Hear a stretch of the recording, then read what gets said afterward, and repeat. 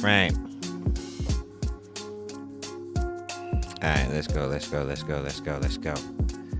What we saying. How is everybody?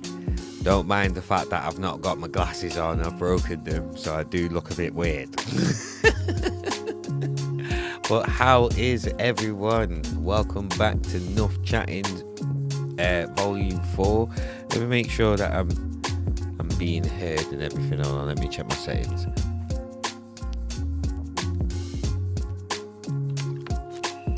Yep, there we go.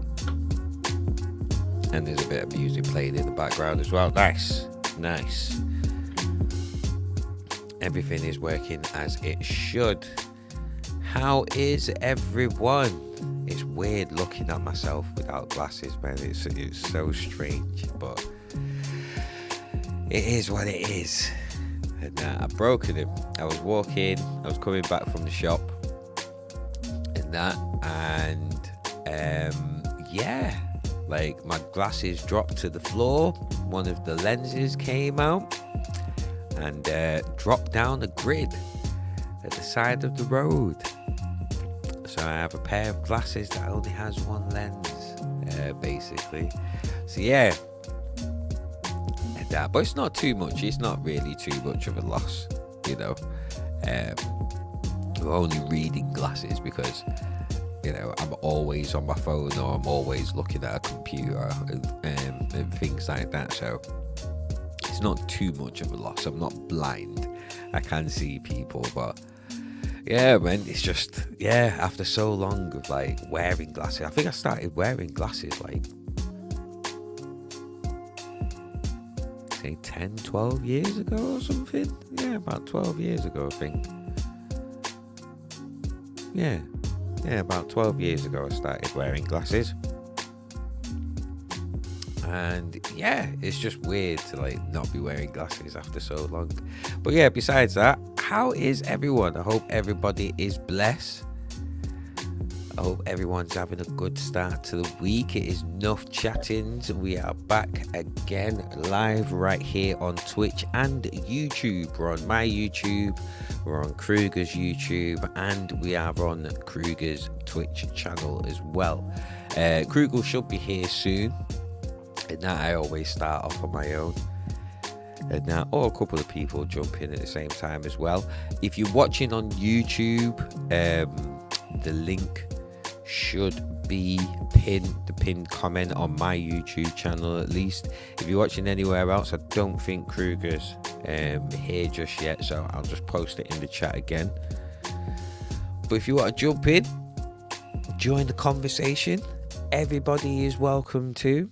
That is what Nuff Chattingz is all about. Hold on, let me change the music. Hold on, no, that is not what you were supposed to do. Do as you are told. Thank you. But yeah, anybody who wants to jump in, join the conversation. We just talk about life, we talk about music, we talk about mental health, anything and everything really. It's an opportunity for at least myself, you know, to actually just sit down and chat with the community. If people from the community want to jump in and just get to know each other better. It was something that was started on Coffee Talk on E-Town Junglist's channel, and it's something that I'm carrying on here on my YouTube channel, as well as with Krugah as well. Yes, Mona, restore the connection, gotta grab some dinner, but we'll be there soon. No problem at all, Mona. When you are ready, my dear, when you are ready. Good to see you. I hope you are blessed. I hope the family is blessed. And I hope everyone's blessed. I hope everyone's having a good start to the week. Well, not even start to the week, we're midweek now. But not with it being Wednesday. So, yeah, man. I hope everybody is blessed. Twitch kick you out of my follower list. Really? Wow. I'm not actually streaming on my Twitch channel though. I'm just streaming on my YouTube. We're streaming on Krugah's Twitch channel and Krugah's YouTube channel as well. Because we said the last time that we were on,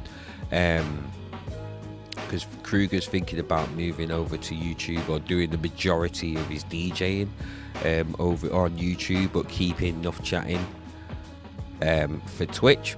And that, so I thought, right, well, we'll do it from Krugah's YouTube and Twitch, and only do it from my YouTube as well, just to help Krugah get his numbers up and get used to people, get used to the fact that there's going to be content going over to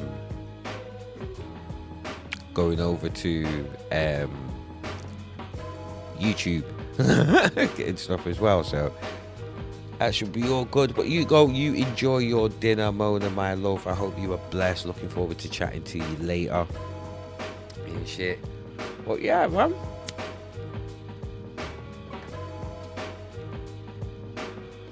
I hope everybody is cool. And like I said, sorry that we've actually been away for a while. I've been having a lot of problems with my back and stuff, so I've not really had the capacity to sit in the chair for a good few hours chatting. It's sitting in this chair that's causing the problems with my back, to be fair. And that's what was happening back in I think, yeah, it was 2010. I think, yeah, 2010, 2011, that's when I found out I had 2 prolapse discs and shit. And it seems like it's happening again. I've had pain down this this left leg with sciatica for like a good few months now. But I have got a hospital appointment on Thursday after having a couple of scans on my back. So I'm going to be finding out what's actually happening, but also speaking to a physiotherapist in regards to, what I'm going to be able to do to rectify this problem. I'm hoping it's nothing bad. I'm really hoping it's nothing too bad, and just doing the right exercises and whatever, is going to fix the problem, or at least improve the situation rather than just fixing the problem. But yeah, besides that, things have been good. I'm not sure if I had a chance to speak to everybody since I came back from Rotterdam. Oh yeah, no, I did. I think I did have a chat with everybody about my time in Rotterdam, which was cool. Did that. Got nerves on the left and right side stuck in my neck. That's what the MRI said last week, so waiting for the next appointment now. You're having nerve problems, and that's so bad in the neck though. It's so bad anywhere when it comes to nerves and stuff like that, but I hope you do get that next appointment and get something sorted for it soon. And I would be so panicked, and straight away have a brace on, it makes my back burn and increasing headaches. Yeah, I've been having bad headaches recently as well, and which is meaning and resulting in this being my last spliff. I can't be ignoring certain things anymore. Been smoking since I was 13. I'm going to be 43 this year, so that would make 30 years I've been smoking ganja. Heavy, or at least smoking ganja, but definitely smoking ganja, but smoking nicotine in that as well. Keep getting bad headaches, keep having these mad bubbling sensations on my brain in different places and stuff, and keep thinking about what my mum was told when she had her brain aneurysm and stuff like that. Quit smoking. She had sickle cell anemia. I've got sickle cell trait. It's a deformity of red blood cells that can cause, which is more likely to cause blood clots and shit. Quit smoking. Do you know what I mean? And my mum didn't. And yeah, you know, rest in peace to my mum. Not that I'm trying to shame her or anything like that, but I can't carry on with that in my mind, but just smoking up willy-nilly and shit. And it's not even necessarily that I actually want to. Like, I enjoy smoking ganja. Like, I actually enjoy it. It doesn't weird me out. It doesn't make me paranoid. I wouldn't say it's for everybody. Smoking ganja is not for everybody at all. Like, I'm not one of them that's like, oh, everyone should do and everything will be fine. Like, no. I've seen people like proper flip out. It does affect the brain. Do you know what I mean? It does affect, like, you know, functions and stuff like that, depending on, you know, how you are and stuff like that. But yeah, I actually enjoy smoking weed. So it's not even a necessary, like, a thing that I don't want to smoke anymore. I want to carry on smoking, but I've got to think about my health, and I've got to think about finances as well and stuff. There's things that I need to save up for. There's things that I need to do. I need to improve things within the studio. I need to save up for a new Mac Studio, and that, so I'm not using this Mac Mini anymore.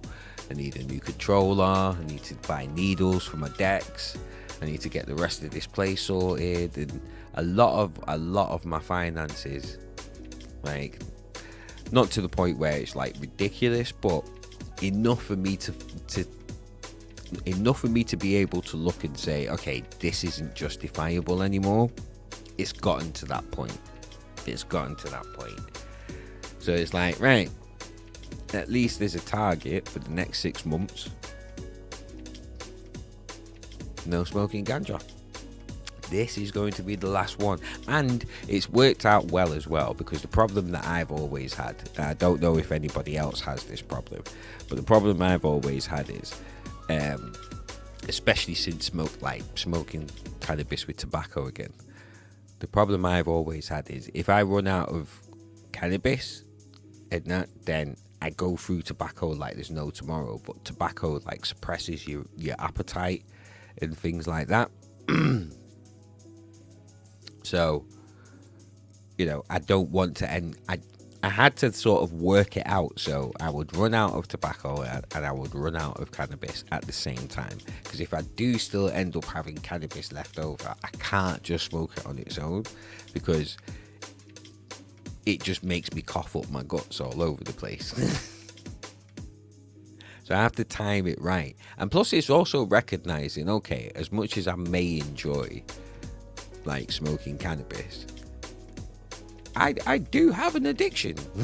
So I need to be able to sort that out, get off, get my tolerance back, like, get my high tolerance for it back up again. So yeah, at least 6 months. At least 6 months. I'm gonna quit smoking cannabis and smoking tobacco for, and just hopefully be able to save a lot of money in that process as well, and get some stuff sorted. You know, man. So I'm gonna enjoy this. I've stopped drinking tea as well. I'm drinking a lot more water. Stay hydrated and drink water, people.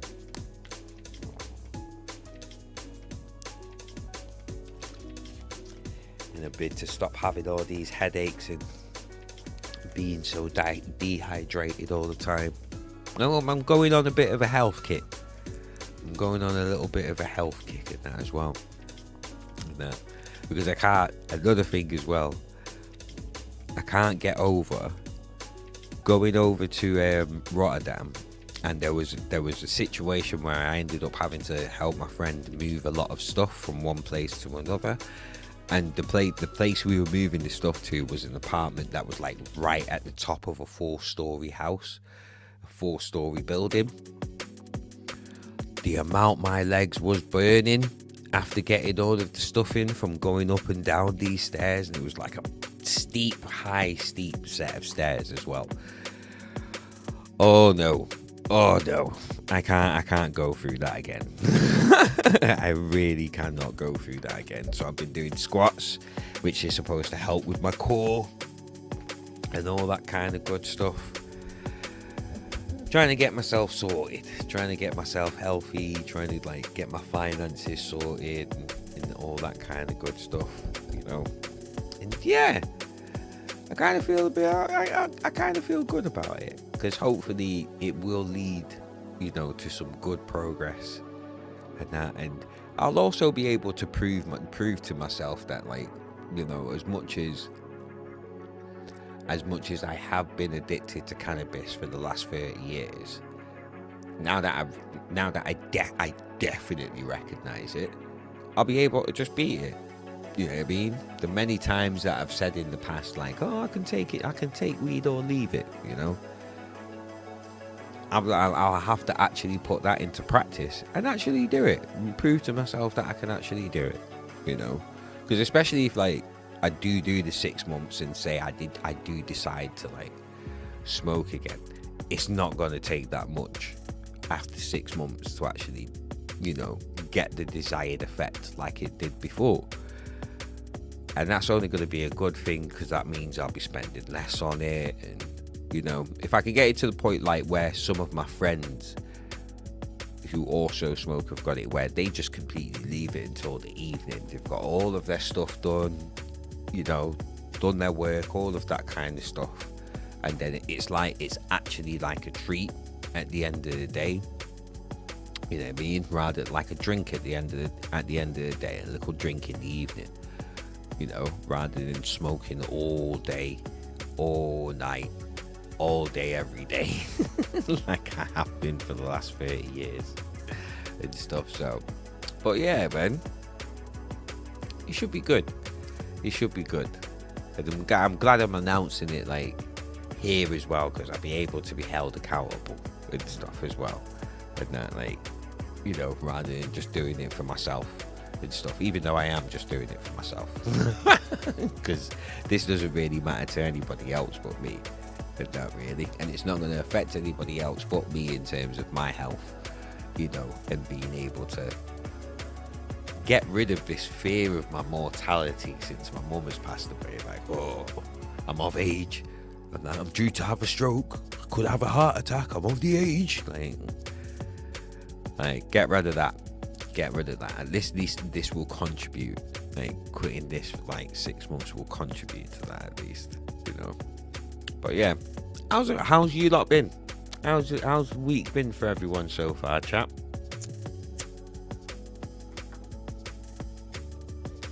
Anybody else going on any health kicks, you know, kicking any bad habits, making any changes, lifestyle changes or anything like that? Speaking of that, I've ended up making a few, to be fair. I deleted my Facebook pages. It's not that much of a lifestyle change when you think about it being social media, but at the same time it kind of is, because social media is so ingrained in our lives now, whether it's being able to keep up with people on the other sides of the world, or being able to keep up with, you know, the latest trends or their favorite, you know, public figure or organizations or brands or anything like that. Like, social media has become the place to find out these informations and keep up with things. And I think I was on it, say, about a year or two after it came out, because I was a big MySpace fan. And then everyone moved over to Facebook. So it's definitely over 10 years that I'd been on the platform. But oh my God, like, recently been speaking to my therapist, you know, about handling stress and being able to recognize the things that, like, stress me out, even if they are just little things, like things that just cause annoyance and stuff that you just don't need in your life. And Facebook was a big thing, which may seem like a bit of, like, counterproductive, as an independent artist, and that you would think having a Facebook would be good, you know, to be able to use that as a platform to, like, spread what you're doing and this, that and the third. And do not get me wrong, I am feeling it in that sense. Since deleting it, I am missing missing the whole fact of being able to just place something there, and at least the people that are on that platform are able to like get that content. What I hated about it though was, so for example, rage baiting.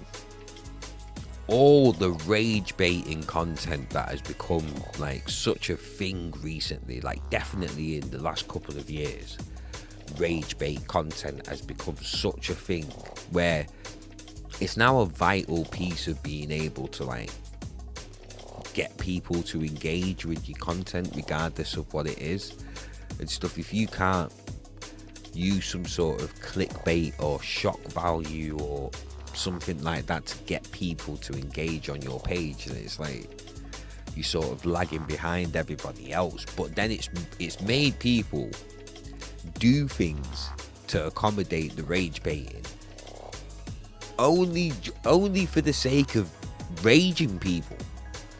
Like it's where I started to notice it was what was it? Where I started to notice it was with cooking videos and craft videos. I love cooking and craft videos and that. And I'm just checking something, sorry. Just want to make sure. Okay, cool. I just wanted to make sure that the sound was alright, everything was sounding good. I love cooking videos and craft videos, people being able to make things, create things out of nothing or out of, you know, unexpected materials, unorthodox materials and things like that. So when it came to the cooking ones, it started with the cooking videos and it started with the craft videos, but the cooking videos are the worst ones. Because you'll see someone start off with really interesting ingredients and they start putting them together, but then they bring in more ingredients and you're like, that's not supposed to go together. Like making macaroni and cheese with Doritos and mayonnaise and then adding sprinkles and saying that your husband is going to love this when he comes home, and you're like, nah, no he's not. That's not how you make mac and cheese. But I always go into the comments like it will get to 10 minutes in. Yeah. All of that stuff intense me. Yeah. Oh my god, I can't stand it when they start mixing the food up in a bowl with their bare hands. Yeah. All of that stuff. And you have to say something. You are compelled to say something in the comments. Like, this is disgusting.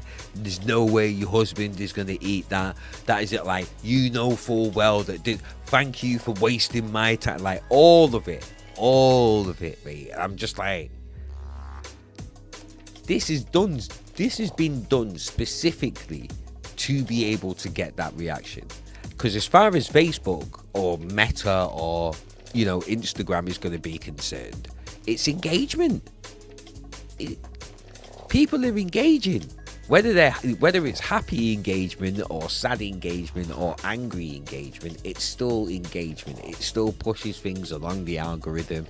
It still boosts metrics in some sort of way. That's all it is. Do you know what I mean? Yes, Spire. How's it going, man? Hope you're blessed.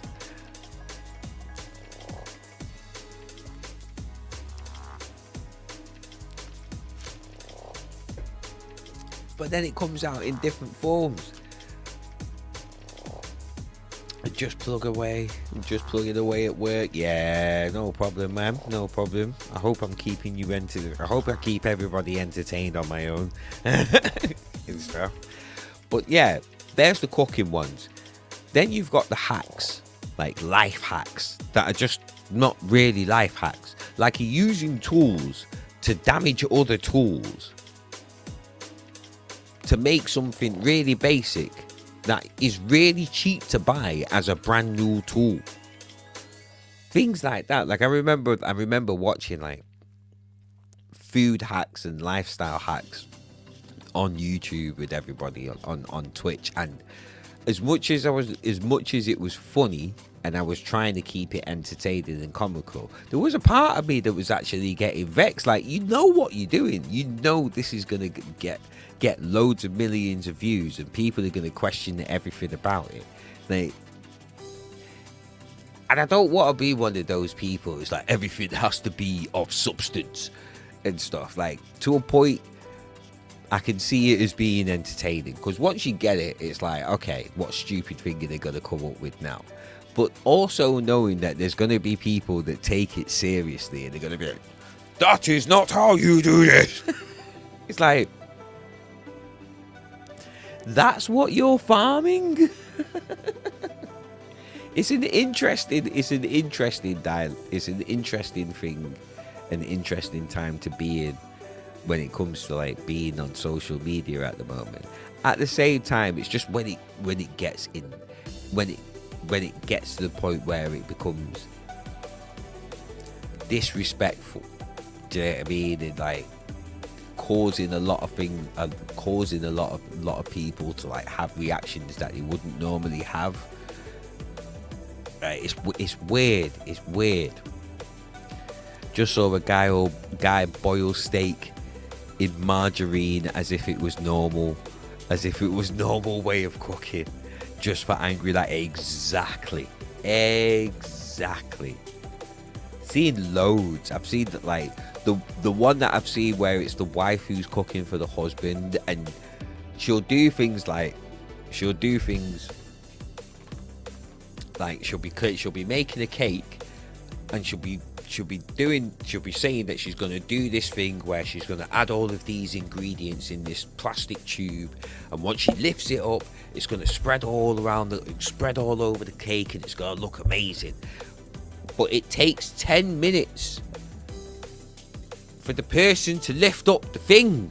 Sometimes it just doesn't even happen. You watch the whole 10-minute video, and every time that they say it, they don't lift it up. And they never do.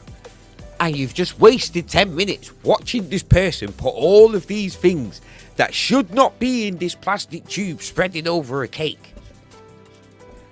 Saying, right, so I'm going to lift it up now. Hold on.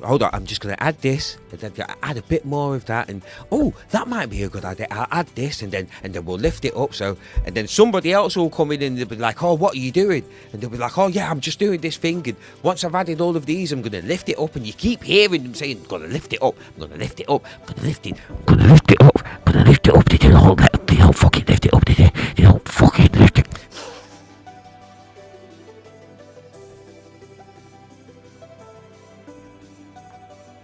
Is making people become feral.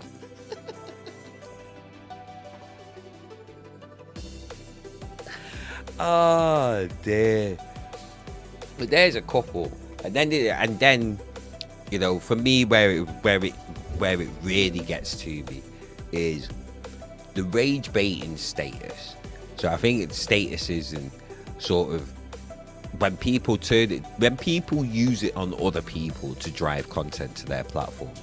So I think I don't know if I have talked about this before, but what did it for me was I went on Facebook. I can't even remember what I was going to post. It was going to be something to do with music or my label or something. And I've gone on there, and the first thing I've seen is Facebook friend posting, oh, another day, another drama. And I'm looking, I see the screenshots, and I see General Levy's name in there. I'm a fan of General Levy, so instantly I'm like, oh, I hope this ain't no bullshit. Do you know what I mean? I hope he's not another one. Do you know what I mean? Because there's been a lot of fuckery going on in the drum and bass scene recently and shit.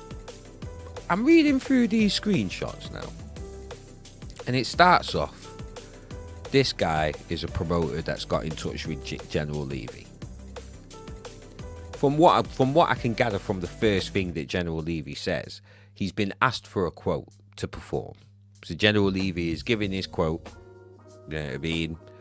The promoters turned round, said, cool, thumbs up, danky, and that, which I think is supposed to be German or Dutch for thank you. I might be wrong. Someone can correct me there. And that said thank you. And then about 5 minutes later, the promoters come back and gone, yeah, it is wicked. The promoters come back and gone, just out of interest, why do you think you're worth that much, mate? And this is General Levy. Like, decades in the game, one of the biggest jungle tunes in the whole scene in terms of incredible. Do you know what I mean? He worked alongside MB. Yeah, there was controversy about him getting kicked out of the scene because people thought that he said that he was running jungle and drum and bass and this, that and the third. But for all intents and purposes, he is one of the biggest names in jungle drum and bass, and he's still getting about now, blazing up stages, do you know what I mean? Festivals, all this kind of shit. And the fee that he put down was 4K. Whether he's worth it or not, I don't know.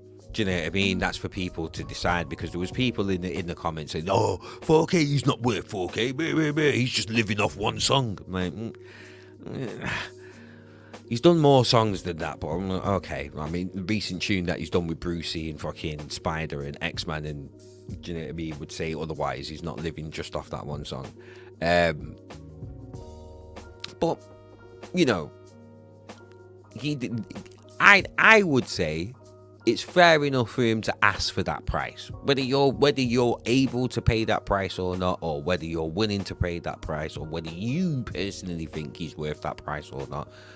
Completely different. But the fact that he said it, the promoter was like, thumbs up, thank you, and then went off 5 minutes later, came back and was like, why do you think you're worth that? Even you think I'm not General Levy, but if I was asked that question after things went that way, I would be like, what? Like, what do you mean? If you don't want to pay it, then don't pay it. But why should I even have to explain to you why I think I am worth what I'm asking for, kind of thing? I would basically, I'm saying I would feel away if I got asked the same question. General Levy comes back, well, 3 decades in the game, smash hits, this, that, and the third, explains his thing briefly, but says to him, look, if you don't understand my worth, or you don't feel I'm worth that much, then cool, we don't have to work with each other.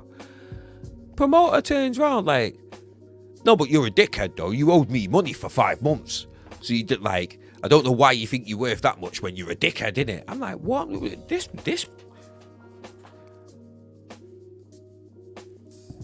This took a turn.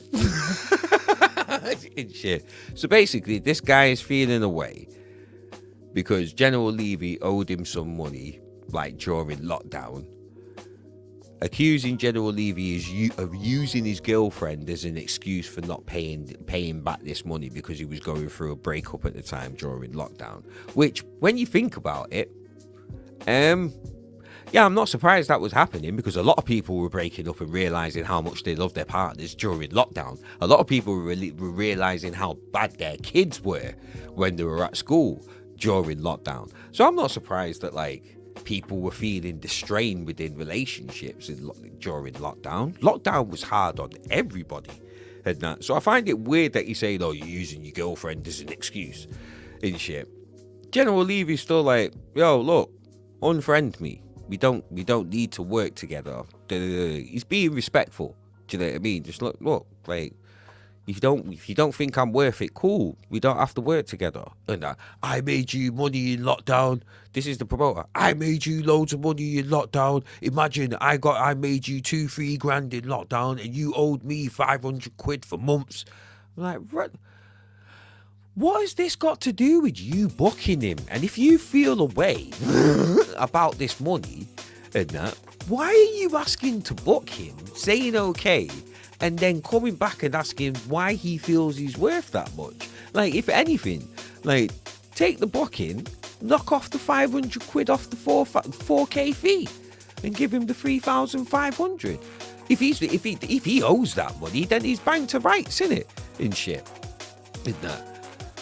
But promoter's still like, nah, calling him a dickhead, calling him like, you're a wanker, do you know what I mean? You're not you know, I respect you, you're a legend, you've done legendary things and this, that and the third, but at the end of the day, I think you're a wanker and I'm going to let it be known. I'm letting you know that I think you're a dickhead, innit? Are you going to tell me that you're not a dickhead?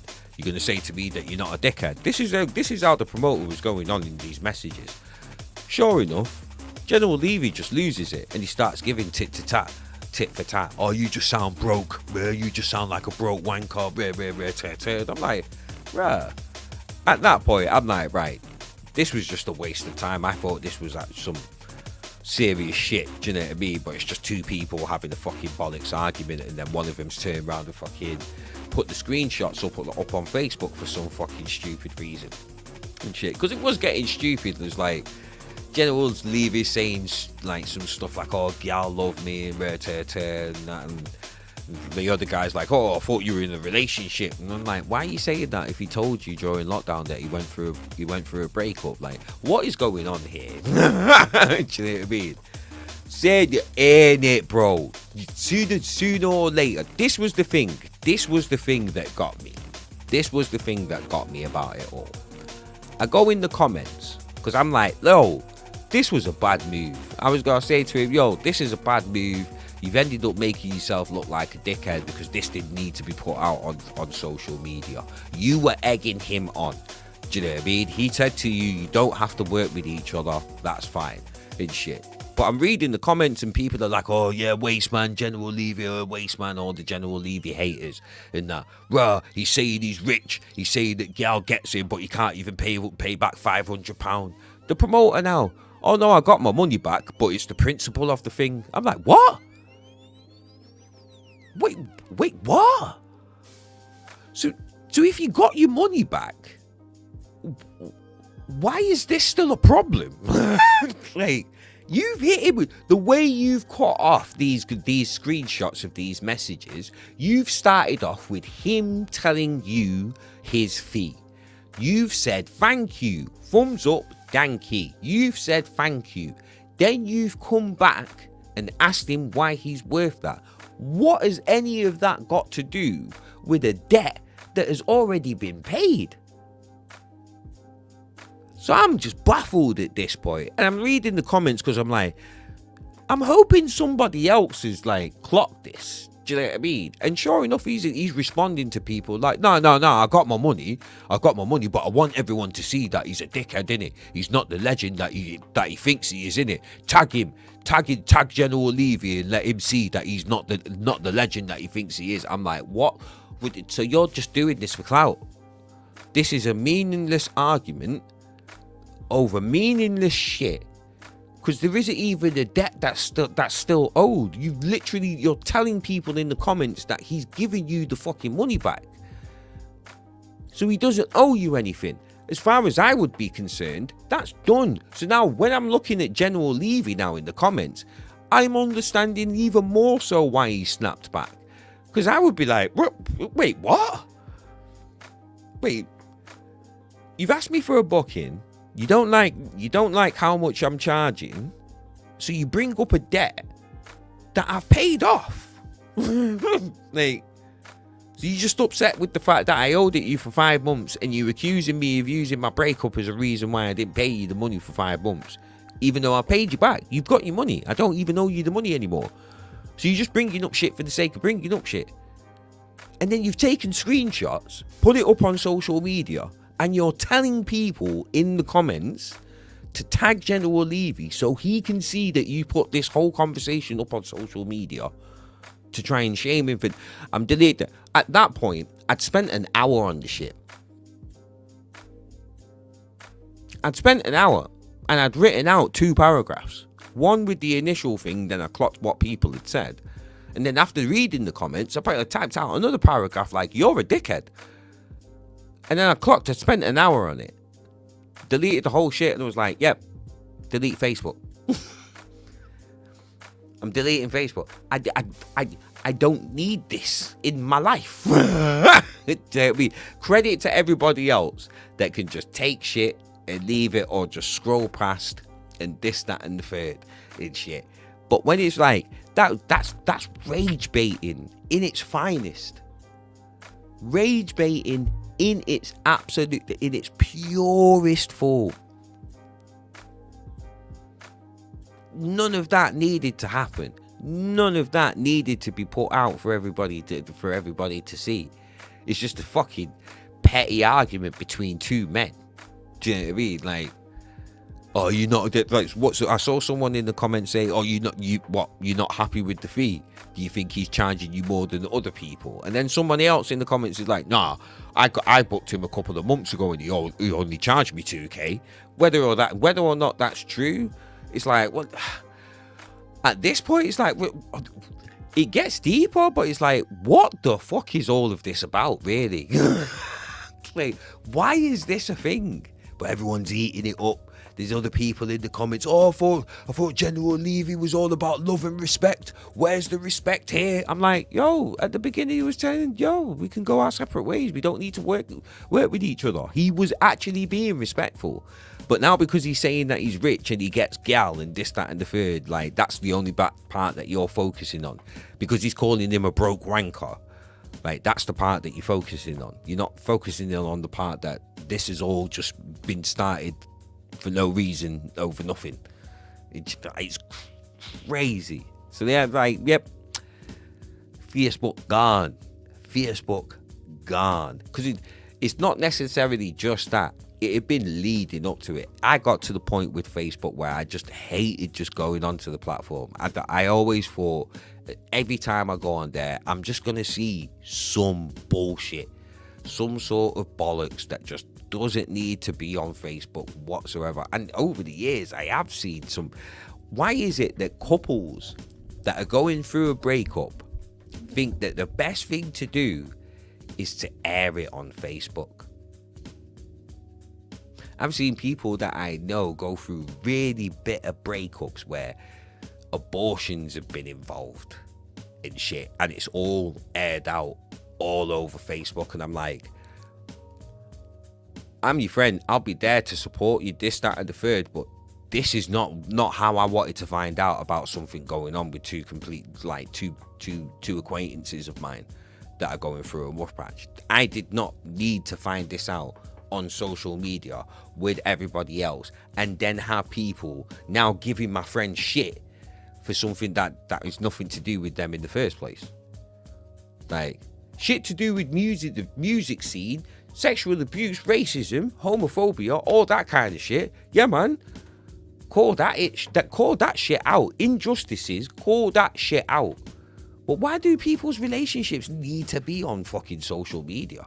For then the whole world to be able to give their opinion on, and then now, instead of it being an amicable split, it's gonna be fueled by all of this social media involvement. It's not between two people anymore. It's between whoever's garnered, whoever's more popular and the other person. It's between them two and the popularity contest. It's like, what? And that causes more drama, more problems. That changes people's stance on things. That changes people's approach. That adds more animosity, more tension. It is crazy. It is mental. I like that, but it's used as a weapon so much nowadays. Like, where it's like, oh my god, it's on Facebook. People take, when it says what's on your mind, people take that shit way too fucking literally. Way too fucking literally. You don't need to know what's on my mind, Facebook. You don't need to know what's on my mind. Trust me.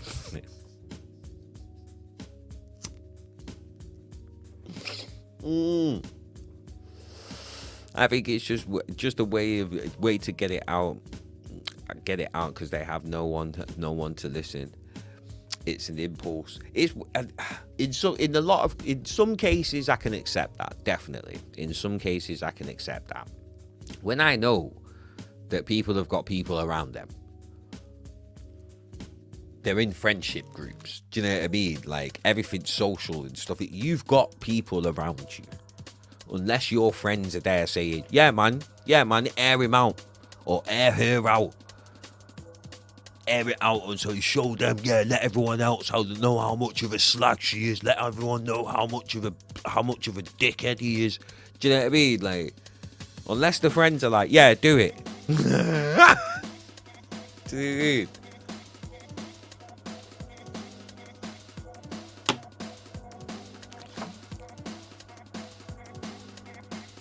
I also think it's conditioning as well, because Facebook has been around for time. There's a culture that develops with these platforms. The same way there's a YouTube culture, there's a Twitch culture, there's an Instagram culture, there's a TikTok culture. There's a way that the platform wants you to use it to be able to get the best out of it. And Facebook along with Twitter. Like, I hate Twitter. I cannot stand Twitter. Thankfully, I'm at a point where I only use it for specific things. So if something is broken down, with a game and shit, like Bungie every Tuesday always seems to have problems with the Destiny 2 servers, and that I can go on Twitter. I'm not calling it X. Fuck you, Elon. I can go on Twitter with my Mancunian self and go on the Bungie help page and find out Wagwan. Outside of that, I cannot fucking stand it. If it's news and I want to know what people are thinking about stuff, I know I can go on trending and see the name of what sort of something like every time somebody's died, I've gone on Twitter and that's where it's been confirmed. Because so many people are talking about it and dropping, do you know what I mean? Like, even news outlets and stuff, like, because everyone wants to be the one to break the news first. So even the news outlets, I'll be able to see that on Twitter. So it's like, oh, okay, yeah, this is confirmed, rather than just seeing it on Facebook or anything like that. But it's the same thing, because it's just words. That means that all people have to do is talk, and a lot of people talk shit.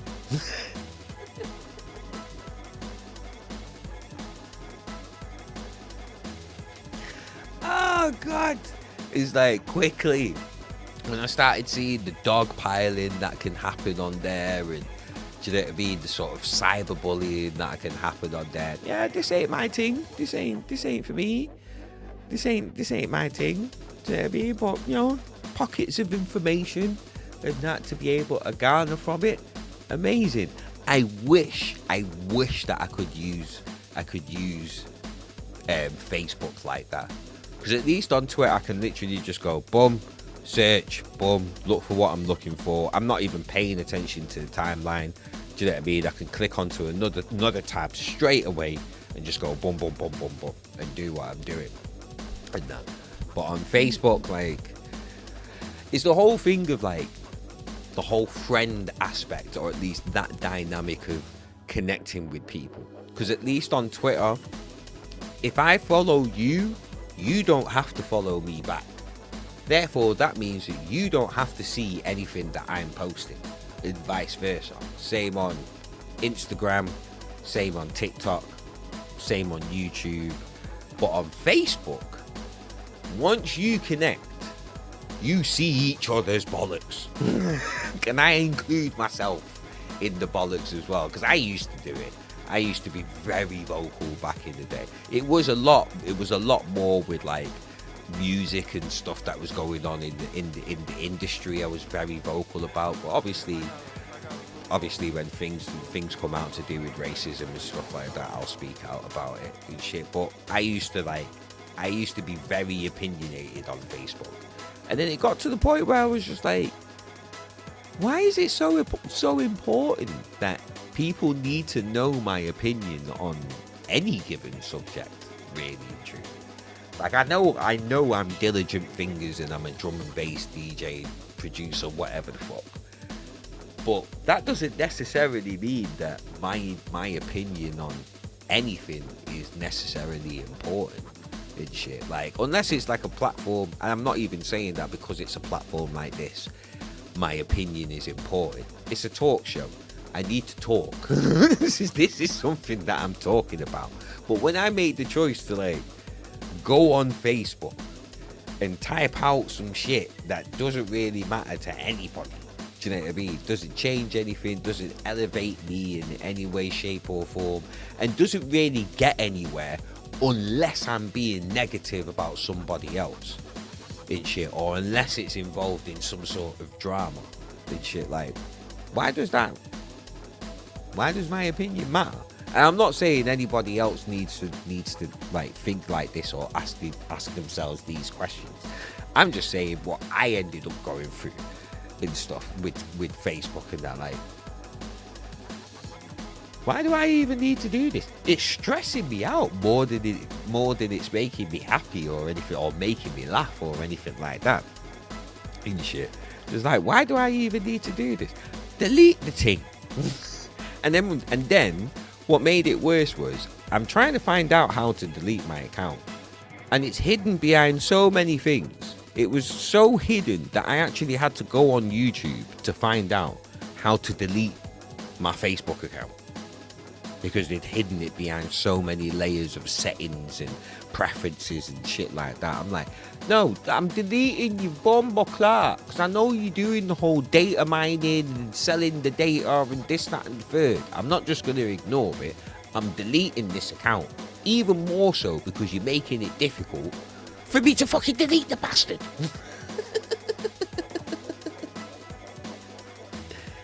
Hi, Mona.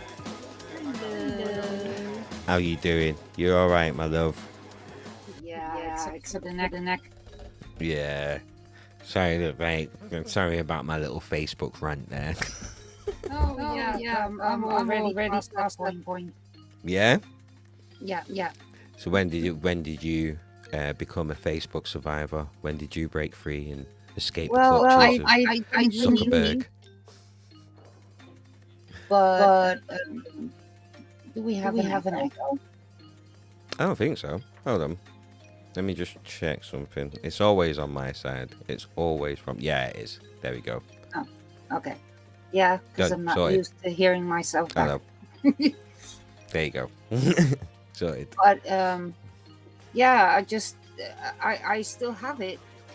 It's still there, but it's non-active. I mean, I use it only for communication with people like from Night Force. But for the rest of the time, I'm not on there. If people want to send me a message, send me on Discord or do me a whisper on Twitch. But for the rest, things like Instagram and Facebook, yeah, I do have them, but I'm not so intensively using them. And I don't have a TikTok and I don't have Twitter because I don't want to have my phone ringing constantly. This was the other side of it for me as well. Notifications. And what I also can completely understand. I mean, we've come from a world that was just a normal, regular phone, and just visiting friends, go over, play games with them, and stuff, and all the gaming just changed and made people stay at home so they could, from their own home, play with each other. There are hardly games anymore where you can sit with two of you in front of the television. Then you need to get the Switch or some other Nintendo. But I think it is only Nintendo that's keeping up like the actual like share play, like couch co-op, and stuff like that. Stamina. And that is something that I'm really missing. And the gaming really put people all the way into their bedrooms, and the lockdown even further. No, all consoles have 2 players, PS5, Xbox. It's the games.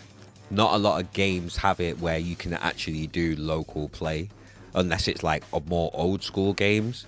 But not like, because I think it was Halo for me with I think it was Halo 4 or Halo 5 where they actually took away split screen play from being able to like both of you play through the campaign or being able to play multiplayer and stuff. I think that was the first time I noticed it starting to like go away from there and get phased out. But yeah, especially like with racing games, I like to race against somebody, and then if you, I mean, if I now have people over, I can do my racing games, but I then have to let them race on my account. I can't race against them.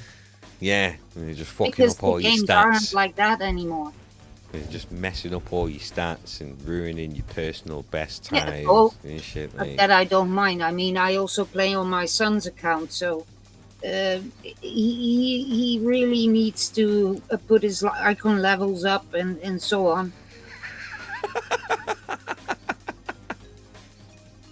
So yeah, I mean, Mama Gamer schooling the son, you know, like sort your icons out, get your icons up. Yeah, he just asked me, Mom, can you play for me? And then he plays for me in GTA 5. Oh, nice. I used to play that game, but I quit it, that game, and now he plays on my account because Mama had the money and all the resources and assets and the cars and the mansions. Not all the cars, but I did have a lot. And I had a few garages, a few businesses. I had the nightclub, the submarine, the yacht, whatever. So. Gangster Mona. Okay. Nice. Yeah. Right. Well, moving up in the criminal underworld and shit. Or you can't mod that much.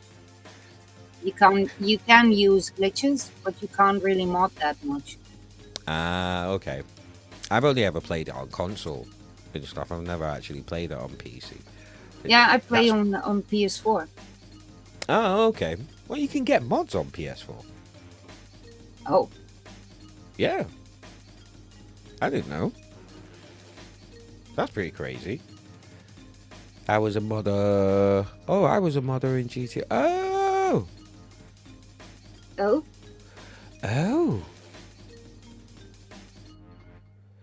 Never knew you could have mods on GTA on PS4s and shit.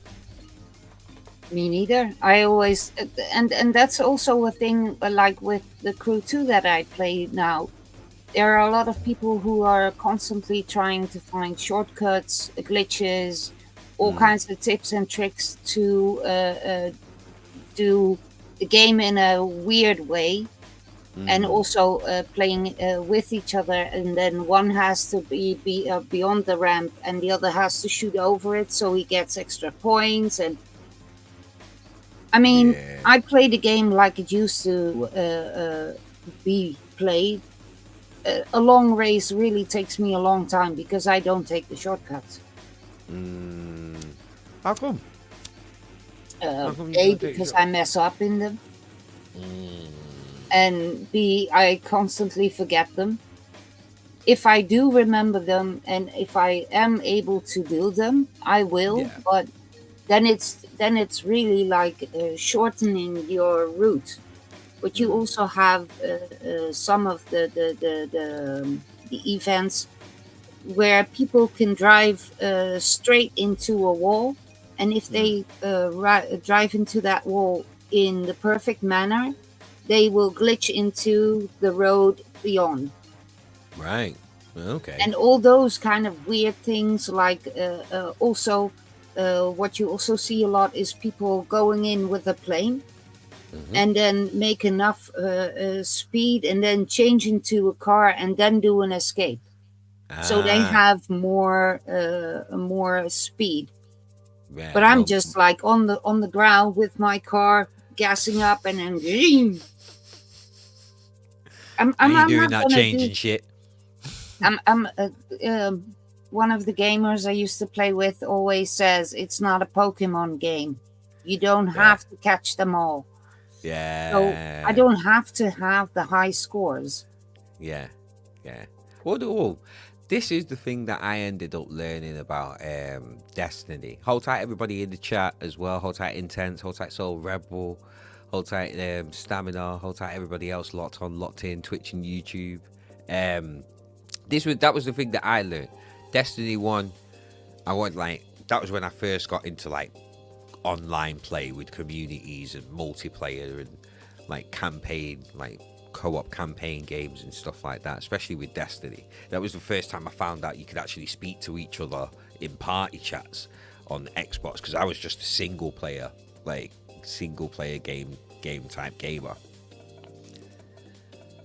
There was a point where I wanted to do raids, so these are like 6-man activities and shit, yeah?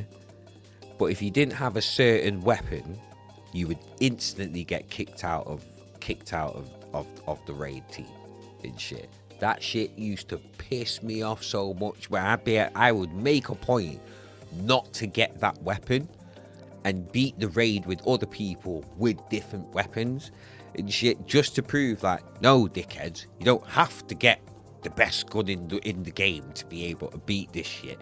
Do you know what I mean? You can do it with other stuff, you elitist twats. And shit. But then it turned into like, what is this about? Like, I would rather we lose all the time, but I'm having a laugh with my friends on this game, than we get all intense and sweaty and we're not enjoying ourselves, but we're beating everything in the game. Do you know what I mean? Like we're spending hours getting going angry up with each your other. buddies to really pull down a sweaty thing. I mean, I did play the Division 2. So sometimes my friend was asking me, shall we do the time run? And then it's just funny. I mean, we tried to finish the mission within the fastest time. The first few times he really had to tell me, Mona, leave all the loot. Don't loot. It's costing us time. But then at some point I was like, okay, we're going to do the time challenge. Okay, let's go. And then you can be sweaty with your buddies, but not be sweaty like also what we have in the crew too. People coming into your chat and then going like, well, I'm number 40 on the list. And, oh, you didn't do this so much yet. No, go all about scores. And I don't care about scores. Yeah. I just want to enjoy the experience. Yeah, I don't want to be number 1. It's not fun at the top. Especially like us, if we're old school. Yes, Elliot. Good to see you, man. Welcome in. Yes, Shelly Showdown. Welcome in, my girl. Love you. Good to see you. Especially from like our generation, where we came from playing games with friends. Sat in like, especially me growing up, we go into the games room. It's me and my foster brothers or my younger brothers and sisters. Do you know what I mean? In front of the Sega Mega Drive, playing NBA Jam or Mortal Kombat or any kind of game against each other. It was that whole thing. So coming from that generation to now, where it's a singular thing, where you've got your massive gaming setup all on your own with your special headphones and your new microphone. Do you know what I mean? Like, I'm gonna play this game. Do you know what I mean? It's like, it's different. Who's online? And the more time I find myself in positions where I'm on my own, innit? Or you know what? Here's the annoying thing. Because my actual Xbox headset is broken, and I'm so used to using Discord for like chatting to people and stuff. If they're not on Discord, I can't play with them. Because I'm just playing with them, but we're not talking to each other. We're just doing stuff in a game. And that kind of spoils it. So I'll have people there that I can play with, but I can't, because I can't speak to them. Or they're not on Discord to be able to come and like jump in the game chat or whatever. And shit. It's the whole dynamic of like gaming is completely changed, definitely. But wasn't it funny for you too that as soon as you found out that you can play online against each other, and that you have like GTA had it, the Division 2 has it, that you can put your headset on the game chat. Yeah. And then sometimes I was in sessions with GTA, and I heard French kids completely yelling against each other. You hear elder grown-up people going completely all with cuss words and whatever. Some really toxic, like, oh, we're gonna get this one, we're gonna get this one. Yeah, and I mean, it was kind of funny, but I always end up finding it annoying and just putting it on the party chat so I could hear my friends. Yeah, that's why I can't do game chat. I can't do it, especially as a Jamaican. It'll get mad. It'll get mad. It will get mad. I find it hilarious as well, especially the Call of Duty Warzone players. They've got these execution moves that you can do when somebody's like downed, and before you kill him, you can do like a special execution move. They've added slaps in the game. Oh my God, all the toxic Jamaicans have come out. All of them. And I'm sorry, the clips are hilarious and that, because they'll just get someone and it'll just be 5 Jamaicans just slapping this guy repeatedly on the floor and not letting him die. Like, hey boy, move yourself, behave yourself, boy. And just clapping him. I'm just like, nah. That is the worst thing you could have put in the game, because all the toxic Jamaicans have come out, mate. Oh, it's amazing. It's bad, but it's amazing. I have to say, in GTA, there was one little thing that was my favorite. I was walking around with the bottle in my hands. Yeah. That broken off bottle.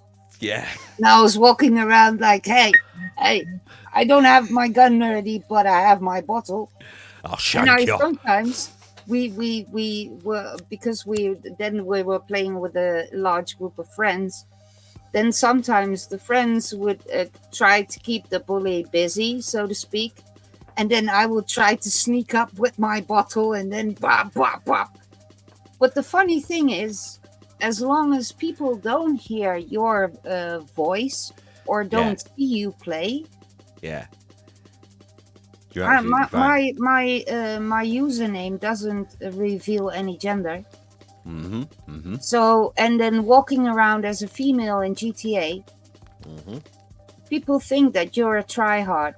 People think that you're a guy playing. Okay. So I got invited to the beach many times to do a shoot-off. I got 1v1 me, bro. 1v1 me. And I got hunted for many times just because I was like the female, and they all wanted like, oh, we're gonna get that, and because I had a low that kill ratio, what is important to them. KD.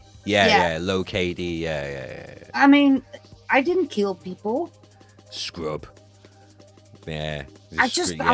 Every now and then I walked up to my friends and I tried to kill them with the bottle, but and if it was needed in the game, then I did it, but I wasn't going around randomly killing.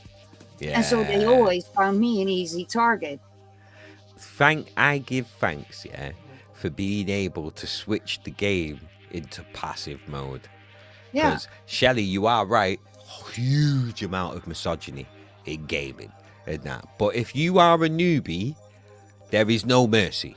Unless you find some people that are actually nice. On GTA, there is no fucking mercy. The amount of times I just spawn and then I get a rocket launcher in my fucking forehead from some dickhead on a helicopter who thought, oh yeah, there's a newbie.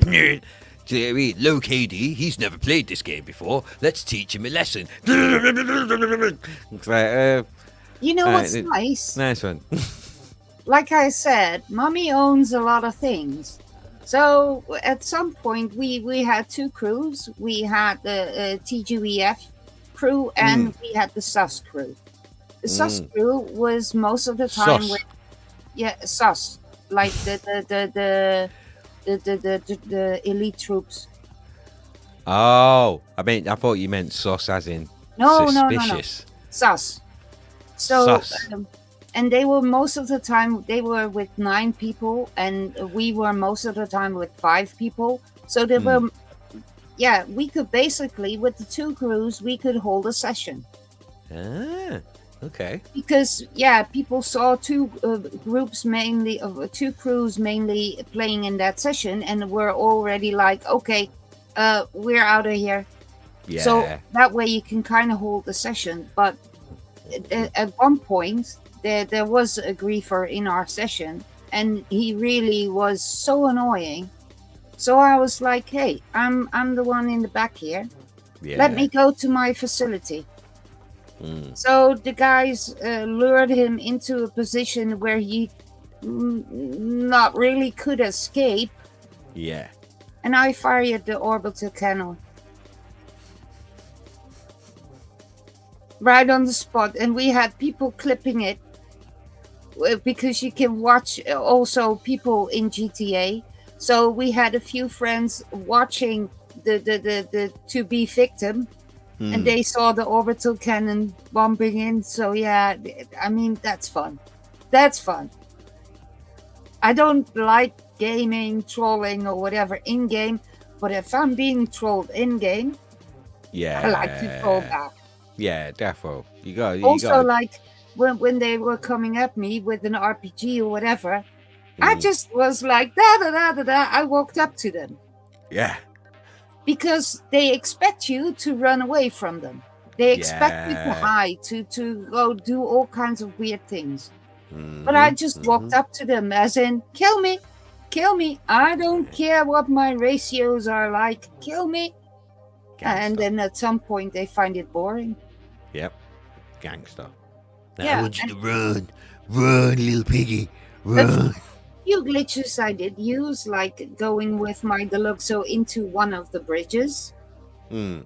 If there was a griefer in the game, I took my Deluxo and I went into the bridge because then he couldn't kill me. So yeah, I mean, Nice. Nice. Shout out the only two problems with gaming clans.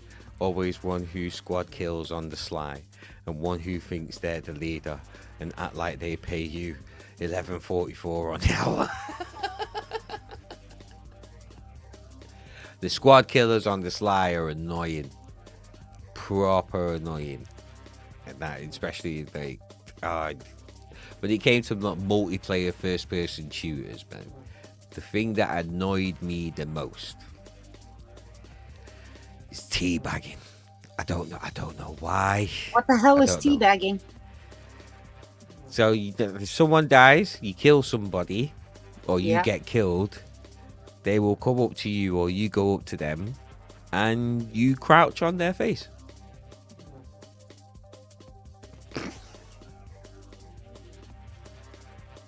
And you're definitely gonna tell me those are adults playing. Yes. These are adults. I think a lot of people miss that childhood.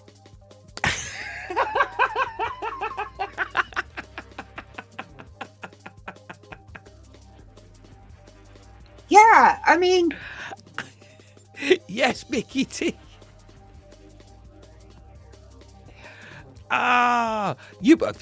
Mickey, you are a brave man coming out and admitting that. You are a brave man. I only see Twitch Yeah. chat, so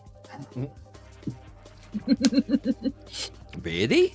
You should be able to change it at the bottom next to where you can comment. It should say all. You should see all chat from all destinations. No. Because it was only doing it for me at first because I hate first-person games. yeah. Yes, me Sam too. Bob. Look at that. I don't mind them.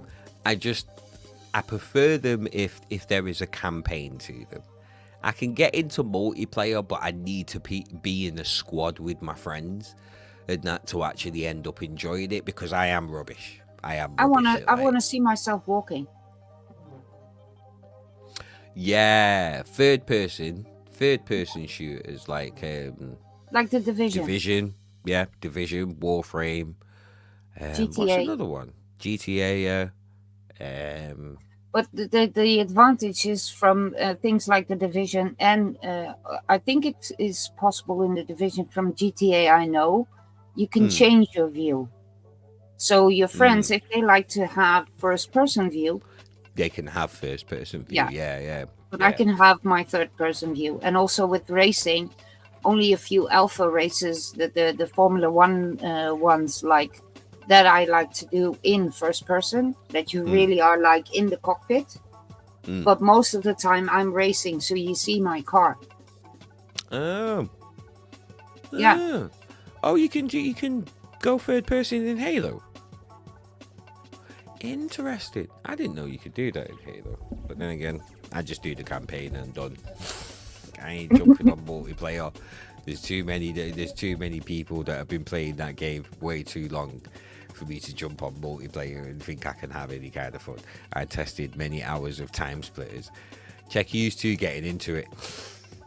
And in a game like Destiny and a lot of other games also have that you have to collect things, you have to combine things, you have to sort out your outfit, you have to sort out your guns, you have to sort out all kinds of other things, actions. Then I'm like, okay. I don't mind it, especially if it's a game that I enjoy. Over time, I'll get into it. Like even now, the newest expansion for Destiny has come out. Everybody, like in terms of power levels, it goes from like you start off at 1900 and you go up to 2000 kind of thing. There's so many people that are way past 2000. I'm still on 1965. Like I don't. Like everyone's talking about the new armor and some of the new guns. I will only change the gun set that I've got if I see a benefit to that. If I don't, like, I've still got the same armor that I've had for the last 4 years. I just keep upgrading it so it stays as like it gets brought up to the current power level and shit. Like I'm very much like, once I've got my play style and the way that I like to play, I'm set in that. Like I'm not wasting time trying to chase things that might have make that incremental difference and stuff like. No, but that's really, I mean, there are a lot of females that also are into those kind of games. But, oh yeah, definitely. I think those kind of games are really man orientated. There are a lot of people, females playing as well. No, I mean, as in the putting the whole gun together. And what I also no. Yeah. And things like girls can put guns together. Yeah, but I mean, what I was also trying to put up as an example is Assetto driving, or Gran Turismo. You really have to tune your car, and that goes beyond the little tuning I can do in the Crew 2.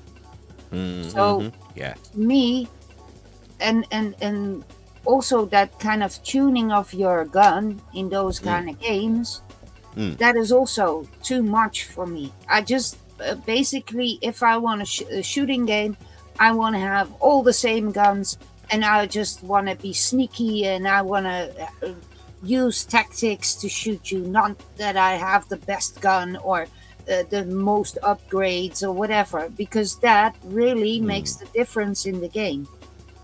Yeah, and you have the I don't know exactly again what it's called in the Division, but you have I think it's called the Dark Zone. Oh yeah. And there you have all these tryhards and sweaty people, and they really optimize their gear and their guns and whatever. I just walk around it and say, bye-bye. I'm doing the other stuff. I get it, because there's always a meta. Like there's the meta of the game, like what's the best gun at the moment. But the one thing that I do buzz off with a lot of like shooter games and shooter game developers is they do try and balance it out. So like they will bring in a gun that is really powerful. Yes, Amias. Hey. Good to see you, boss man. I hope you're good. Is it boss man or boss lady? I never know. Help me, Mona. You know, you're not gonna help me, are you? Okay, cool. I understand, Mona. I understand. Boss. Just boss in it. Boss. All right, boss. Shit. But see, I am man. Yeah. boss Because of man. your voice. Yeah. Man, a big man, you get me. Yeah.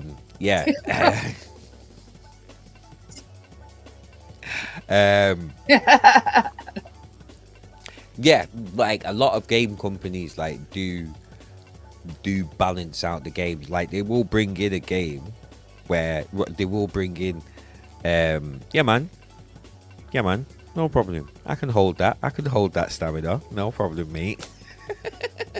No problem love.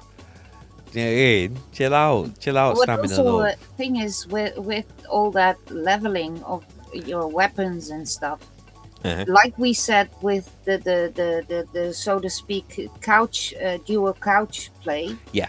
There There couch co-op. you can have a little bit difference in your weapon, so to speak. Mm-hmm. But let's say if I come over to your place and you go like, Mona, let's play a game of Destiny. Mm.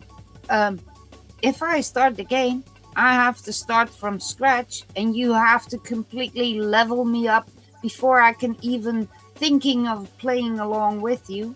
No problem. No, but I mean, I enjoy that. I know what you're saying.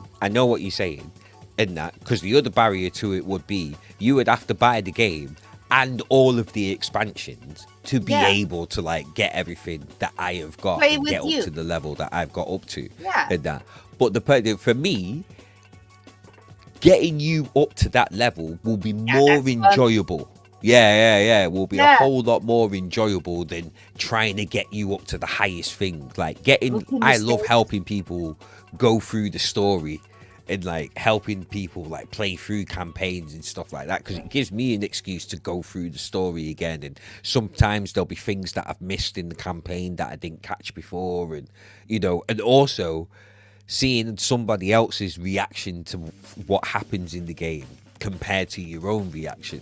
And that, like, if it's a big thing that where you're like, oh, that was sick, and the other person's like, oh, that was amazing. He's like, yeah, that was sick with it. You both get excited. I had that in the Division. Yeah. Because the person I was playing was already played the first Division and the 2nd Division. And he was like, yeah, I'm just going to start up from scratch. But also what he sometimes did, there is this kind of zoo in the Division. And if you walk into the entrance of the zoo, you first are greeted by like this huge aquarium around you. And he was pointing out, if you look up, you see a stingray coming over. But he also pointed out that if you looked the other way, you saw a body floating in the water. That kind of stuff. So that makes it funnier to play the game as well. But it's, I mean, back in the days, let's say with Mario Kart, I just could grab a controller and I could just join your game. You could grab a controller and hope that it's not broken. Yeah, no. Do you want to know our Wii controllers? Oh, me. My son forgot to put on the wristband. And luckily the TV survived. I knew it would be the TV. I've seen a video of somebody playing with the Wii and sending the controller, and it actually went into the TV. He swung that hard, it went in and destroyed the TV. Funniest videos on YouTube, all those rage quit videos. People like bomb into their PC, or especially with the maze, that scary game, that maze game. That the people are like, and then all of a sudden you get that scary face, and they are really like so shocked that they blast their screens. Oh no! This is it. I need to get Alien Isolation. I need to buy it because I was playing it on Game Pass at first, because that game scares the life out of me, and everyone seems to enjoy it. So, and then I can't have that game there unfinished just because I'm too scared to play it. I can't have that. I'm a man. I have pride. I can't have that. So, it may take a while, but I am going to get that game. I am going to finish it in front of everyone, how I started it with everybody, and you can all laugh at me having a heart attack. But like I can't. If there's too much, like Outlast and Outlast 2, I couldn't finish them because I was having too many heart I'm attacks stuck on in the stream. Outlast. Are you? How far are you? Have you turned on the generator? Because I've not turned on the generator.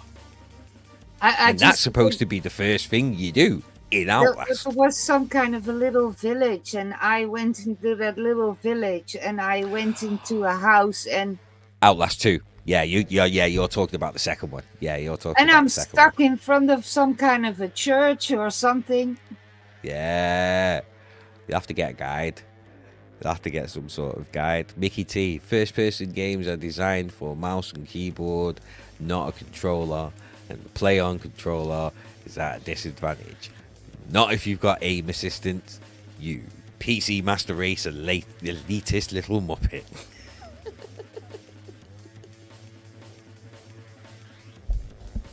Now, you are right, though, because when I was playing Counter-Strike back in the day, it was on mouse and keyboard. But I'm on Mac now. I'm on Mac now, so yeah, it's console.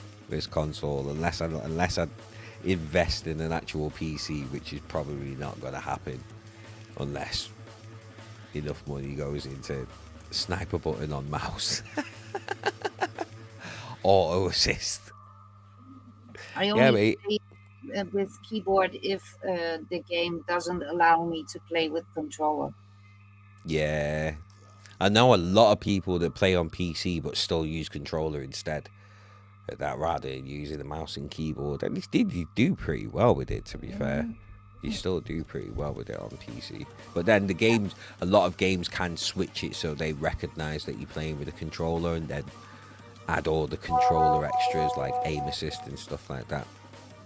You got a message? Yeah, I got a message. It came out. Right, I'm back. Needed a poo. Nice, Shelly. Nice. I hope it was a good one and you feel refreshed and revitalized from your dumping session.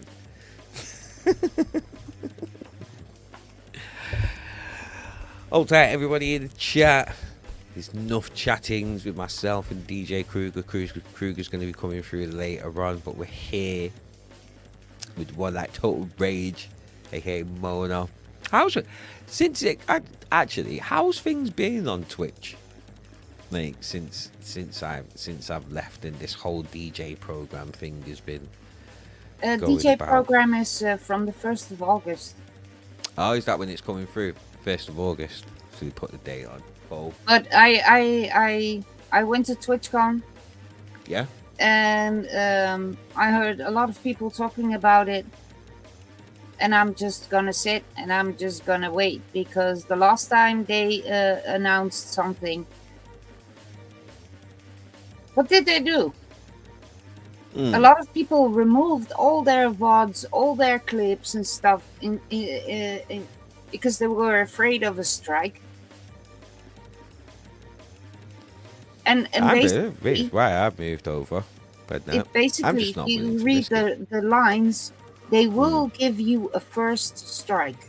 So as soon as you get your first strike, you know you have to change your game.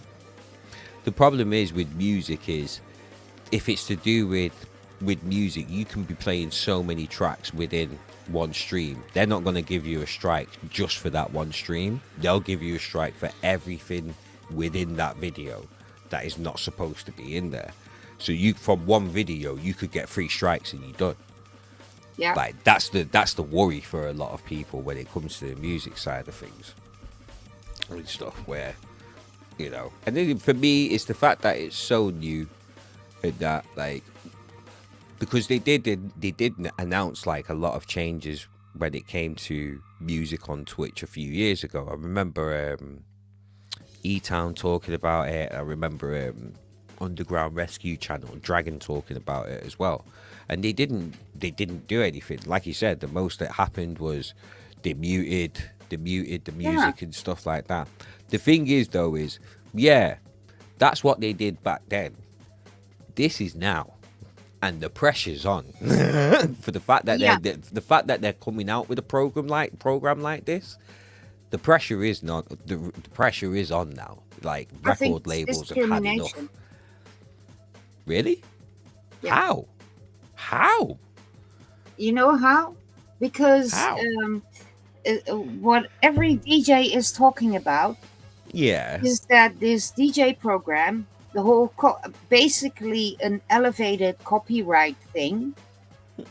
I wouldn't say it's elevated, but no, but I mean it's like this. We're now gonna hunt for all the copyright stuff, and you have to be in the DJ program. Blah blah blah blah blah. Yeah. And I do get the thing that they want to have DJs pay for stuff, and they want to have people registered as DJ whatever.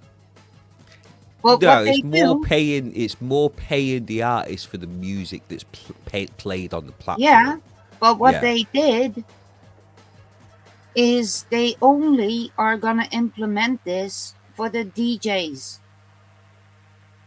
Yeah.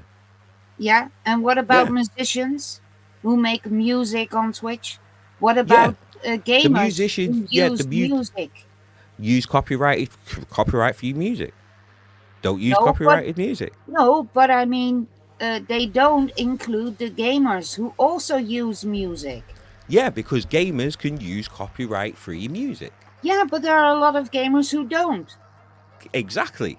And that music also needs to be paid.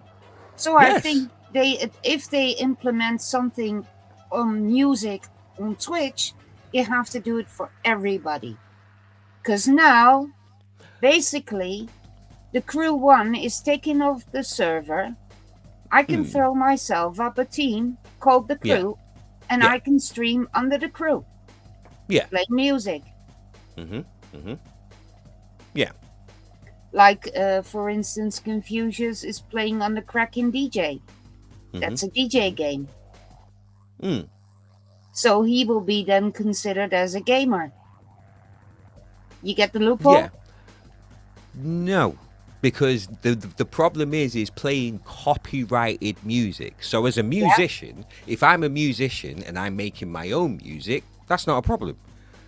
But if I'm a musician and I'm taking, say, a track that you've made and I'm chopping and screwing it and making my own thing out of it live on stream, so people are hearing your track, but then the fact that people are hearing your track and you're not getting paid for it, that's the problem. Yeah. So even, like you said, with gamers, there's already services out there like Epidemic Sound where you can have music playing on your stream, but it's copyright free, it's royalty free. And that's what Twitch will push. Yeah, it'd be great for you to play your favorite tune, but are you willing to pay your favorite artist for that every time you play it on your stream?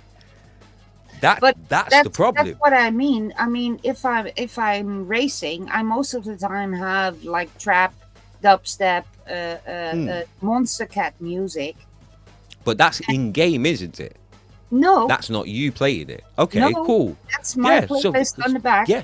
So that's where your problem is. You're playing copyrighted music. Yeah, you're playing other people's music, and they're not getting paid for it. This whole DJ program is now only for people under the category music who really present themselves as a DJ. Yeah. So if I'm gonna DJ under a game, you just play royalty-free music. No, but I mean, I still have the opportunity to play like I always do. You having the opportunity means that you could possibly lose your channel. Yeah. Yeah. But I'm a gamer. What's that got to do with it? What's that got to do with DJs? What's that got to do with DJs? No, the whole thing is for the DJs.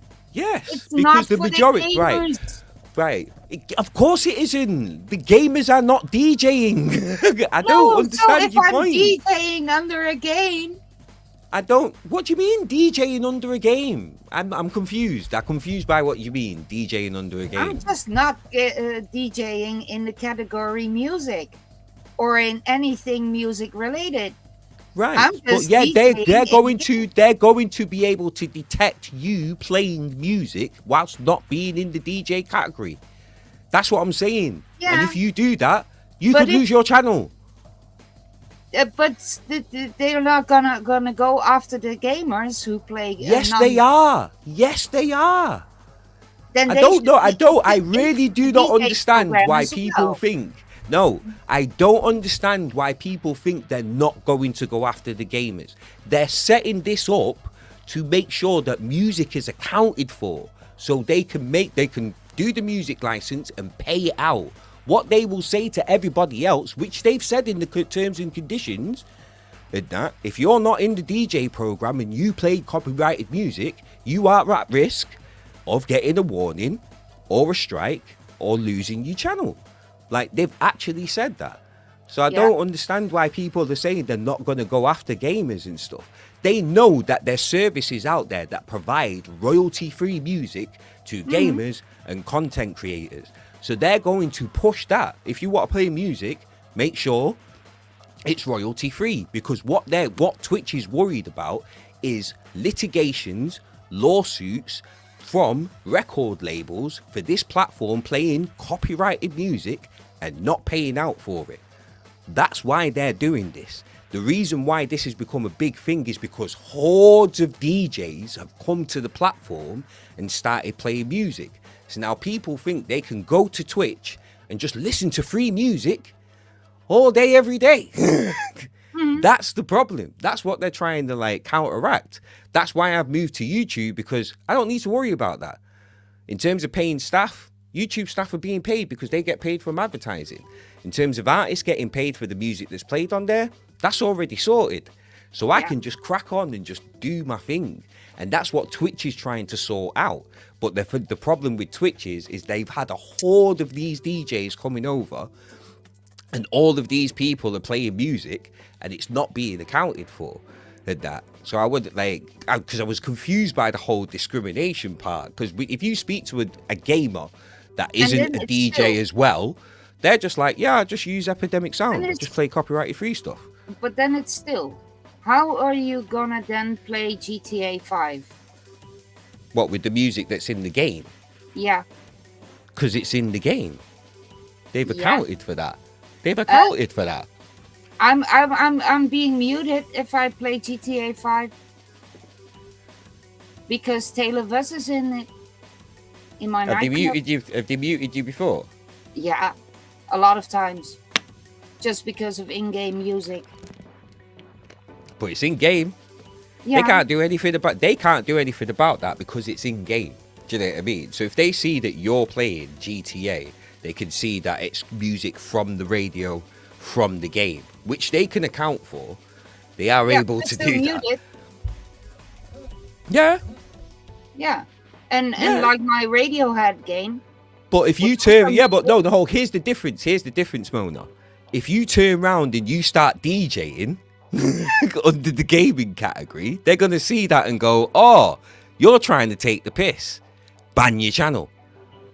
Well, I'm not trying to take the piss because what I'm planning is already done before. But yeah, I'm having Mixcloud as my second thing because on YouTube, all the hardcore gets muted. YouTube doesn't mute music. I can't upload my sets when I play hardcore. Yeah, but they don't mute music though. They say that tunes are blocked or partially They blocked. just say that because of copyrights, they don't allow me to upload that set. If I want to upload a jungle set, it is immediately on YouTube. Right. It will say something specific, Mona, because I deal with it regularly. Too much copyright. It's not too much copyright though. They will say specific tunes, and that will be down to the label saying we don't want this content on this YouTube channel. Yeah, but I literally deal with it. I deal with it myself. I can't upload my hardcore sets because I just get the notification. It's too much copyright. I can't It won't even say put it on there. it won't say copyright. It'll just say a specific tune or some tunes will be partially blocked. And if they're partially blocked, that will just mean it won't get played in anywhere in I Russia. can't upload. It just won't let me upload. That's something different then. That's something completely different. And it's only with hardcore. Hardcore, Frenchcore. That's something completely different. Where I'm not sure if there's a language thing here, but they will be able to let you upload it. Whether you can go live or not will be down to whether a tune has been partially blocked or something like that. Yeah, but it to just say that says, well, you can't, let's say, publish it. Yeah, you will monetize. It'll say like monetize, or it won't. I don't even monetize my YouTube. You don't have a choice. It's not a case of whether you can switch it on or not. Like, because again, the videos, when it comes to monetization, the videos are making money from people placing ads on the video, not because of you switching anything off. Where's my money? Because I can't even make money off any of my videos at the moment because I'm not part of the partner program, but YouTube still puts ads on the videos. So any money that's made from those ads being placed on the videos, they go to the copyright holder to pay for the music. But then it'll be down to the label that will turn around and say, okay, I don't want this track being uploaded on any other YouTube channel, basically. Because I see hardcore DJs on there. I've seen like hardcore techno DJs on YouTube. Yeah.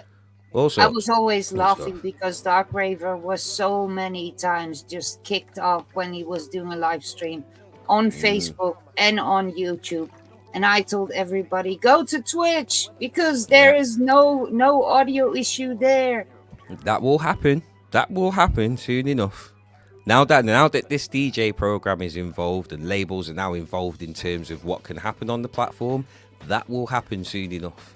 Because the same way a label will be able to say, I don't want this content going out on this platform. The same way they can do that on YouTube, they will want to be able to do that on Twitch.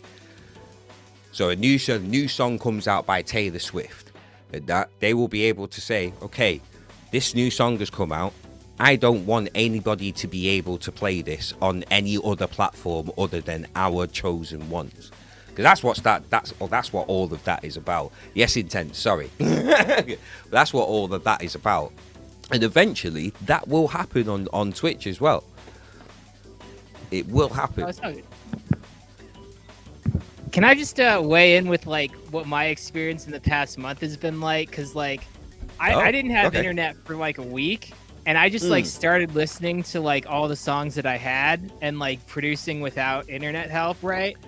And then like I went back onto Twitch and there's like it seems like the DJ program with deleting VODs and all that, it's like it just kind of opened my eyes to like how like when I used to go to like DJ at places, right? It was like the social experience of meeting new people, you know, the actual being at the party. And having like a friend to DJ with, so I didn't have to, so it didn't feel like work, right? Yeah. So I could like rest and stuff, right? And like, I'm never gonna get it on Twitch. I'm never gonna get it on Twitch, you know. And it's like now they're like, there's no reason to develop a premium set and practice because nobody's gonna see the VOD, and you could just spin the same set you spun yesterday. Half the people won't be there; they got work. It's like. And it just like made me think that like if I want to stream on Twitch, because like nobody's watching the production VODs anymore, half the producers are like not even there anymore. Yeah, you know. And it's like if I want to keep streaming on Twitch, I need to make like a studio DJ mix where I manually like weld two tracks together that sound like in a really nice mix, and I just staple all that together, and I need to just play like. I figured out it's like I need 10,000 tracks for a month-long mix. And it would be nice if like further down the line, I can like other people who want to incorporate a mix, I'll play their mix and they'll feature like the track list and their name and everything. And what I really love doing, what I really started to love doing in the past couple months is attaching visuals to songs and sets. And you can just like, it's so easy to get visuals. It's so easy to like make visuals, not repurpose them from copyright, right? Like to like manually, like there was a point where I was younger where I was in animation, and it's like I have to do all this hand drawing. I have to, spend weeks to make 3 minutes, and it's like people don't need that for every song they're hearing in their life. That's like that's some serious premium, like, and so it's just been like, a real trip with this whole, like, making music, and then like not wanting to miss out, right? Like there's always that missing out idea where it's like a lot of the people on here are like, I got to get the money, right? And I'm sitting here like, no, I got to watch the stream. Yeah. So that's right. I kind of shifted it as well. Like that. Do you know what I mean? Yeah. Sorry. Yeah, I just clocked that as well in terms of copyright in Netherlands. And I didn't think of that, to be fair. And shit, but yeah, that's kind of why I shifted. That's why I kind of like shifted from like Twitch to YouTube as well, because it was like, I need to stop saying like so much, but because there is that thing on there as well, like I've got to get the money. Like there's a lot of people on Twitch that are just like, I'm here just to play music and share my love of music, and that's it. And a lot of those people, when it comes to this DJ program, they're going to be absolutely fine.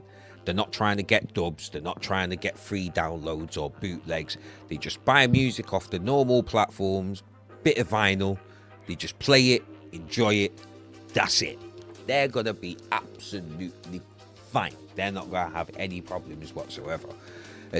But when it turns into, oh, I want to use this platform to make it into a business, or this is going to be my career and things like that, that's where it completely changes. And the way that things are set up on Twitch, where instantly you can start making money and things like that, like there's a thing that I've noticed on Twitch that like makes it a bit icky. It makes it a bit icky makes it a bit uncomfortable if I'm being polite. If I'm being nice about it. Like that. So it's like being able to, because who was it? I think it was Underground Rescue Channel who said that you can switch off the affiliate if you want on your channel. If you're affiliate already, you can just switch that off and that's fine. And you should be fine, because there's no money that's being made on the stream or anything like that. But that's not their point either. It's the fact that music is being played on the platform. That's it. That's the main thing that they're focusing on. So when it comes to, like you said, people that want to use the platform to practice, to develop their skills in front of everyone, to be able to get live feedback and things like that, and they might not have the money to get buy tunes all the time, or they might be working off free downloads that they've downloaded from Hyped Edit, or they might have different skills and they're using different ways to be able to put it together, but it's in a DJ mixtape mix sort of format. That's where it becomes a bit difficult for some people on the platform. So it's been interesting to hear, like, especially from yourself, like what it's been like, even with it all coming in, because it's not come in yet. Like you said, Mona, it's the 1st of August, isn't it? Yeah, it's the 1st of August that it comes through. So it's interesting to hear, like, how people are feeling about it.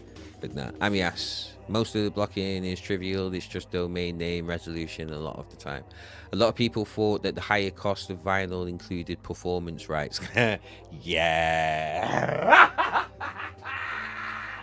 Yeah. I'm sorry, I've got to laugh.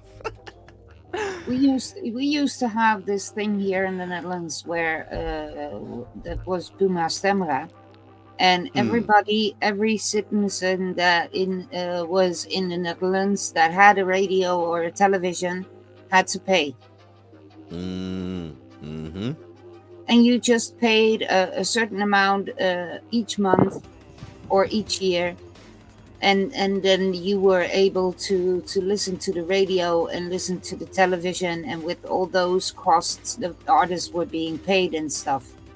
If Twitch implements something like that, I can fully agree. I think that's what they've done. Yeah, it's like basically a music license, but the whole DJ program thing is it's within this pool of music. Yeah, that they're so able you have to to play in their pool.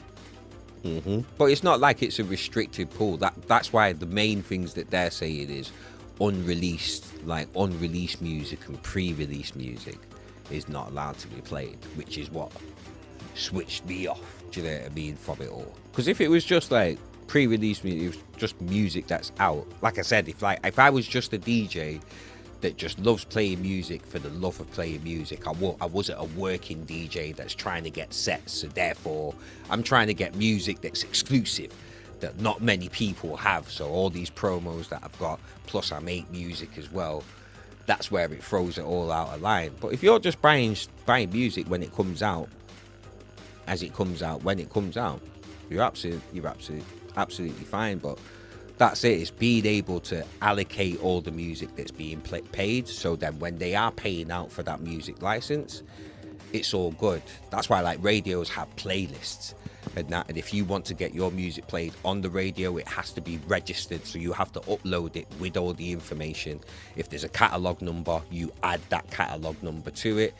If it's like pre-released, yeah, because I regularly send music to BBC Introducing in the UK. That's all the stuff that they ask for. Like if there's a catalogue number, as much information as possible.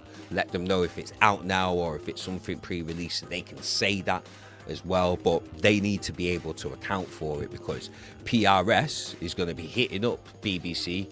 Right, we need collections for this music being played at this time, and this for all of these artists that have put music out.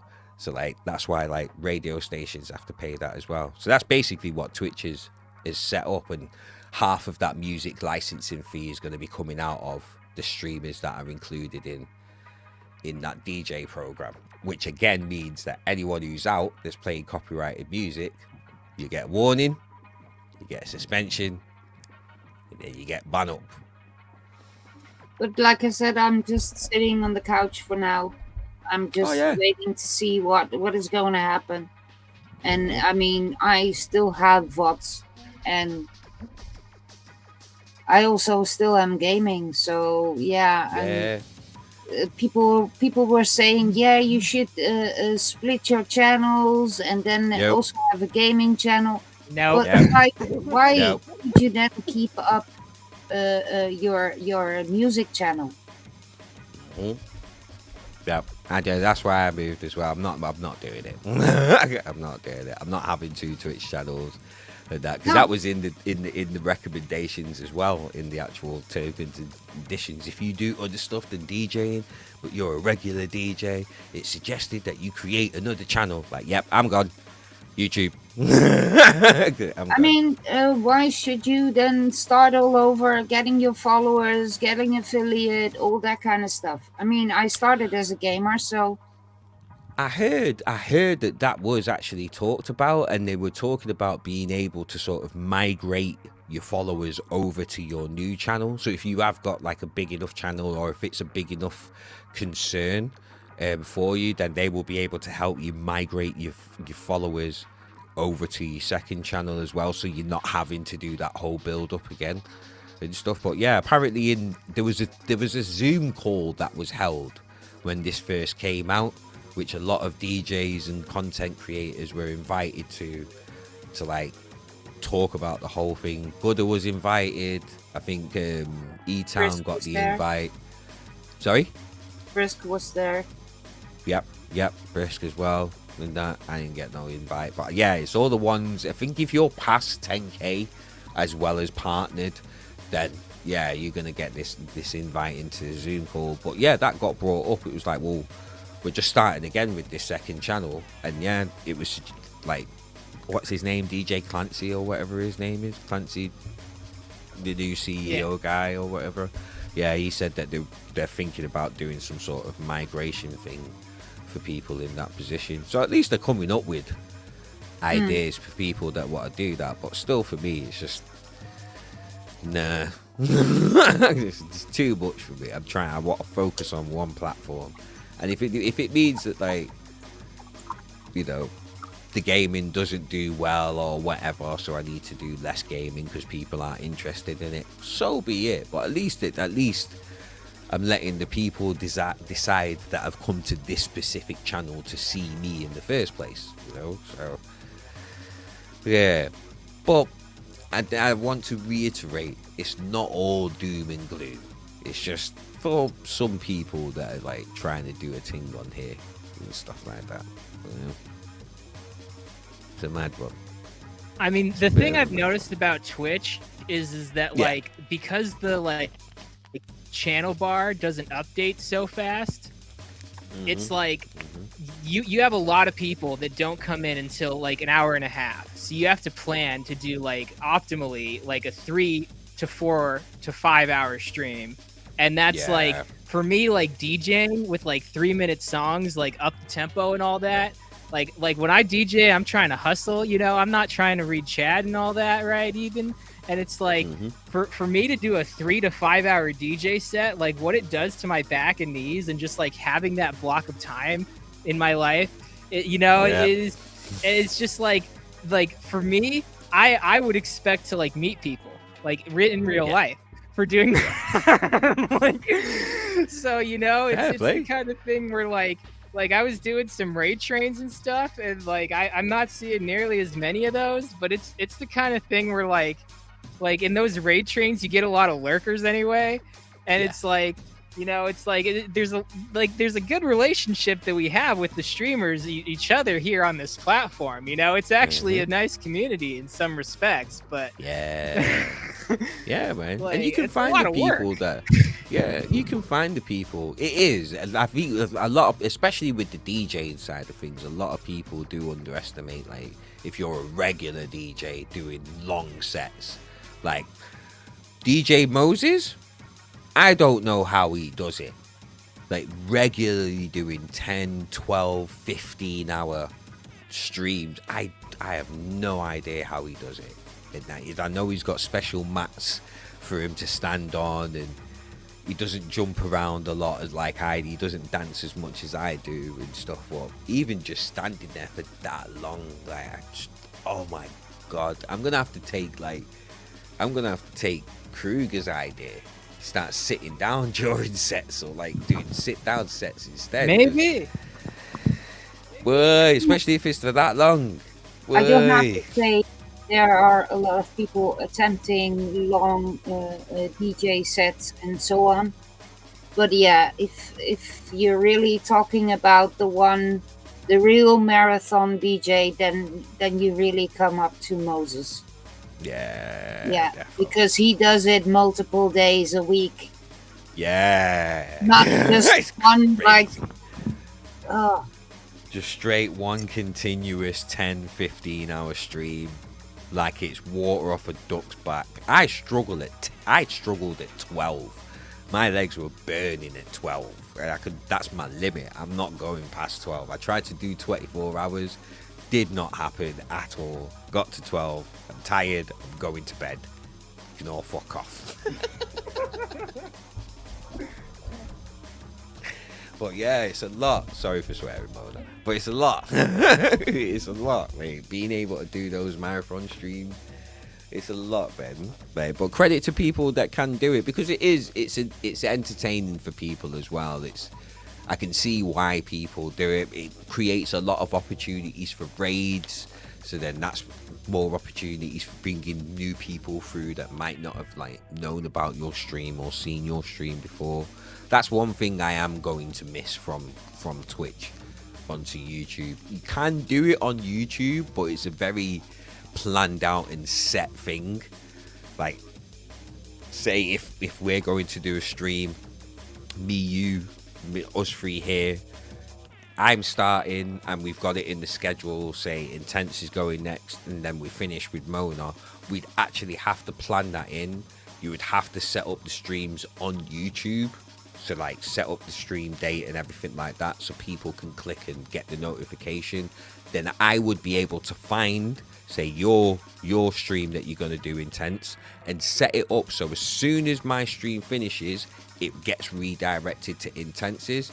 But if you wanted to do the same thing to send your people to Mona, you would have to preempt and preset that, so it just automatically happens. And that basically, so it's just, there's no messing about with commands or anything like that. It's all set in stone, and then all people have to do is just make sure that they're streaming just before or at the time that they're supposed to be streaming for the redirect to work. But you can actually do it on YouTube. It just needs to be a lot more planned rather than spontaneous stuff. Yeah, and like you explain it now, let's say if you all of a sudden have technical complications, you can't just raid out to the next, or you can't ask somebody before you, hey, could you play a few more tracks? It's just gonna, well, no, you can, because it only happens when you end your stream. Oh, okay. Yeah, it only happens when you finish your stream. So as soon as your stream finishes, it just redirects those people over there. So until, let's say if you lost connection, then it will automatically raid to the next one. Yes. Yeah, but what if your connection comes back in 3 minutes? Make sure you don't have losing connection problems. Yeah, of course. And that would like, because that would only be like freak accident kind of thing, isn't it? You know. One thing I do know, I ain't going to kick. Oh, it's not. Oh no, it's not happening. Because this is the thing that people need to remember as well. Oh, everyone should just go over to Kick. No, because Kick's gonna end up having the same problem as well. There's an influx of DJs going over to Kick and Rumble, and that, right, we're gonna play music here. Labels are gonna notice, and they're gonna go, "Oi, don't try it. You just had it with Twitch. Don't try it, yeah." Yo, Kick, we know you make all that gambling money, yeah? Pay up. And Kick will just be like, nah, all you DJs, fuck off, innit? Get off the platform. Yeah. They'll just do what Facebook does. They're just like, no music streaming whatsoever. Shut down. We don't care. I've just seen videos about Kick, and no, I don't want my name connected to that. I have secured my name that nobody can stream there under my Twitch name. Yeah, that's nice. The only thing I did. Nice. But for the rest, I'm not even touching it. Yeah. I know one big drum and bass DJ went, and I get often a message that he gone live. But yeah, I'm sorry. If you as a DJ are moving to another platform where I'm not familiar with, then sorry, you've lost me. That's what I'm there. That's what I'm dealing with right now. That's what I'm dealing with right now. And it's not even necessarily like they're not familiar with. You're comfortable where you're comfortable. If your favorite platform to experience entertainment is Twitch, you're going to stay on Twitch unless there's enough of a reason for you to start looking elsewhere and stuff, really and truly. And I mean, I do have a YouTube channel, but nobody interacts there. So what do I have to search for YouTube? Yeah, what I can see is, let's say, your reruns or the videos that are up.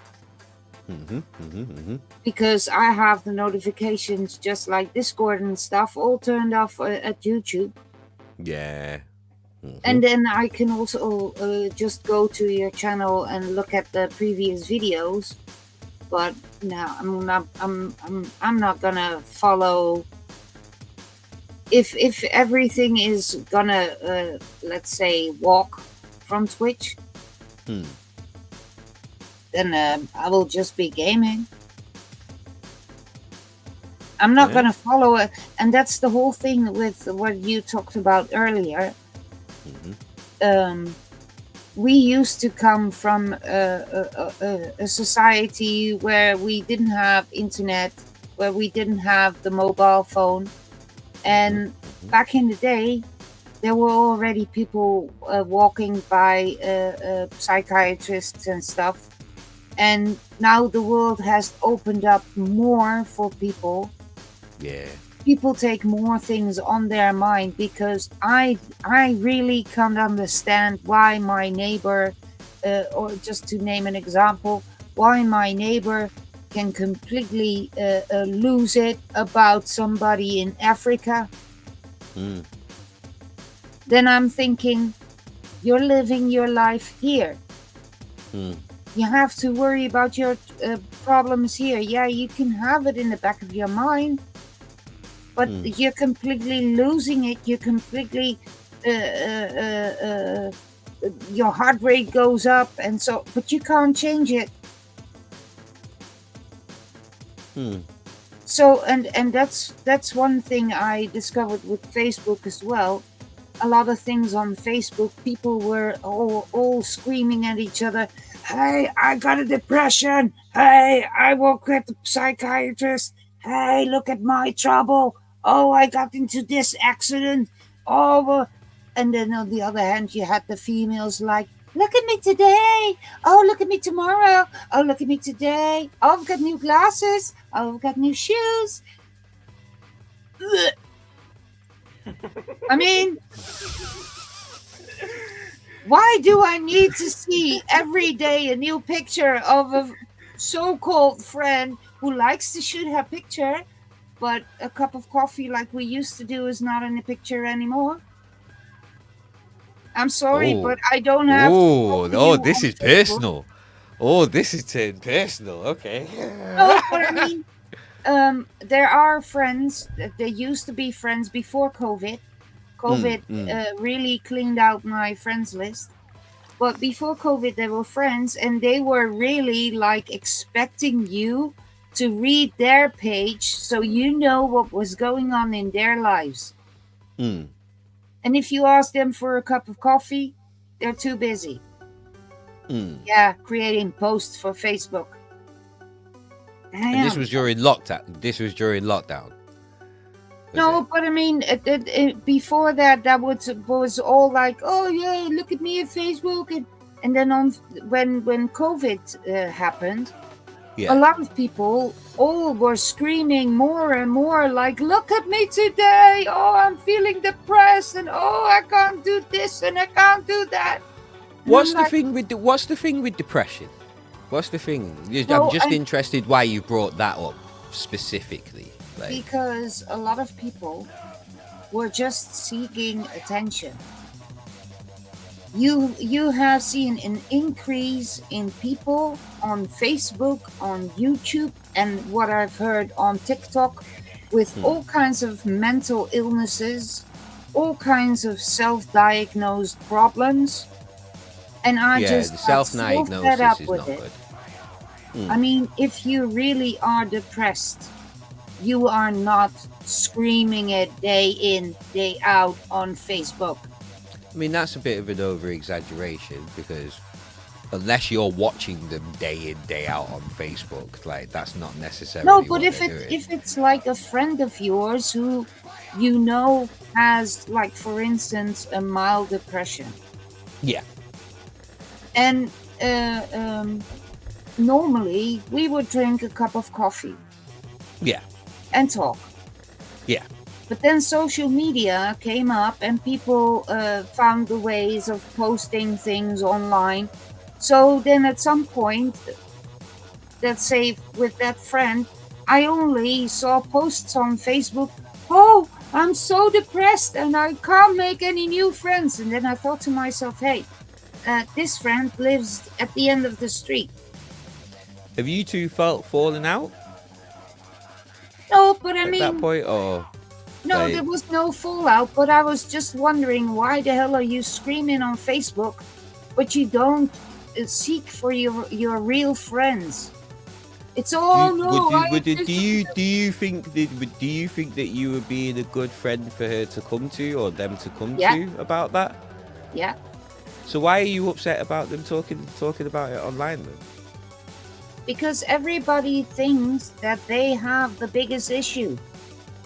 And I just got so fed up with people all like, "Oh no, my thing is bigger." Okay, yeah. I think what's confusing me is 1 minute you're talking about your friend and then you're talking about everybody. Yeah, because there were those. Because as a person who said, who has depression and has like openly talked about things online, and I wouldn't necessarily say that like people are screaming about it. But all day, every day. The way you talk depression is way different than but that only because you know me. People who were seeking for attention with all their self-diagnosed illnesses. So everyone who's not me is seeking attention?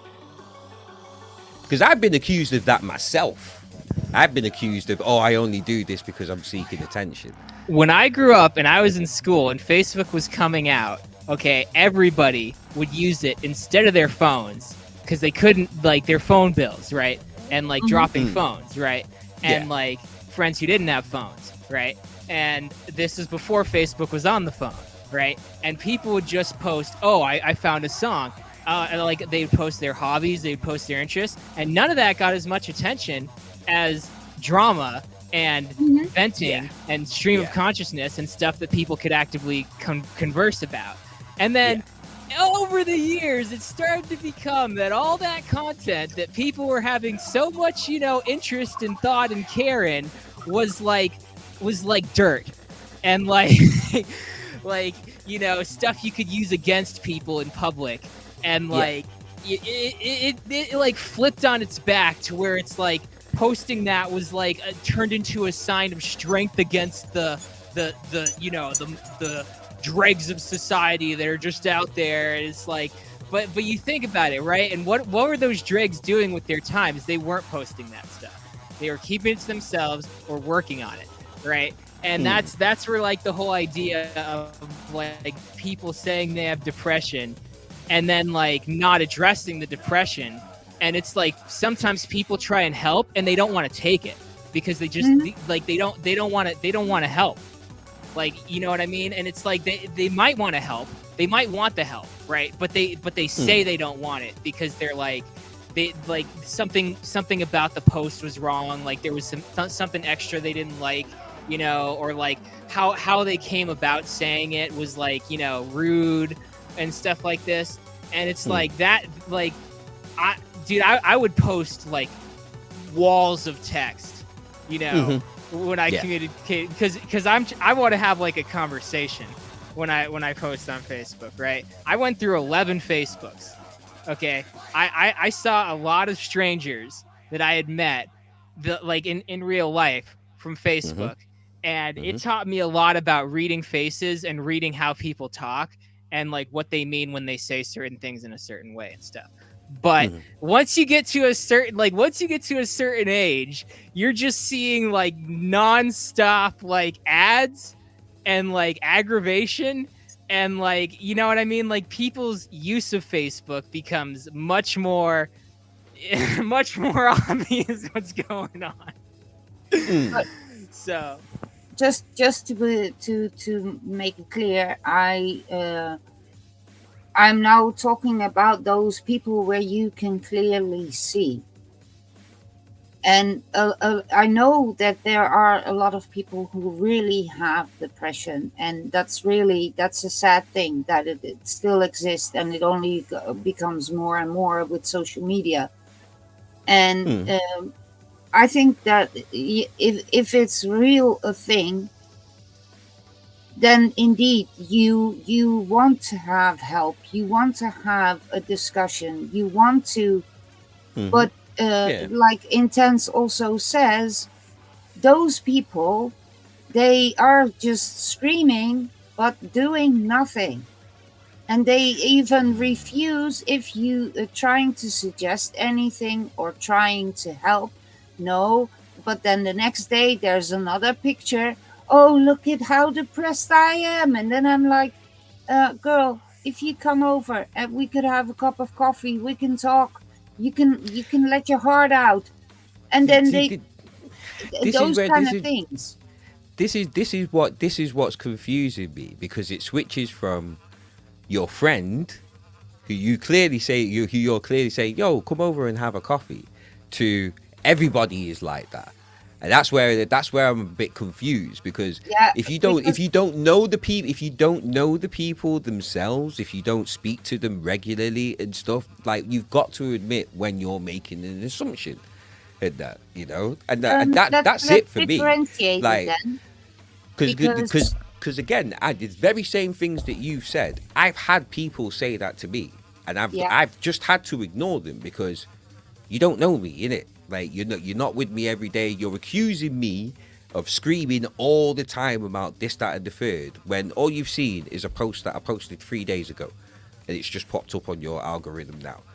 And that, like, I'm not constantly screaming about it and stuff. And that's where, for me, it's being on the other side of where that line of thinking. And I'm not saying that there aren't people that use it to their advantage in this, that, and the third. For me, it's when we start using like language like all the time and this, that, and the third. How much attention are you paying to them? If you're paying enough attention for it to be a thing where you know them, and that, then it's a different type of conversation. In that, like, I don't know if someone's talking about depression and I see that post and then I see another post, I'm not gonna think to myself, oh, that's all that they're talking about. Because I don't know them. I don't know the situation that they're in. That's and things like that. Differentiated then for you, because I have I have a very strange use of social media, because when I had my Facebook, when I was kind of like active using it before COVID, I only saw in my feed things for my friends. I never saw anything except because I wasn't looking on pages. I wasn't looking in groups. I only saw what my friends were posting, my Facebook friends. So, and then at some point, there were also a few real friends among there. Yes, and they were constantly yapping about those things. And what, just for me, all the drama, I was like, man, you could just also pick up the phone and just call me. And so was it drama that was involving you then? That was making it weird? No, it was just they were just yapping, oh, I have a depression, or I have this going on, that going on. And a lot of people you saw at the beginning of COVID were constantly posting about their situation, about, oh, well, I'm going through this rough time because of COVID. And then I was like, you don't have it rough. There are people who are way tougher than you.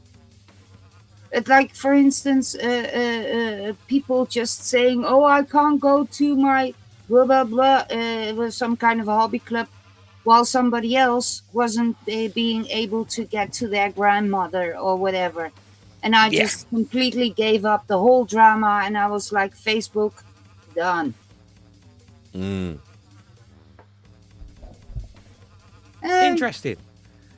Yeah, and I mean, if you really have a depression or whatever, then you talk in a different way.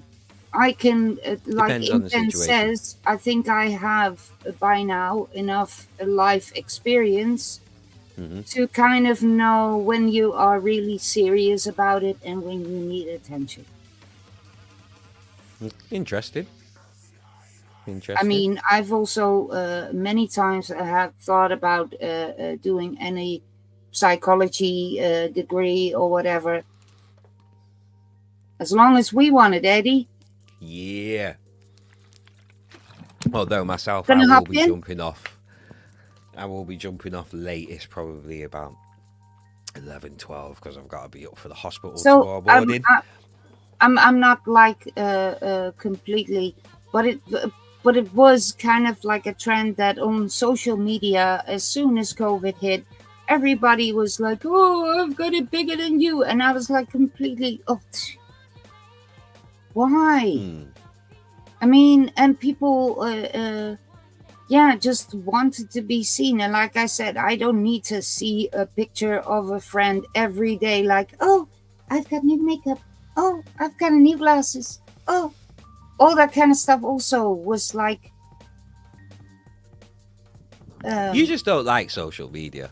Yeah, I think like, no, you just don't like social media. Because I could literally say the same thing about when you visited the UK and you were taking pictures with all your friends and this, that, and the thing, this, that, and the third. Like, it could be an innocent thing to you, but to somebody else, "Oh, look at Mona showing off and this, that, and the third." Like, the very same things that you're saying could be relayed back to yourself.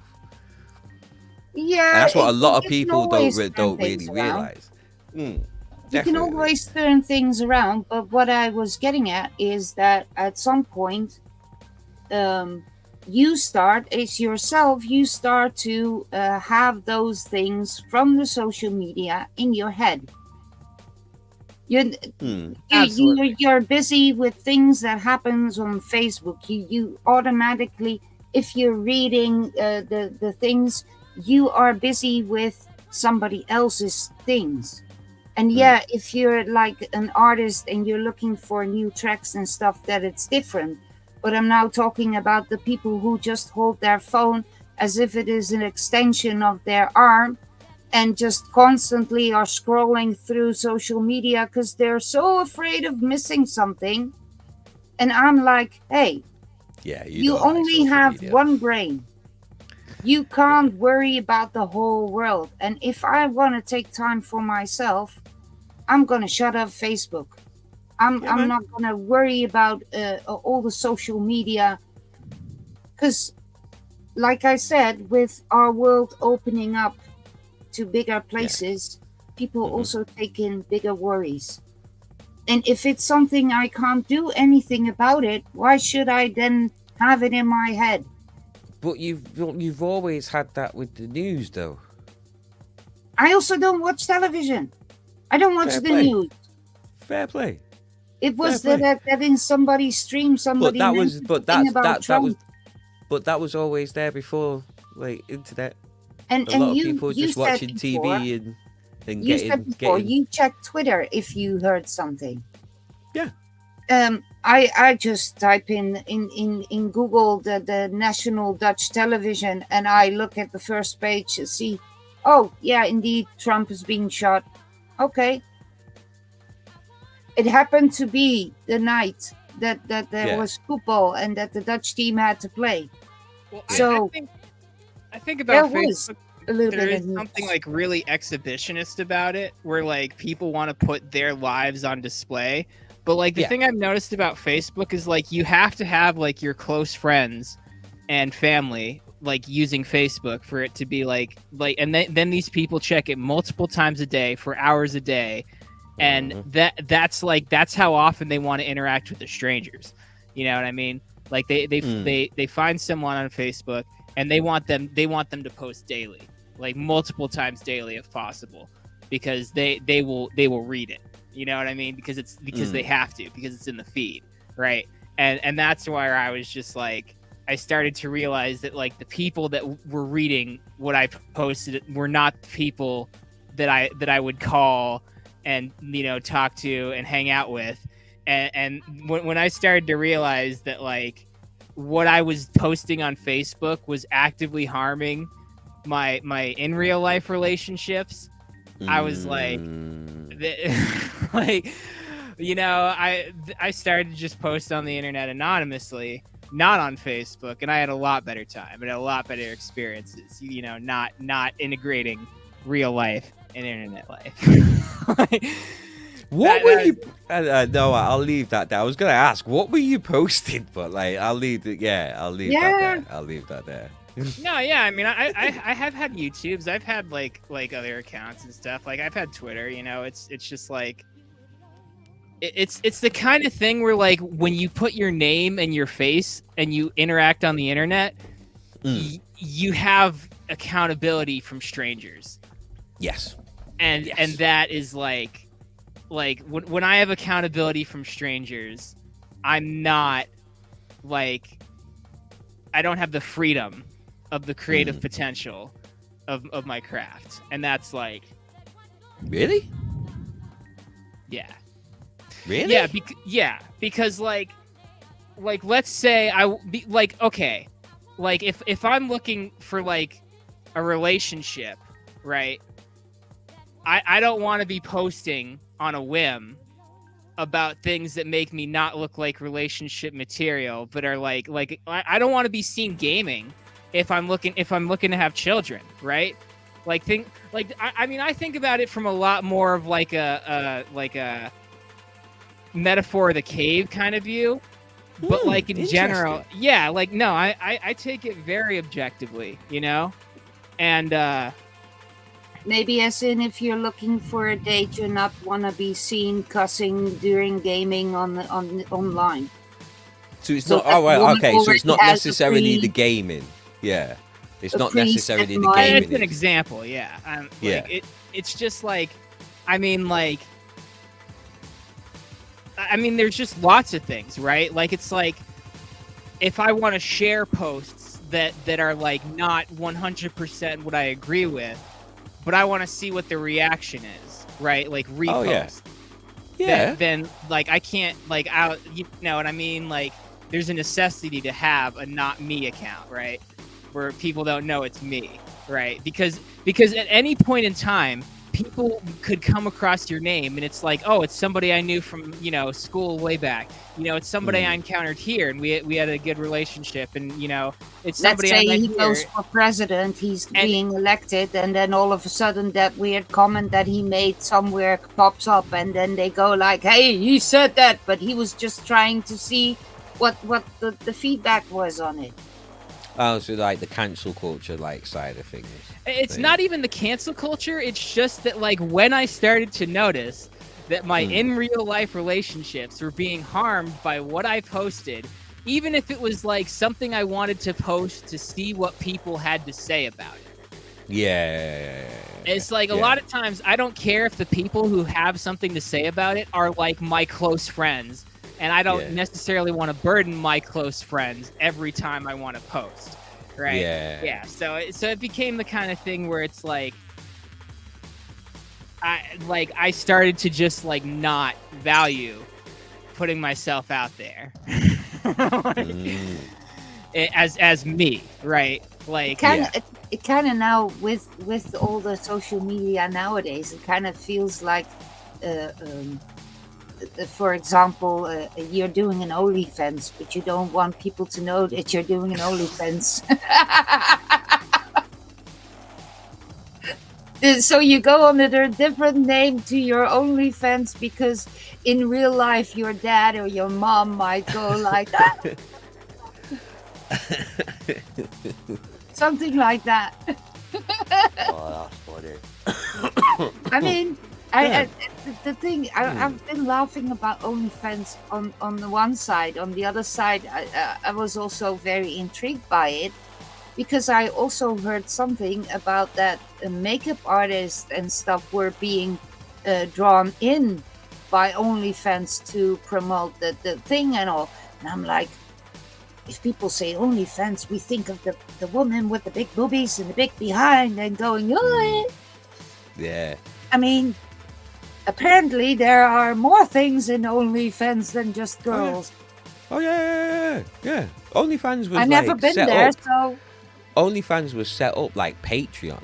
It was just another form of Patreon, but because they had looser rules when it came to like nudity and sexual stuff, that's why all of the like sort of porn stars and stuff like that went over to OnlyFans and stuff because Patreon wouldn't allow it and other services wouldn't allow it. But yeah, there's loads of people doing other stuff for their fans other than on one hand you can say, well, okay, I have my OnlyFans for, let's say, all my sewing and broderie stuff and blah blah blah. But now let's think a few years ahead when you have to apply for a job and you put on very proudly, I have my OnlyFans, and people will immediately reject you because everybody thinks it's a nudity thing. And it's one of them. It's like it'd be a case of standing bold and being like, no, here's my account, here's everything I do, it's still live, nothing sexual here.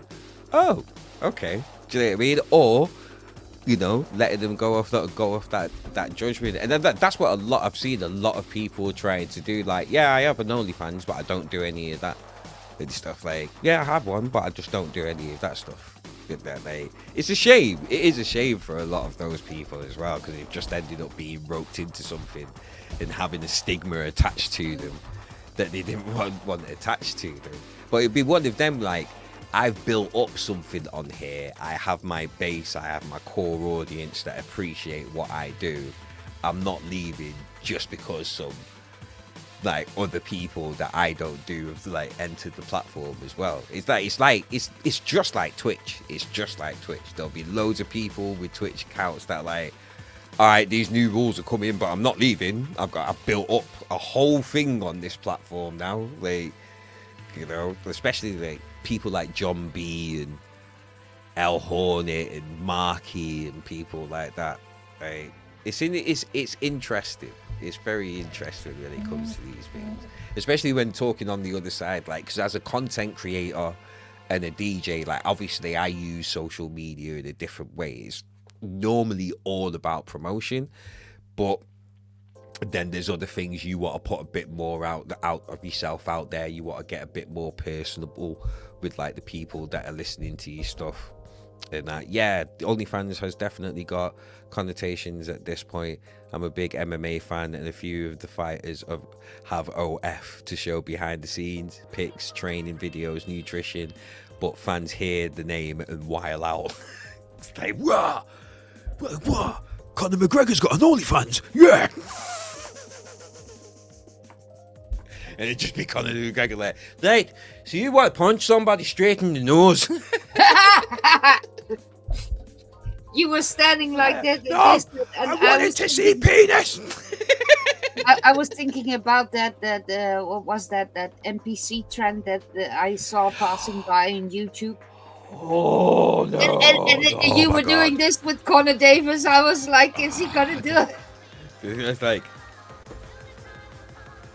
thanks for the roses. It's like, oh my your God. nose. Oh, the Miles Morales one. The guy who does Miles Morales, like he seems like he's losing his mind from doing that shit. Like, oh my God, that's probably some of the videos that you've seen, but he seems like he's. So yeah, if I do search for other media, it's most of the time on YouTube, and I'm sometimes just laughing at things coming by. The things, I mean, other people watch TikTok for me, and I could just watch the compilation. I don't have to switch, I don't have to swipe, I just put on a video and watch the compilation of all the stupid things happening on TikTok. I can't lie, people like going on TikTok and then really convinced I can cut my own hair. And then they do the whole video where they show and they cut, and then they release the band, and then it's like this. Yeah, I've seen a few of them. It's Hair funny. fails. I mean, oh no, Vine. Like TikTok was literally Vine but longer, because Vine only had 6 seconds. There was only 6-second videos, so you had to come up with a sketch and do something funny or interesting within that 6 seconds. But welcome in, Raiders. Yo, we got a raid. It's Frankie. not showing up who raided. Frankie Guns. Oh, nice, Frankie. And I hope Krugah's all right. Blessings. Why has it not come up there? There's a raid. Terrible StreamYard. Terrible. But yes, bless up, Raiders. Hold tight, Frankie Guns coming through with the raid. Hope everybody is blessed. Welcome to Nuff Chattingz with myself and Krugah. Krugah's not here right now, but he should be here at some point today, at some point soon. But we're just chatting, conversations about anything and everything, really and truly. And that with some copyright-free music playing in the background.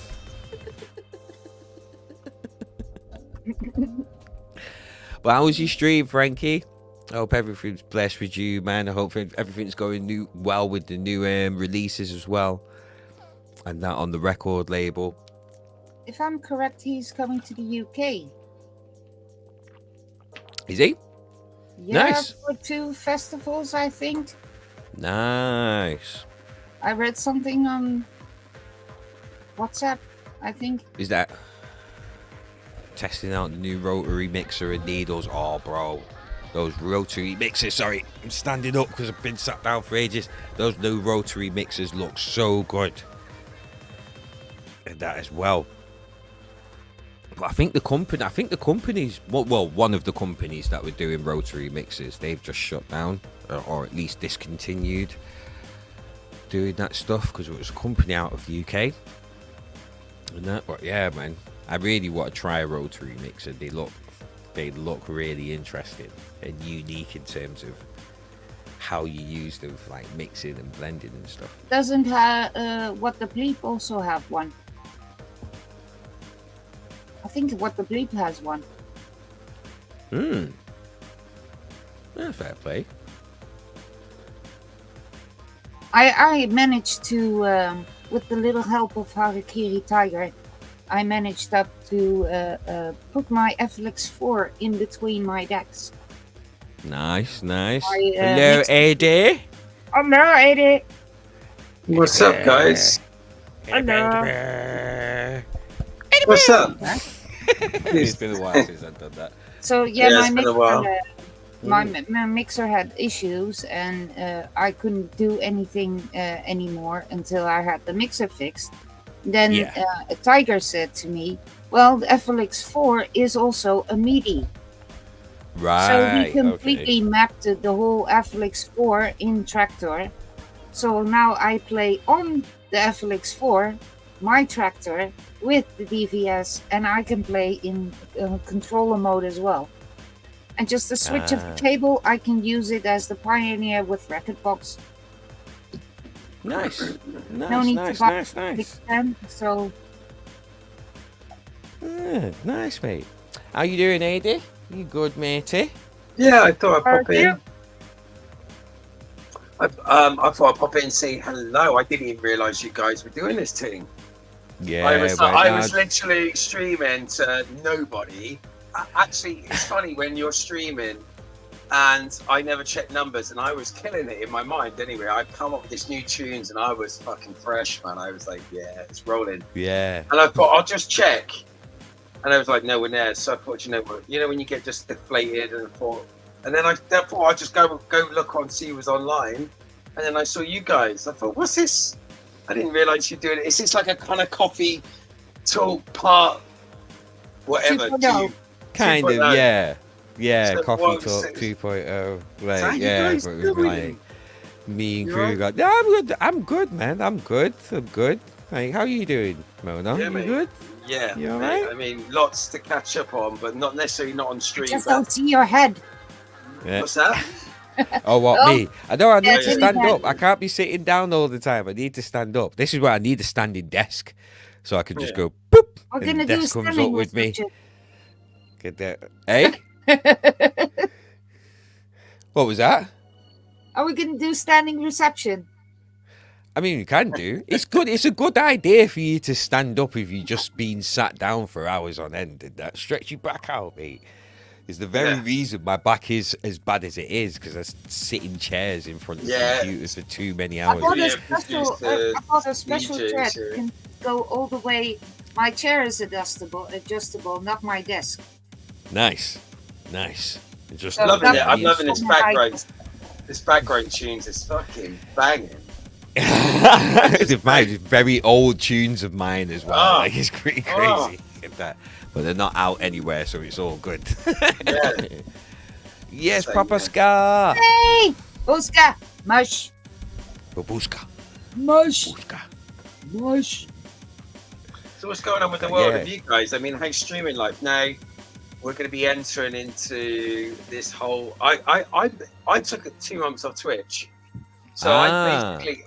I've dipped into people's streams and I've seen this whole new thing that's coming about in August. So I'm unaware of what's going down. So how does this affect you two or Intense Complex? I mean, what's the crack? For me, the main things for me was the whole not being able, well, them not wanting you to play unreleased or pre-released music.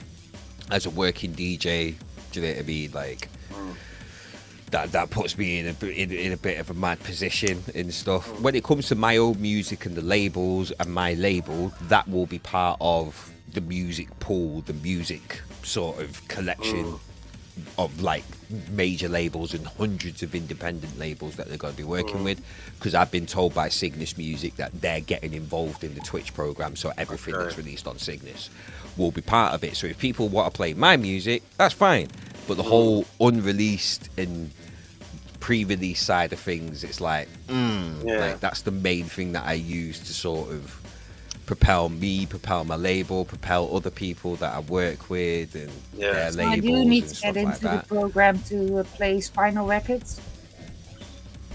Yeah, Okay. basically. Okay. Yep. You convinced me. You convinced me. Because I get sent all these promos and then I can't play them. No, but even then, like it's still unreleased and pre-released music. They just don't want you to play it. No, So even but if you got if the it's promo, released, I got them. when it comes out, you can play it. Yeah. Yeah. Well, then, like, you're good to go, kind of thing. And then the other thing was, for me, was the whole recommendation of, if you do other stuff other than DJing, they recommend you set up another Twitch channel to put all your other stuff on, because this is specifically geared to regular DJs on Twitch and stuff. So those two things, and then thinking about in terms of, okay, I've set up this members club, I want people to join. I'm kind of competing with the subscribe button, do you know what I mean, in terms of getting people to join my members club, because I wouldn't want people to subscribe to me on Twitch and then subscribe again, do you know what I mean, somewhere else and stuff like this. It's a bit weird. So to cut out like competing with that, move over to YouTube, because when it comes to YouTube, in terms of the staff being paid, they get paid off ads. In terms of artists being paid, they get paid off ads. It's like, I just don't have to worry about not much. Like, there will be the odd time that a label will be like, right, this tune, I don't want it uploaded to any other channels. I don't care if the money still comes to us and you lose all your money from your video. We don't want it on any other channels. There's the odd time that will happen. In I'm hearing in Netherlands, it's a mad thing. It's an absolute mad thing in terms of copyright law over there. But yeah, it's just minor things, like, because again, when it comes to the whole watching back thing on Twitch, they're not going to be allowing VODs or clips or highlights or anything like that and stuff. And if they do, videos were getting muted for certain tunes. Just not got that problem on YouTube. If anything, if there's a tune that blocks the whole video, I can literally cut it out in YouTube itself. They give me the option to cut it out. It gets re-encoded. It goes up fine. And anybody who's missed the show, they can watch the show with no gaps, no problems whatsoever. If you miss mine, you miss mine. Because that was the main thing for me. I get it. Like, it's one of these things. Like, obviously, we can argue to the cows coming. But well, that's just for me. I'm not saying it's like that for anybody else. It depends on the type of. It depends on the type of streamer and artist that you are. For him, it's a business. It's part of the business. Is music. That's the problem. Is the business. And for me, not. It's the business. If you're not building a business on Twitch, then you're fine. Yeah. It just shows again when the corporate's got his big dick out and he's ready to fucking just shag. I don't like dick. And it's like I get it. I totally get it. From a business point of view and a monetary point of view and copyright point of view. But the essence of when we first started, if we just think of it like a more of a holistic point of view, it's like how things have changed. Again, now they're going, we're not making money out of this. So we're not going to allow this. And you just think it's like the rape culture of the old days. It's like it just I will say, point will become a little bit saturated. And I will say, like, I kind of have to push back on the whole. Oh, it's just the big wigs. Like, it's the little guys as well. It is the little guys, because even as a label owner myself, if I'm releasing other people's music, I want to make sure that they're getting paid for their music being released and like people playing their music and that. I will blame the corporates for making things in a way where you get so much little as an artist back for what you actually do. I will blame, because that's how we've gotten to the stage now where it's like, it's all these, oh, you're being able to play here, that's the same as streaming. Yeah. That's how the labels are treating it. Like, I play music, you're hearing it, you're not having to pay for it. Yet we have streaming platforms and stuff. That's how labels are treating it. And as people,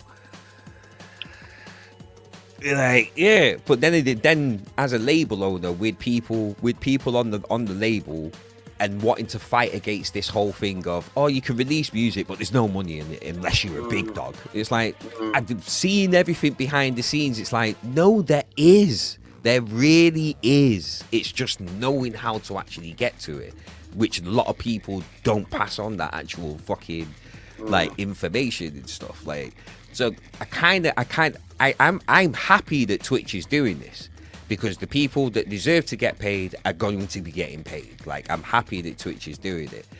It's just, for me, for what I do, it just doesn't work for me being able to do it on that platform. But I can do it on YouTube and everybody's happy. Artists are getting paid, staff's getting paid, and I can do my thing without a worry. I can play unreleased music, this, that, and the third. So it is really a good thing that they're doing. It just depends what type of DJ you are in terms of how it's going to affect you. It depends on what type of content creator that you are, in terms of how, because like you said, my music's going to be in that pool. So if anyone's played any of my tunes like Mona, and she's part of the DJ program, wicked. That's some change coming through for, you know, Confide, Ballisticus, who's got a release coming out soon, Krugah, who's got music out on my label. Do you know what I mean? Direct. Do you know what I mean? People like that, like, that's good. That's good. They're getting what they deserve. So I can't knock it and be like, oh, it's just the big wigs, because we're involved in that as well. Us little guys are involved in that as well. So yeah, but it's just, in terms of what I do on the platform, it just can't work anymore with the things that they've got in place. With the earlier things that they announced that they were going to do on Twitch, isn't that still not a thing that overall all copyright laws and stuff need to be looked at to optimize them to nowadays generations? I mean,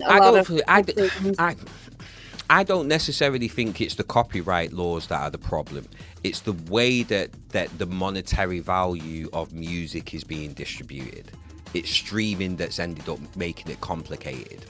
Because when you look at it in terms of, back in the day, it was physicals. So you go to the shop, you buy a CD, it's 10, 5, 10, 15, whatever price it was. You bought it, you got it, you could replay it as many times as you want. Jobs are good in. It's not a problem. But as soon as streaming came in and changed it to, you pay $99 a month and you have access to all the music in the world. And everyone jumped on that because, oh, it's an amazing service. I pay a tenner and I can listen to old school Michael Jackson albums that I missed, as well as the new, do you know what I mean, fucking Stormzy album that's just come out for a tenner. Like, who's not going to take up that deal? But in terms of divvying up that money now, it's just made it more complicated. The copyright law hasn't changed. It's just how people get paid for their music has changed. So I don't think it's a copyright thing.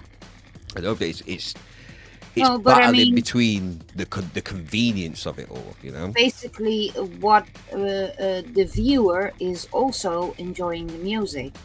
So what is Twitch gonna then do for the viewer? The viewer or the music consumer, so say like me, if I want to listen to that music, I go to the artist's page and listen to their music. I mean, there are gonna be DJs on Twitch. and there are going to be viewers listening. Yeah. And the way it was before in the Netherlands was that just everybody had to pay a certain amount of money to a certain agency that took care of all that stuff. And now basically only the DJ or the artist is kind of getting to pay, so everybody gets paid. Yeah, because it's the DJ that's playing. While playing the viewer music. is still able to go everywhere to listen to music for free. But not necessarily for free. If they've got Spotify and stuff like that, then No, or if but I they've mean got on YouTube. Yeah. Yeah. But YouTube, the artist gets paid from YouTube. Yeah, but I mean, you get it as a viewer. You're also consuming the music.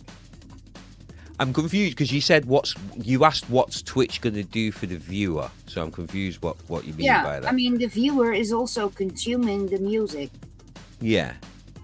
So what do you mean by what's Twitch going to do for the viewer? So, like I said, we used to have that system that everybody just pays a little amount. And could it be that they then, because of all this stuff, that's one of the reasons why they raised the sub money? Yeah, they did that before. Well, no, because we're still paying for the music license out of the money that we earn anyway. That's what Twitch has said. Like, it's going to be a sliding scale over the next 12 months that, you know, we're going to be paying towards this music license as DJs if you're part of the actual DJ program and that. So the viewer won't really need to do anything. And the subs, in terms of the Twitch subs, like, they're still getting 50% out of the Twitch, whatever Twitch subs that you get, and that's what's going towards running costs and paying their staff and stuff. So there isn't really much that Twitch can do for the viewer itself, you know, unless I'm still not understanding the question. Yep. I'm just reading chat, but if you haven't subscribed, you don't get to listen. Yeah, then you get the sub only streams. But on YouTube, for instance, I can still, without paying anything, listen to everything. I'm not sure what the correlation with YouTube and Twitch is. No, because if you're saying in terms of Twitch is going to stop people from listening to music on other platforms, that's not Twitch's plan. No, but I mean, like Entity said, it's still the viewer who's getting the music for free. I'm not sure what you mean by that. I'm not sure. I'm just the viewer was getting the music for free anyway. That was the problem. Like the fact that people were able to listen to the music, but the artists weren't getting paid on that platform, on this platform, Twitch. Yeah. So I'm not sure. It's like if the viewer wanted to listen to it for free, yes, they could go to YouTube and just watch the YouTube video. But is Twitch then gonna pay an amount of money to the labels for all the viewers watching? Yeah. Yeah. See, I think the problem is like when the big streamers use. Yeah, I see your face, but then basically, Twitch in that sense is a streamer too. There are viewers watching, and Twitch is broadcasting the music. So for the viewers, they should pay then as well. I mean, they would end up shooting themselves in the foot, because if they did, like, say, they put their prices up due to inflation. Do you know what I mean? So that's why in the UK it's $4.99 instead of $3.99. But if they were to offset that cost onto the viewers instead of the DJs, and that they would lose a lot of viewership. But if you're suggesting that we still pay out of our sub money, out of the money that we earn, but we make the viewers pay as well, then Twitch will then get accused of being money hungry. So it wouldn't work for them. It's more like now as a streamer, for instance, you are paying then the labels because For you're playing their their music. Yeah. Because the But- intention is on you, the DJ. Yeah. You're the one who's choosing to play the music. It's not like you're playing a specific playlist that they can monitor. You're playing whatever music that you want. But so I mean, it's on you. Twitch as provider for the music, I think it would be fair Yeah, but to have Twitch itself also pay a little bit to the labels. yeah, they are. That's why we're paying 50% of the music licensing fee, and Twitch is paying 50% of the music licensing fee. That's what they've said. Yeah, that's what I mean. In terms of the first 12 months, it's not going to be 50-50 between us and Twitch. It's going to start off lower and then go up on the sliding scale from what they said in there, from what they said when it was first announced and stuff. So, yeah, it would, the worst thing for Twitch to do would be to offset more cost onto the customers, and that because they would end up just losing a load of customers. Yeah, but I was just wondering, like, in general, because Twitch then is the provider, so it also needs to pay a little bit too. Yeah. That's it. That's literally the whole point of it. That is literally the whole point of this. Yeah. It was just the way. I think it was just how you asked the question, like, what is Twitch going to do for the viewers? So I think it was the for the viewers that sort of threw me not off. as in like putting an extra button in or whatever. No, not like that. That, like, yeah, but that, that's it. That's it. All of the nothing, no onus would be on the viewers at all, especially with the fact that Twitch is not set up, or Twitch was never set up for it to be a music platform. That's why the biggest focus is the gamers. This is just something just to pacify the labels. Like, look, all right, yeah, we're playing a lot of music on here. Here's something to, like, so get you off my back. We'll keep it to this thing here, and that, you know, we'll just keep it in this bubble here. All the DJs just go in this program. If they're playing music that's accounted for in this program, any money that's earned, it goes to you. We pay half, they pay half. Jobs are good in, kind of thing. And anyone else who's outside of that, and that, like the gamers don't care, because they can just go on Epidemic Sound and just get some music, royalty-free music for free, and just earn their money and not have any problems. Same with YouTubers. Instead of using copyrighted music in their YouTube videos, they just use royalty-free music from subscription services that are already out there. And that, so they'll just push people to do that instead. But that, the gamers won't care, because music isn't their main thing. Gaming is their main thing. Same as Twitch. Gaming is their focus. It's not really the music side of things. Yeah, but to stop the labels like kicking off. With the games like GTA, then you still get muted. So basically, if they're gonna pull the tights, then you can also get muted for play, or just a warning for playing GTA. No, because they can account for the fact that GTA has music in it. Yeah, but then why mute? Because it's still released music. The mute's fine. Would you rather they delete your channel as a result, or just mute it? No. Because that's what I'm saying. Like, what's the worst? Like, would you rather they? It's just so weird that. And then but then the thing is, the onus is on the gamer. It's like, these are the rules that we have set on the platform. Either you follow the rules, or you get in trouble. And as a gamer, if your focus is gaming, then you just gotta be like, okay, cool. Like, I just won't play this game, or I just won't have music on whilst I'm playing this game. Because I get what you're saying, but again, they're gonna know. All right, Gran Turismo or Need for Speed. Yep, this has got copyrighted music in it. So if we see this channel playing it, all we'll do is mute it. We won't strike the channel, because we can see it's a game that has got music in it, rather than, oh, this person is DJing. That's the fundamental difference. Still, the it's basic what you're actually doing. It's not, though, because it's the intention. That's why they've said DJs. The basic principle of music in game, the artists are being paid for that. with the game and all that kind of stuff. So it's stupid for me to think that Twitch is gonna mute in-game music. It's not if it's really. a game, there is being paid for all the stuff. Like, it's okay. I mean, what then? If from a gamer point of view, if this you want to have the VODs up, and you want to play just like in GTA, I want to do this whole funny thing with my friends in a nightclub. Yeah. Then the whole thing gets muted. Also, my voice during that little time that I'm in the nightclub.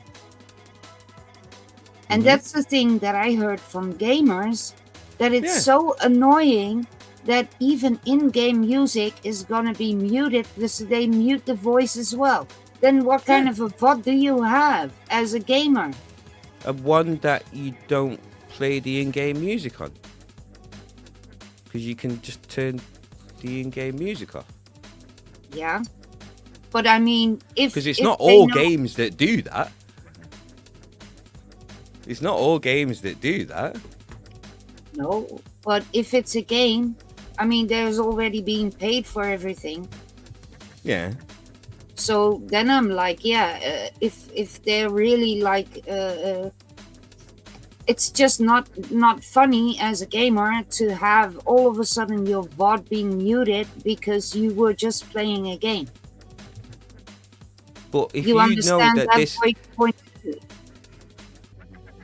if they tell you this is what's going to be happening, and you still choose to play the game with music in, then that's on you. That's not on them. It's the fact that the music belongs in the game, so you're not. I understand that. I understand that. But if they're saying, "Look, this is what's going to happen," or if you know, "Look, this is what's going to happen," it's the same way. It's the same with me on YouTube. If I play a tune and it gets blocked in different areas, I just know not to play that tune in the future. Then it'd be the same on GTA. Like, I normally don't even play the music on GTA because I know that they've got stuff like that in there. And that, like, I'd rather play my own music. The radio's pretty annoying. But yeah, I mean, just for those little things, I'm like, there are so many little. I get what you're saying, but that's not on Twitch. That's more on you. Good that if you know that that's what they're gonna do, because like you said, other gamers have said this, and that's why you probably see a lot of gamers that don't play music, like in-game music, on their streams because of that. That's why they've got services like Epidemic Sound that give you royalty-free music that you could, like, it's a problem that has already been sort of looked at. Do you know what I mean? Yeah, but I just found it very annoying that then all of a sudden also for music, you just basically you need to play the game and then watch your VOD to see if the game music is being muted. Yeah, it's annoying, but it's something for you to look at. I get it, but it's like Twitch won't be able to accommodate for every little thing that gamers find annoying. They'll just be like, look, this is what happens. This is what the algorithm is set up to do. Because of music. If you don't want this to happen on your streams, don't do certain things. In that way. I don't know what else. And I think it's because I've seen YouTubers like deal with the same problem as well as Twitch deal with the same problem, because I've seen these subscription royalty-free programs been out for years and stuff. I think that's why I'm just like, well, yeah, there's ways around that. If your focus is gaming, then that wouldn't be a problem for you. Do you know what I mean? Like, if your focus on the channel is gaming, you will just be like, right, no, my gaming is more important.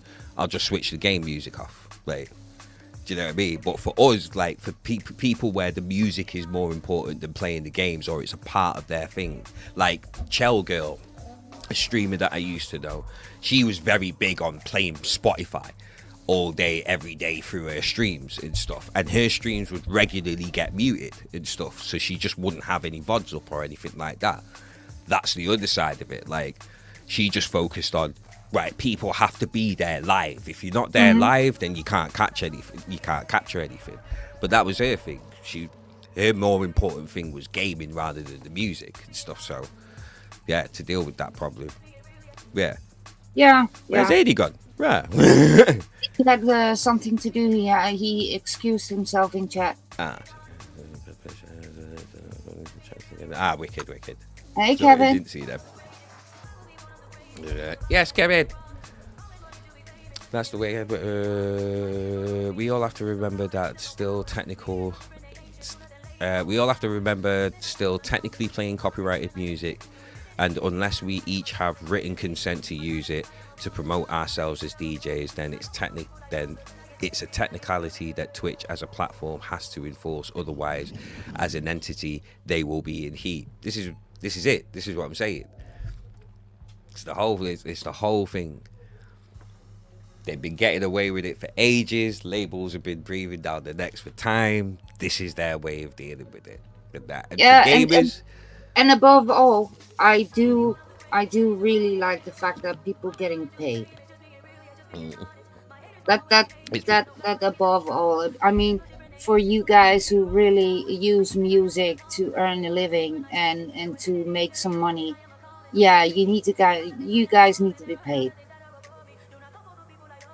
I mean, there's too many people living off free stuff and pirating, and It's a weird one, because I find myself sort of checking myself on things as well. Like, not to speak for anybody else, this is just me and that. And it's not to say that like you don't have a valid point and that, but it is one of them where it's like, okay, I'm on this platform, this is their rules, I've got to abide by their rules or go somewhere else and stuff like it. It's always gonna be the thing. But then, what was the point that I was gonna say? I've completely lost the point now. Just making that clarification. But yeah, safe. I hate it when that happens. I'm kind of caught. I didn't mean to do that. I didn't actually mean to do that. But I'll do it again for this pretty cool. Krugah! Yeah. Buy from the labels on Bandcamp. Yeah, that's what I try to do. Dilly, give me a few. I'll soon join. Quick joke. I forgot that you're not on Twitch with this. So I was looking for you there whilst watching Frankie Guns. Went to the kitchen, came back to see he was off. Refreshed and see he was away. No problem. Went to your page. No problem. Brother. No problem at all. Yeah, but nah, Bandcamp, mate. Bandcamp. If I can promote Bandcamp all the way. Support people on Bandcamp. Yeah, like, because as Entity was saying before, it's because when technologies come along, like live streaming, the laws take much longer to adapt, and things always get wonky until it's settled. But I hope they settle it all soon. Yeah, it's just how they're gonna settle it, like, that I'm looking at. I'm not saying it's gonna be a good or a bad thing. It's just, for me, whilst they're settling it, I'm gonna go over it because I don't want to be caught in any crossfires. It's like, right, this is what I want. You're in violation. Ban up, cancel, suspension. So it's like, right, I'm trying to build something here. It's one of them. But yeah, it's be interesting. The only thing I was wondering actually was because we were just joking around about it, and like I said, with the crew, they taken that off the server, create a team, stream under the crew. Then I was also wondering, how many gamers will I get into my chat saying, "You're not playing the crew"? Yeah. Because I had that once. I accidentally left the crew too as my category, and I was streaming a DJ, And I had all these Crew 2 players coming in like, you're not playing the Crew 2. And I was like, sorry, I forgot to change my category. False advertising. That was actually because for EMP radio, there was a little clip showing me playing the Crew 2. So I was like, you see that I play. I just forgot to change the category. But it's just funny to see. Behave yourselves.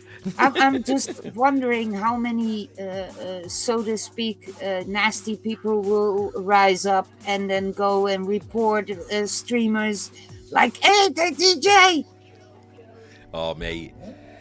Oh, Jobsworths. Oh, my days. If that actually becomes a thing where people... I thought someone reported my YouTube stream last week.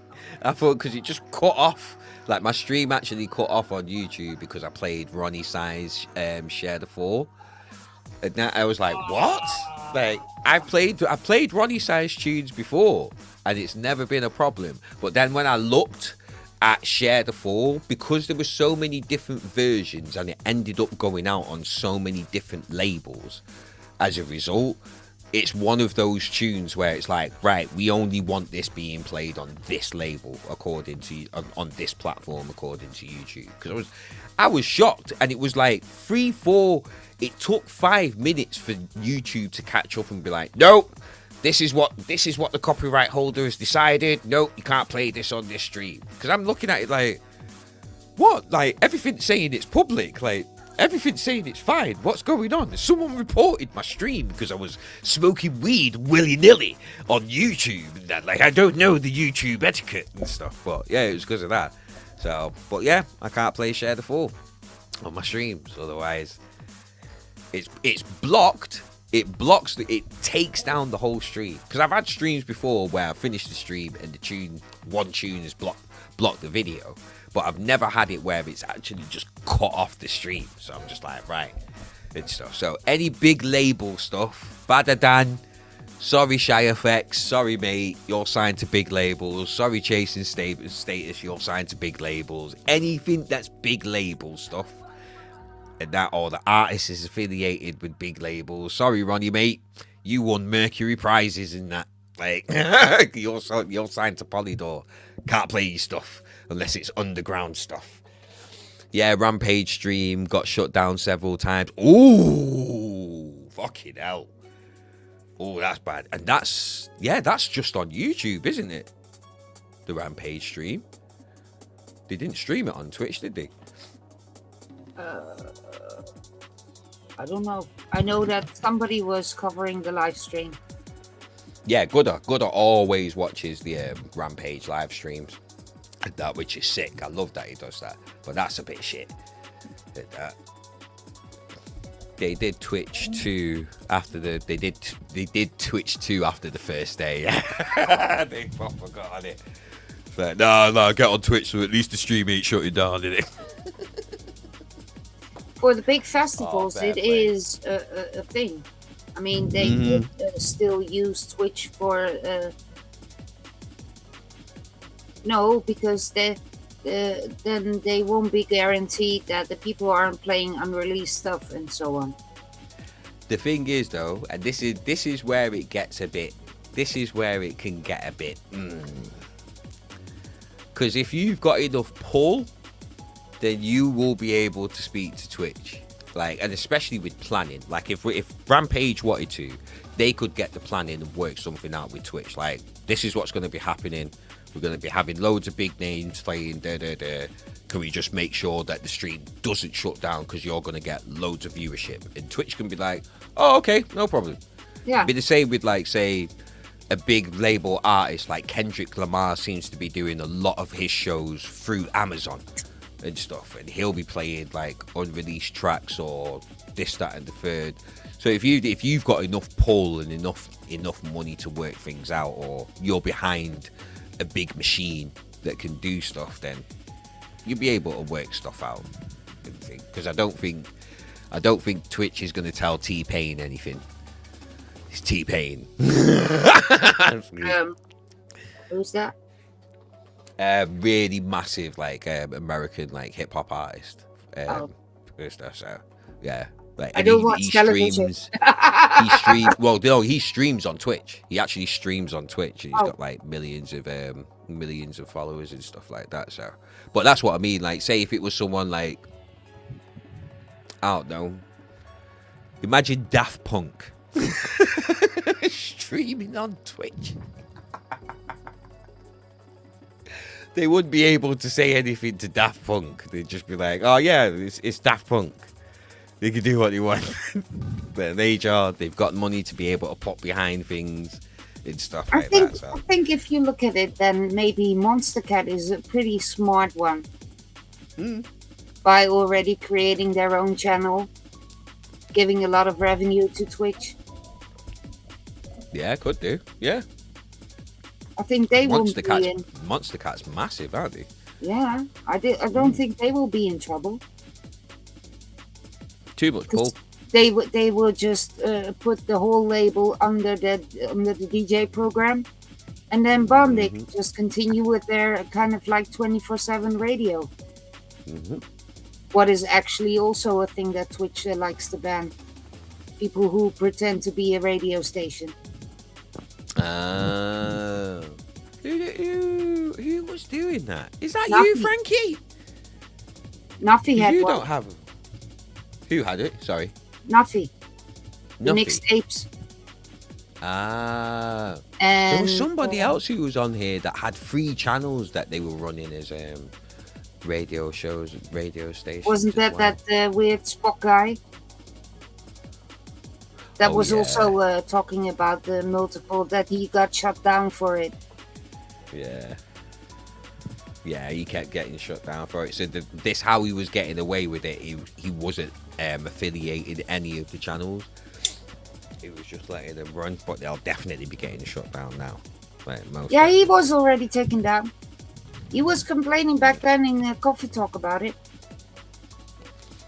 Yeah, when he was affiliated, because he said that he was how he's got around it is not being affiliated, and he's been able to keep his channels there. But before that, yeah, he was getting shut down all the time. I'm not affiliated at all. Yeah, I knew it was you and somebody else who's just gone. Yeah, not affiliated at all. Does it affect me? I've never given them any tax information. If I do get shut down, it was fun. It was a fun run, and I'll find other ways to present music. It will have to be mainly label related. Yep, same thing. Yeah, see, like, if you haven't gotten the affiliate, which, like, I used to have that, but I didn't do it this time, right? And I'm like, the Twitch is just paying these artists for me to play them, and nobody's getting commercials.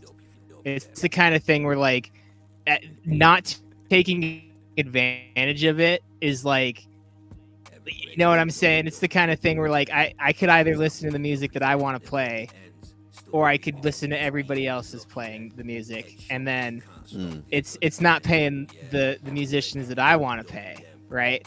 But Twitch is paying for it anyway, right? It's not the other people's. You know what I'm saying? It's not a compete. So it's like like at least at the start, right, before it starts weaning off, like I gotta try it. Like, yeah, therefore. I've been thinking about taking the affiliate off as well. I mean, like I said, I'm not running for subs, and yeah, it gives people the emotes, but I can also provide them with my emotes through BTTV and so on, that they can use it in my channel. Oh yeah, BTTV and stuff. Yeah, I did actually get into using that service, but yeah. Oh, it's so handy. You can also use them on YouTube and stuff. Yeah, Shadri. Yeah, salvage. Might make your stream a little bit interesting. Yeah, I got that. And what I also have, because I do watch some shows on YouTube, there's a podcast called Whatever, and they promote. God. Yeah, they promote the Streamlabs super chat, I think, because it pays more than YouTube does. Because there might be also things for you to look into, and how you I can hate make. Streamlabs. I hate Streamlabs. No, but I mean, there might be Can't some stand it. things for you to look into as well, what you can integrate with YouTube, like the emotes. If anything, the emotes, like you can do memberships on YouTube once you get to a certain point and stuff. So at that point, I'll just put emotes on for a pound, for $1. Get Stream Elements instead of Streamlabs. I think it's the same cut, and it lets people pay with Stream that Elements. Really. Yeah. Streamlabs is like OBS, but it has the Stream Elements kind of service built into it, and then Stream Elements itself is just like the commands and stuff like that in it. Like you can't actually. Can you stream through Stream Elements? Yeah, I do Can the you? live streams Wow. through Stream Elements. Wow. I had Yeah. to think then as well. Like you can actually stream through Stream Elements. Yeah. Instead of using OBS, I use Stream Elements for my real life streams. When I was at TwitchCon in Paris, I streamed through Stream Elements. And I'm just saying, like, as far as like the tipping page, like when you use Stream Elements, you can pay without using PayPal if you just have like a credit card. And, Yeah. like, I didn't have a in phone the number Netherlands. for like months, and so I couldn't even pay with Streamlabs. It's like That's a thing that a lot of services have only credit cards and stuff. But a thing like Stream Elements also has Ideal and other ways of payment. I mean, yeah, it's worth looking into because on Stream Elements you can also make overlays. And I made I use Stream Elements for all Yeah. of my commands and like alerts and stuff like that. Yeah, but There has did you never also been a know- point where there's never been a point where it said to me you can actually stream through But did Stream you Elements. also know you can make your overlays in Stream Elements? Yeah, that's what I use. That's what I'm saying. All of my elements and stuff like that. So Yeah.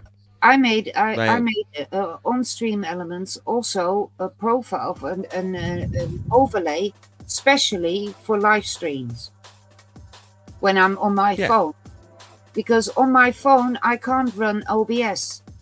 Ah. So I used Stream Elements to stream from, because I have Stream Elements on my phone.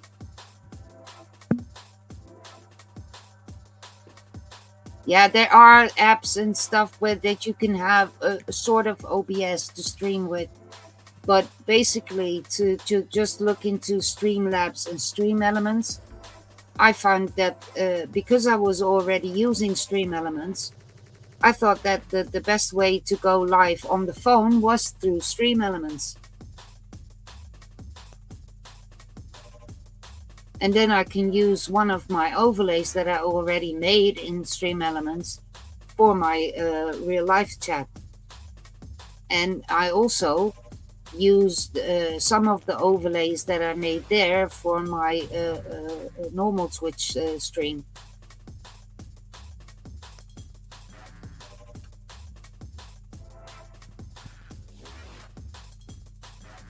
no, I tried Streamlabs OBS. It's not better.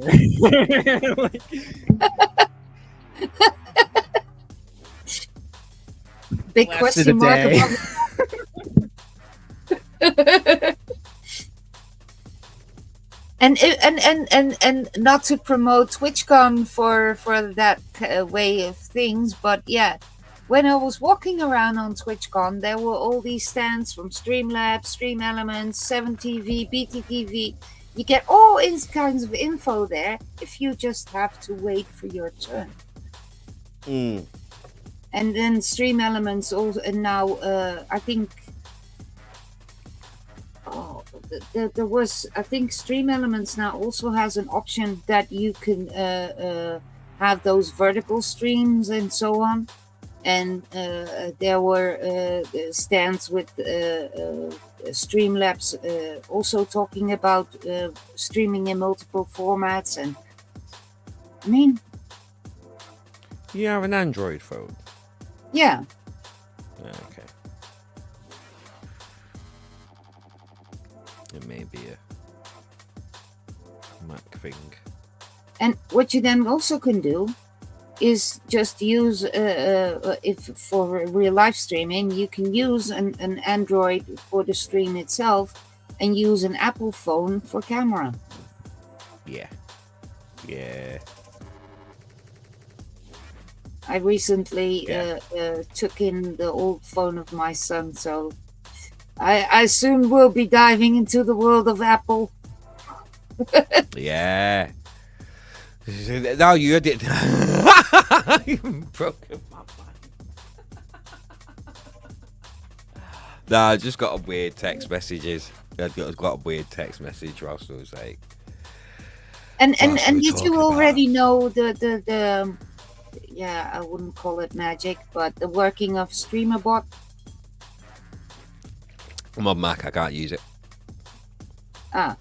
StreamerBot's not. This is why I was thinking, like, oh, maybe it's a PC thing, because on Apple, on my phone, there is no way that I can stream anything through Stream Elements. So it might be a PC Android thing rather than a Mac thing. You can also maybe download an emulator for your Apple. Why? To use Stream Elements. But I'm already using it for alerts.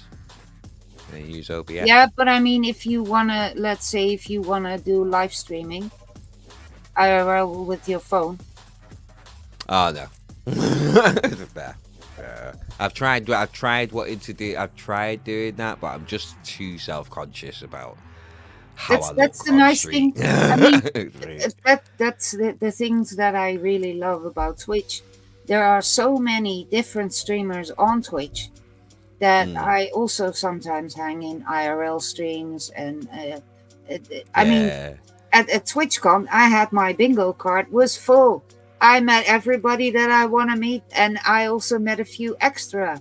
I met Becky, I met Base Fanatic, I saw John B, I saw another streamer, Boro, I saw a few IRL streamers, so I was completely happy.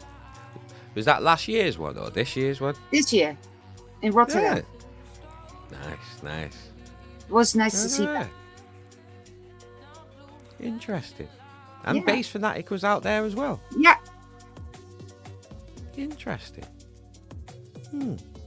Yeah. And John B. Oh yeah, John B's always there. I'm sure he was doing a DJ set this year at one of them. I think he did indeed. Yeah. But on the second day, I think. And last year in Paris, he did it on the first day, on Friday. And then I saw him there as well, so he remembered me from the Stroopwafels. Nice. Right, I'm going to be back in a sec. I just need to pop to the toilet. Hold tight, DJ Kid. Well, then we're going to leave Intense all alone, because I have to go too. I'm only going to the toilet. Yeah, me too. I'll be right back.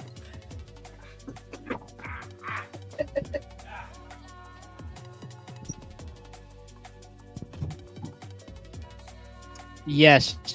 The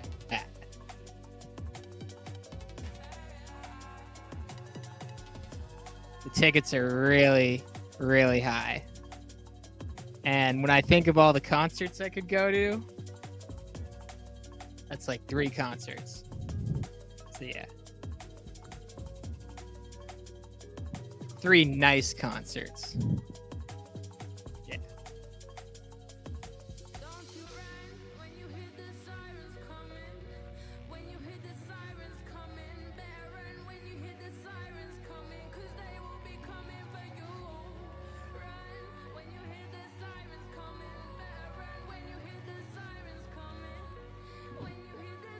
The tickets for TwitchCon are like $150 a day, and that's like if you like, so you.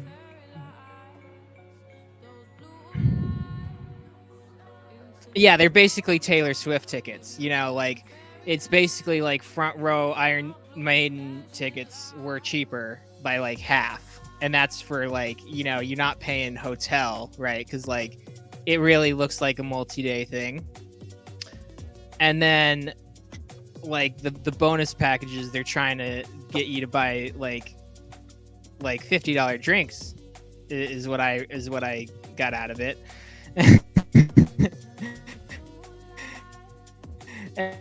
And I love San Diego. You know, I would totally want to go to San Diego. Again, like I love Balboa Park. Oh my god.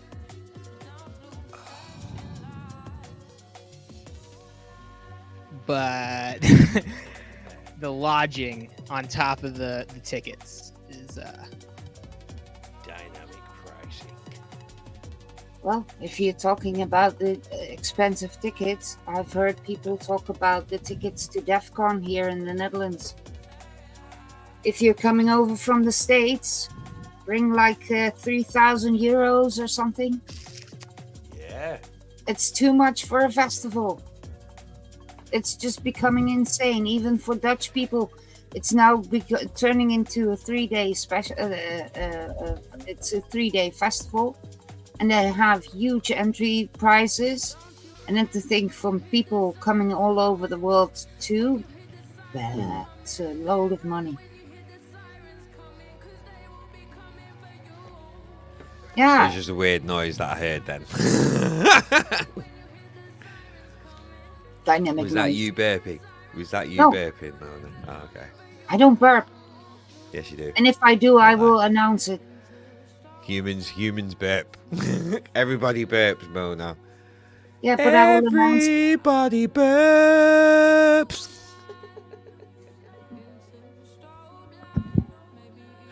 I'm sorry. It just came into my head. I apologize. I did not burp. He farted. Did you bar instead? Sweet Angela. Oh, thank you, Frankie. This is the nicest thing anyone's ever said about my voice.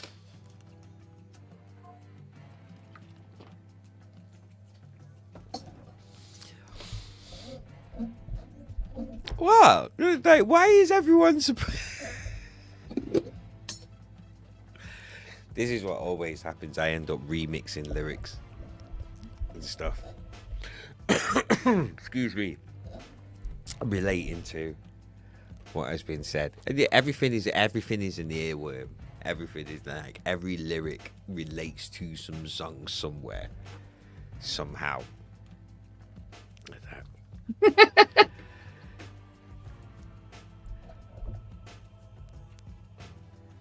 Yep. Nuff Chattingz. Myself and DJ Krugah right now. We've got Intense Complex and Mona, aka Total Rage, in the chat. Big love to everybody who's been locked in. Don't knock Taylor. She's playing the game hustle. Yeah, she is. Taylor Swift is hustling.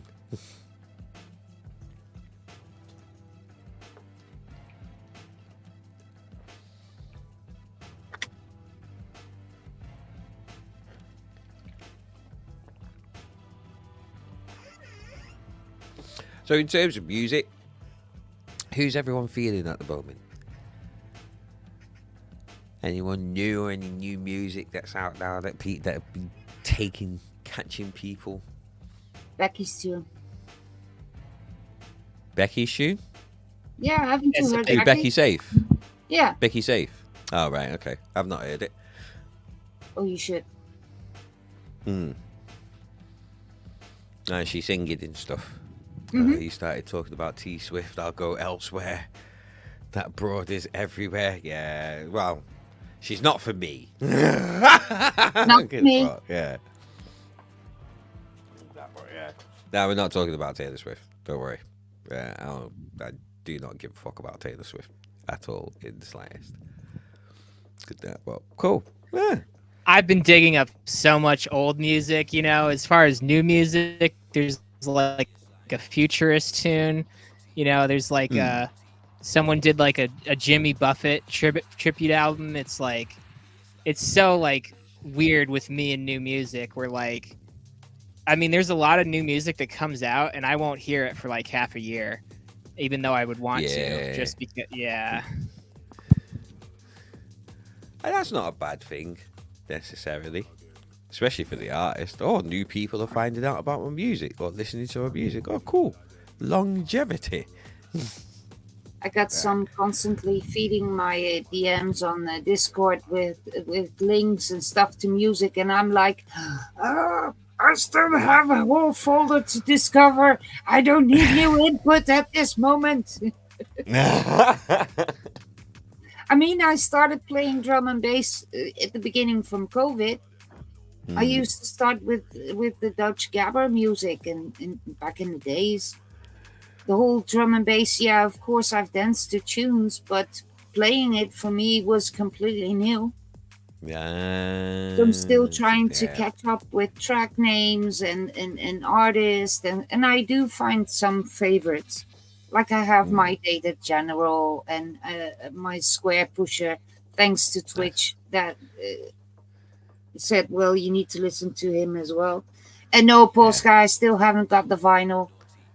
Yeah, Square Pusher is an absolute G. Yeah, so welcome music. And thanks to Twitch, I also get a lot of other input from people.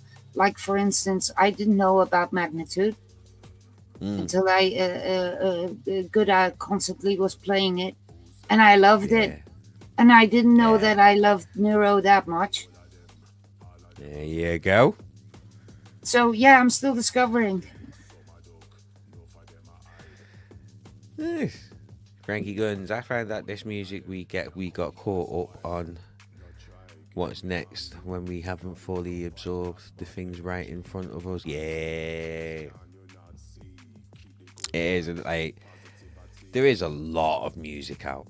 There is a lot of music out there at that. Yeah, it's good.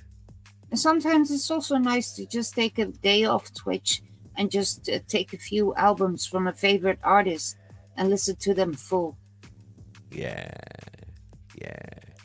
Because a lot of people are just like in the moment, and I don't know if anybody else older also thinks it like that. We used to go to the record store, buy an album, and you would play that album constantly. And now because of the fact that you can also buy separate tunes, I have the feeling that long play that we used to do, that isn't that much of a thing anymore. Still, people are still doing it. Isn't it? Like I still listen to albums that come out and stuff, and I do treat it like I'll play it on my phone or I'll put it on my computer and I'll walk away. Yeah, but I mean, I'm not looking at the track names or anything like that. Like track names and stuff. There's a few people out there. It just depends on the music itself, really. Like I don't do that with drum and bass albums, because a lot of time drum and bass albums are not made for it to be a whole listen through type concept, type thing, unless that drum and bass artist is working with vocalists and actually trying to build a body of work. Normally a drum and bass album is just a collection of tracks that they've just decided to put out, kind of thing. But outside of that, I think people are still making albums, and people are still listening to albums like that. Definitely, that is just. Yeah, I'll definitely say that it's a lot. It definitely is a lot less than it was before, just because of how easy it is to get that music. Yeah, just how easy it's put out there. Like you said, you go to the record shop, you buy an album because you've spent money on it. You're like, no, I'm getting my money's worth out of this. I'm listening to it again. I'm reading all of the credits. I'm checking out who did this and who did that and stuff. People don't pay attention. I don't think people pay attention to albums. And also like that maybe anymore. Back in the days, I mean, I can buy an album and then listen to the full album. And back in the days, if you were have to depend on pirating music, you really needed to find a channel that played them without the talking over it, because there used to be the thing like the top 100 all times in the Netherlands. Yeah. And me as a teen wanted to have a tape for my Walkman. So I was BC Rider. I was there in front of the radio waiting for the DJ to stop talking so I could press record. I remember that And back in the then day. you would always have these cut of numbers or numbers that were being talked in and stuff. And if you then had the album, you could completely listen to it full without somebody yapping through it. Yeah, like if I can be completely honest, I'll hear one song that'll really impress me and make me feel a certain way, and I will just spend the rest of the day, sometimes the next day, listening to every song they made. And like as far as like new music, I started going on Rate Your Music and just like looking through genres I like to like find new releases, and that's actually been a lot better than I thought it would be in terms of like finding people that release on Bandcamp and then being able to go through their past albums and stuff if I like them. And then like there's a lot of free stuff. So I thought it would suck, and it did not suck. If it wasn't so pricey to ship stuff, I could have completely sent you a huge box with the CDs, Frankie. Because I got the whole collection of my mom. I've got all the vinyl, but I also have her CD collection. And I'm not really like thinking of really ripping it at this moment. But if people are really looking for something, I might have it. My mom used to collect all these kind of soul and jazz and that kind of stuff. And my mom, I didn't even think about it, because it's always like no cannabis, no this, that. But my mom has a reggae collection. I didn't think that my mom would listen to reggae. No, because she was so like, oh, that's stoner music. So I was very surprised to find reggae and like, yeah, really stuff that I wouldn't think my mom would play. I see that. There seems to be like a deep appreciation for reggae in the Netherlands, like especially in Rotterdam, where they had like reggae festivals and shows going on quite regularly over there.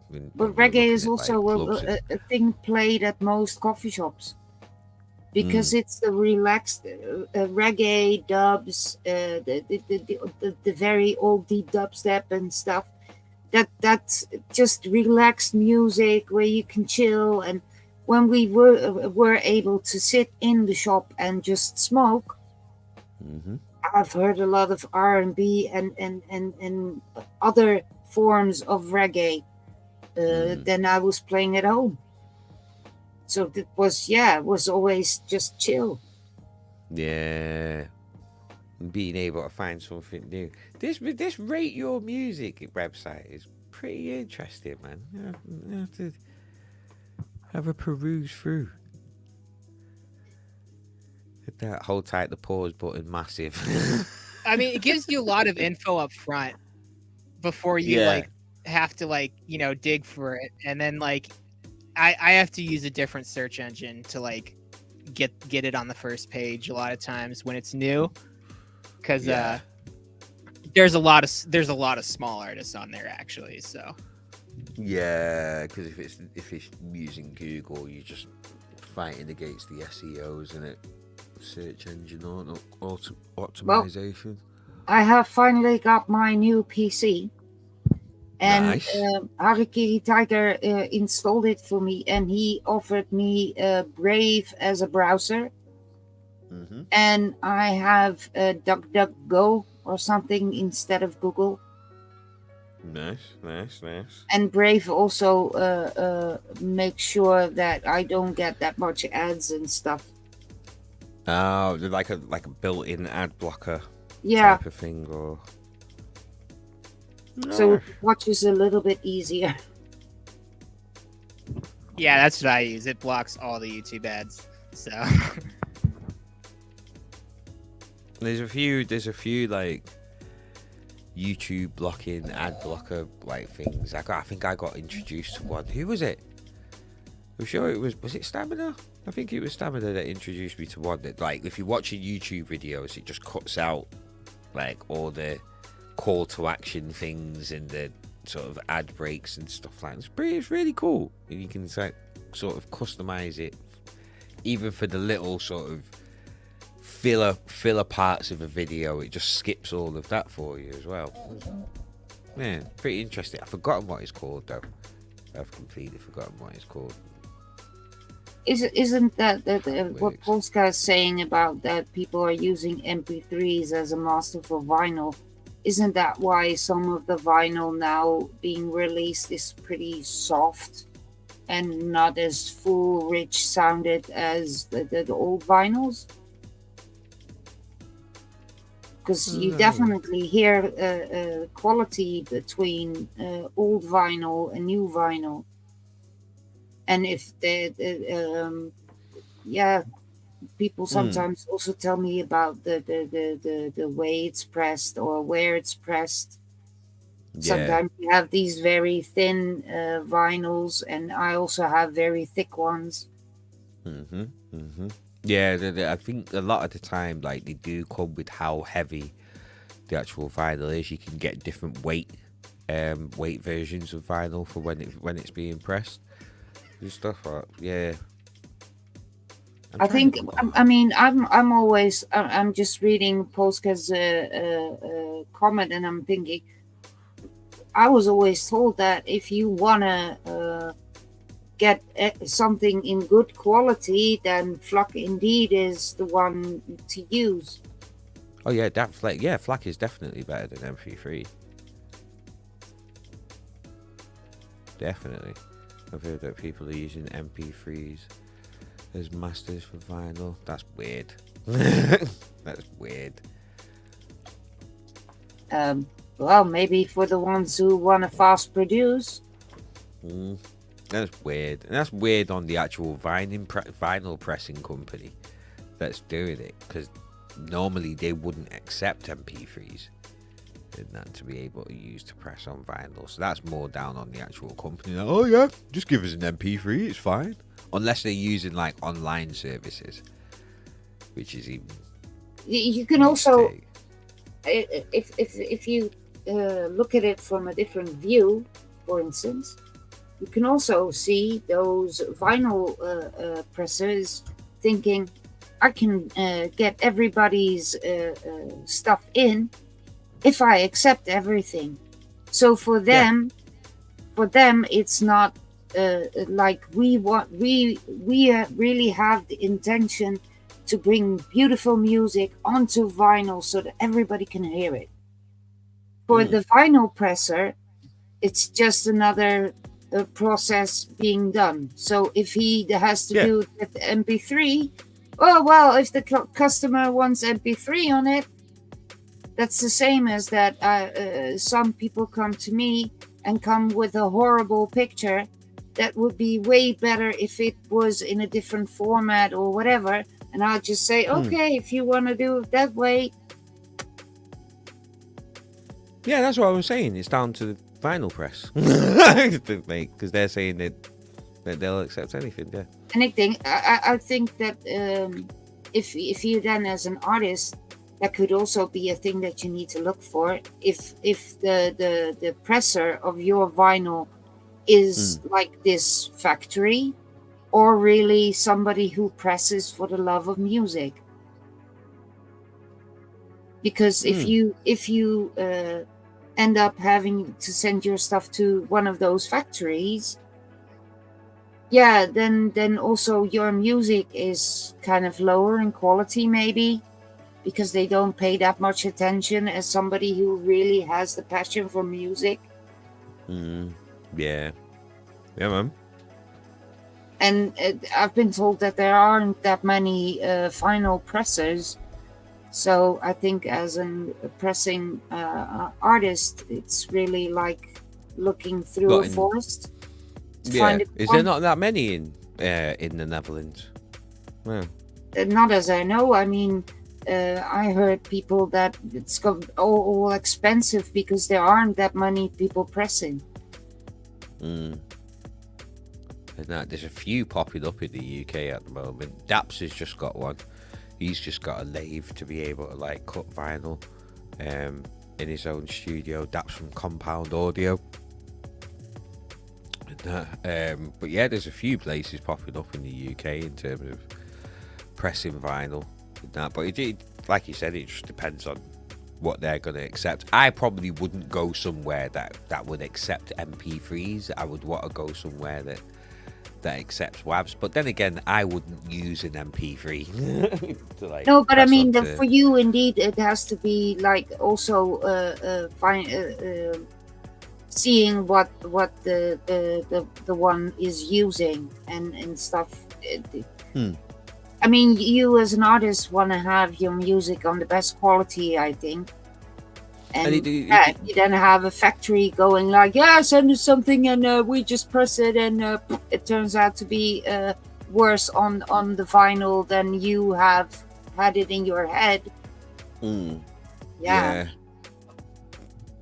I see. I think you guys have a big forest sometimes to look through for things. A big forest to look through? Yeah, as in there are just so many options nowadays to release, to have it released, to have it out there. And I mean, the tree, so to speak, has just become bigger and bigger with social media. Yeah. You have to have more hands to reach everywhere.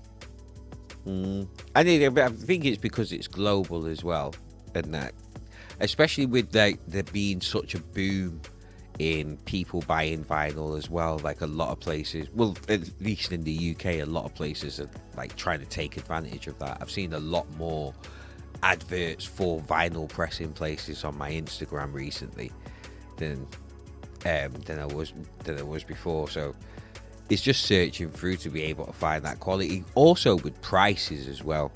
I think like having the ability to be able to find a price range that's like closer to your budget, if you know what I mean. That's a good thing, but again, you're gonna get what you paid for at the same time as well. You know? I mean, that's what I said. Maybe you're that artist that doesn't really you just want to have produce and have them on vinyl every time. Yeah, then maybe if it's cheaper, then you get a lower quality. And I mean, or it'd be down. Well, the vinyl would be cut anyway. It'd just be the quality of the music that would end up affecting it and stuff, because they're going to use the same process. It's just whatever format that they actually bring it in. So then that ends up being more down to you than it does for the press, because you're the one who's bringing in the quality of the actual music for them to just put it on a piece of plastic for everybody else to play when they buy it and stuff. Yeah, man. Hasn't seen his name in ages. That will be going back to Reinforced. Yeah. That's the name of the sister label of is it Reinforced or is it Refridge? No, it's Reinforced, the sister label to Metalheads. Am I right on that? I could be wrong. I've got Google right in front of me. Yeah. I've got Google right in front of my face. Yep, yeah, I thought it was. I thought it was. Right. Bear with me 1 second. Just need to make a quick phone call. I shall be back. Don't go nowhere. I'm staying put.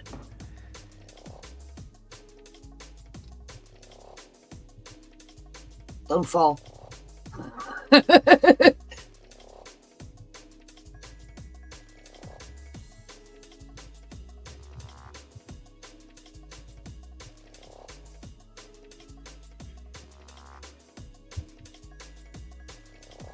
I'm always wondering. I've seen the metalheads thing. Yeah.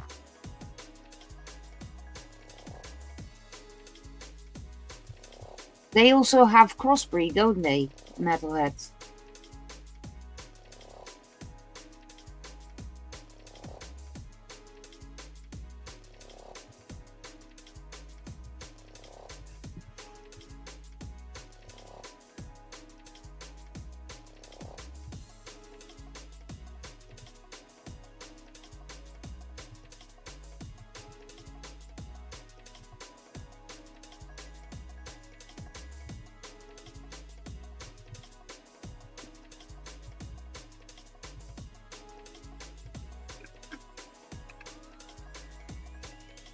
Those are really like labels that I still need to know everything about, and I mean, I'm still discovering everything. Lots of big tunes on Metalheads.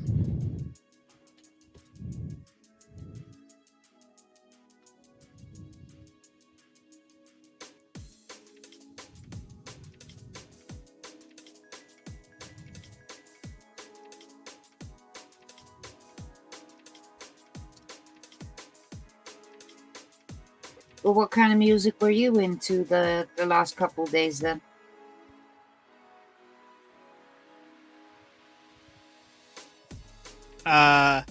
Well, I made like 4 songs last night, and like I've been up for like maybe 20 27 hours, and like before that I was it was raining a lot, and I like backpacked groceries home, and I like waited under the like a shade for like a couple hours, and then I got home and one of the saguaros fell over, and it was the one that we thought was gonna fall over, and it damaged like nothing we care about, which is like it could have just fallen the other way and ruined a shed. So yeah, I've been listening to a lot of different stuff. I had this like creative burst a little while ago where I just like was sleeping, and I was like trying to like there were songs that like come into my head, and then like I try and like shift mentally into like trying to think of what song sounds like that in a sound way and a rhythm way, and then I make a hybrid tune with them, with samples and like samples that I just pull up. So Huh. yeah, I kind of cracked the like code recently on like programming to like make like a rhythm that I'm just gonna use for like the rest of the album. So and like nobody can even tell, because like I just use different breaks with different like sub rhythms, and it's just like it made producing really easy for a hot like I got this in the bag, you know. Well, it's kind of funny to me. I mean, because I haven't been intensively listening to drum and bass and so on. Sometimes it's kind of funny to me. Now I have opened Renoise to hear in tracks the same samples more than I already did. I mean, I was already a person that, oh, hey, this is from that and that track. But now I just also find that people are using the same kicks, same drums, and that kind of stuff. It's kind of funny to me. Yeah, I mean, like the Abe N break, right? Like that's in. So they're gonna use what works, right? And I mean, for drums, it adds a lot of characterization to be using similar drums, like the way that they like make the feel of the vibe of the tune is like you wouldn't notice it until you put them like side by side. But yeah, a lot of times they're just the same drums. And I mean, I think especially with drum and bass, because they like it's the tempo that's very consistent in drum and bass that makes the like drums not like I don't know, man. There's definitely like a whole bunch of different genres of drum and bass that are using different drums, and like I especially like metalheads, they use metals in their drums. So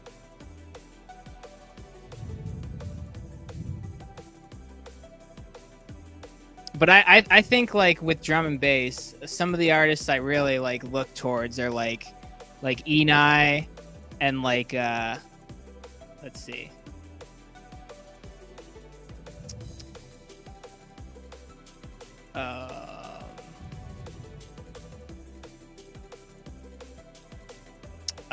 Imanu, a lot of the neuro people actually are doing some pretty inventive stuff, like Teddy Killers, Dilly, obviously. Mm-hmm. Well, the point that Frankie is making, that people should be encouraged to not worry about trends. That's kind of the thing that messed up the whole hardcore scene here in the Netherlands. All of a sudden, everybody wanted to have in on that annoying peep kick, and then it popped up in the hardcore. Then all of a sudden, other genres heard it. They jumped on as well, and now you have hardstyle, hardcore, all kinds of styles, all having that annoying peep kick.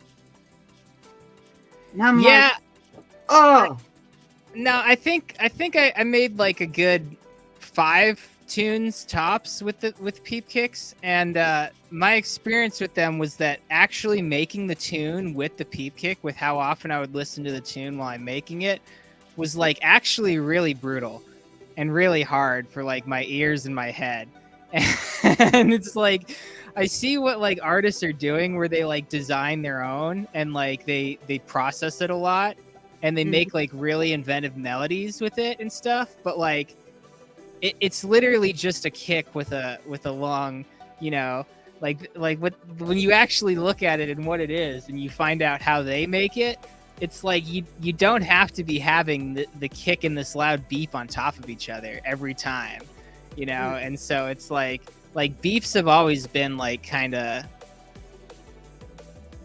rogue, you know, and it's not like I don't like them, but like I mean, I hear like a lot of the hardcore. Like there was an interview with DJ Sharpnel a little bit ago that I and someone asked him, "Oh, do you like peep kicks?" And he's like, "I like the peep kick, but I'm not gonna make the peep kick the entire track, you know." And that's like, especially that. It's like as an element, like a cinematic element, it got overused really. In a really lazy way, so. Yeah. Oh, you don't want to know, Polska. You don't. A peep kick as a very high squeaking noise. That it goes like almost like pop, pop, pop, pop, pop, but then higher.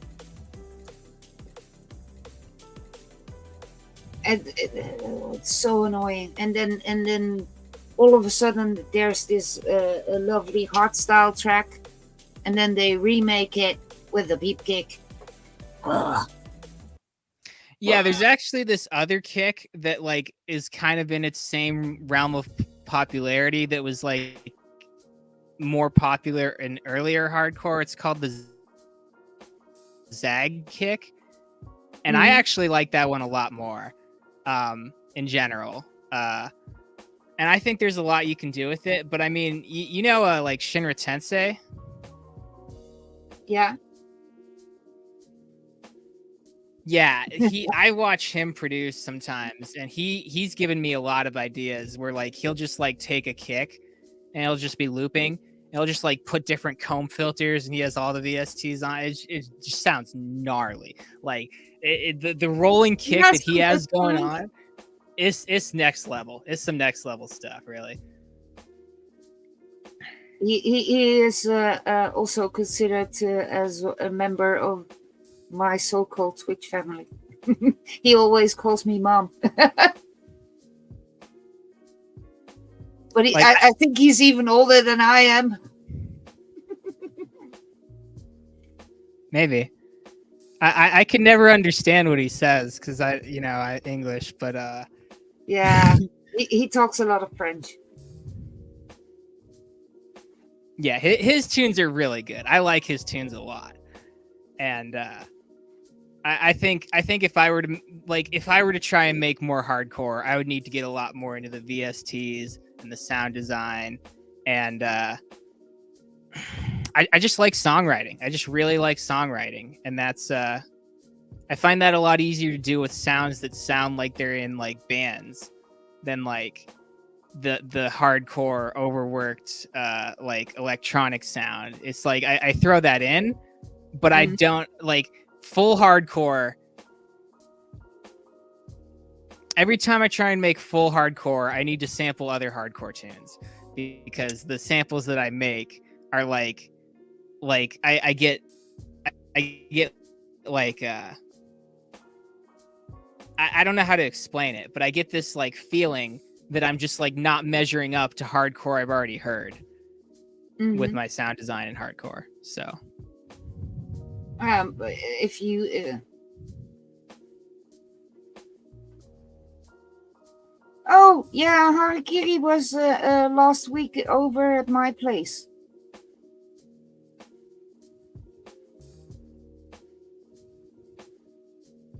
I was tell him hello. But yeah, there are a few. If you want to have an interesting look on sound design as well, maybe you should check Low Roller. He has Low Roller. He has on YouTube under Fragment Audio. I think it's now We Tweak. He has all kinds of tutorials with how to modify sounds and how to make kicks and all kinds of stuff. Okay. Yeah, I wrote that down.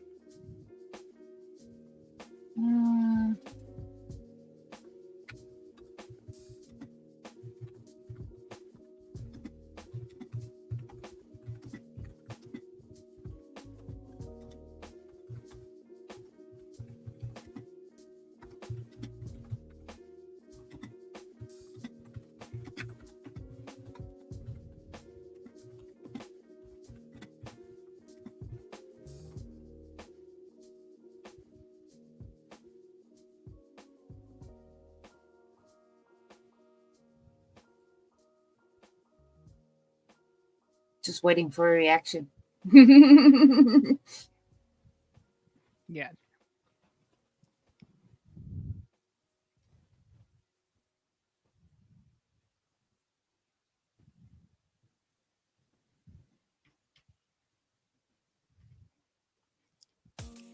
Yeah, I mean, I really like that.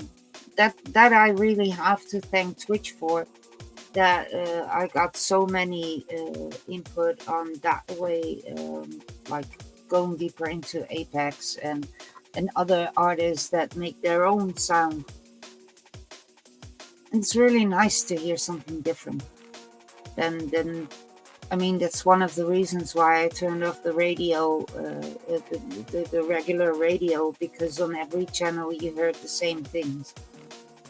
And then you have a channel like Sky Channel or a Sky Radio that is constantly just using their same old playlists, and you hear the same old music over and over and over and over and over again.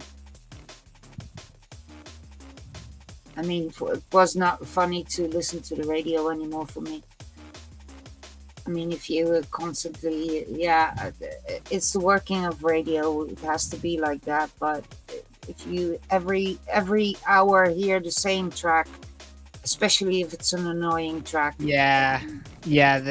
When I grew up, the radio was very annoying, and it was like, even the 100th playthrough of like a Beatles CD and stuff like that, they're like, I really had like a selection of hundreds of CDs that I had listened to hundreds of times for every car trip, and it was still getting old and it was like, no, I'm never turning on the radio. No. I want to listen to my music. Yeah. Oh yeah, that one too, Polska. That one I also discovered thanks to you. Music. But yeah, I always had tapes and stuff in my car. And when for instance, I did the graphical design, and on the way back from school to home, I was always kind of like pre-listening on tapes, certain tunes. I was like, how do you call that? I did a lot of taping, a lot of old like putting a band over the hole and then retaping. Yeah, I used to get a lot more tracks off of SoundCloud. I'll say that. Nowadays, it's like with Bandcamp and YouTube, people are really just like making it like the singles thing. It's just so much nicer to go to someone's Bandcamp and see the whole album and when it was made and all their stuff in order and like all their features, you know, and like trying to go through people's SoundClouds with all the reblogs and the like stuff gets deleted and like it was so much different when it came out. It really was.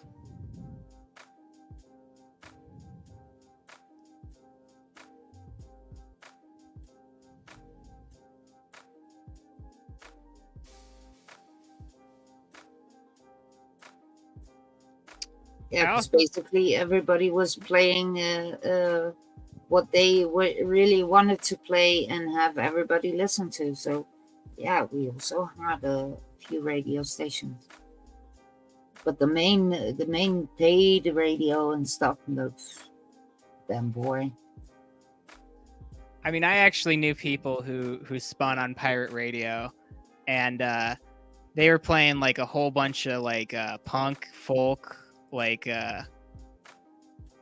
what's like ska kind of that a lot of the alternative band stuff, and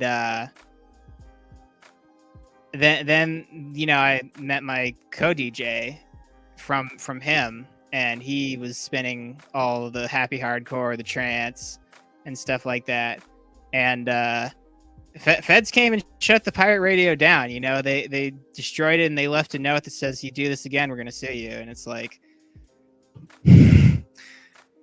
stuff happens, right? So we in the Netherlands have a very nice story about one of our radio stations. We used to have a ship laying in the North Sea. And that was Radio Veronica. And they went to the sea because there they could pirate radio. Then they wouldn't be under the Dutch radio laws and stuff. And they really have fought a long journey to get on the Dutch radio as well. Later they went to shore.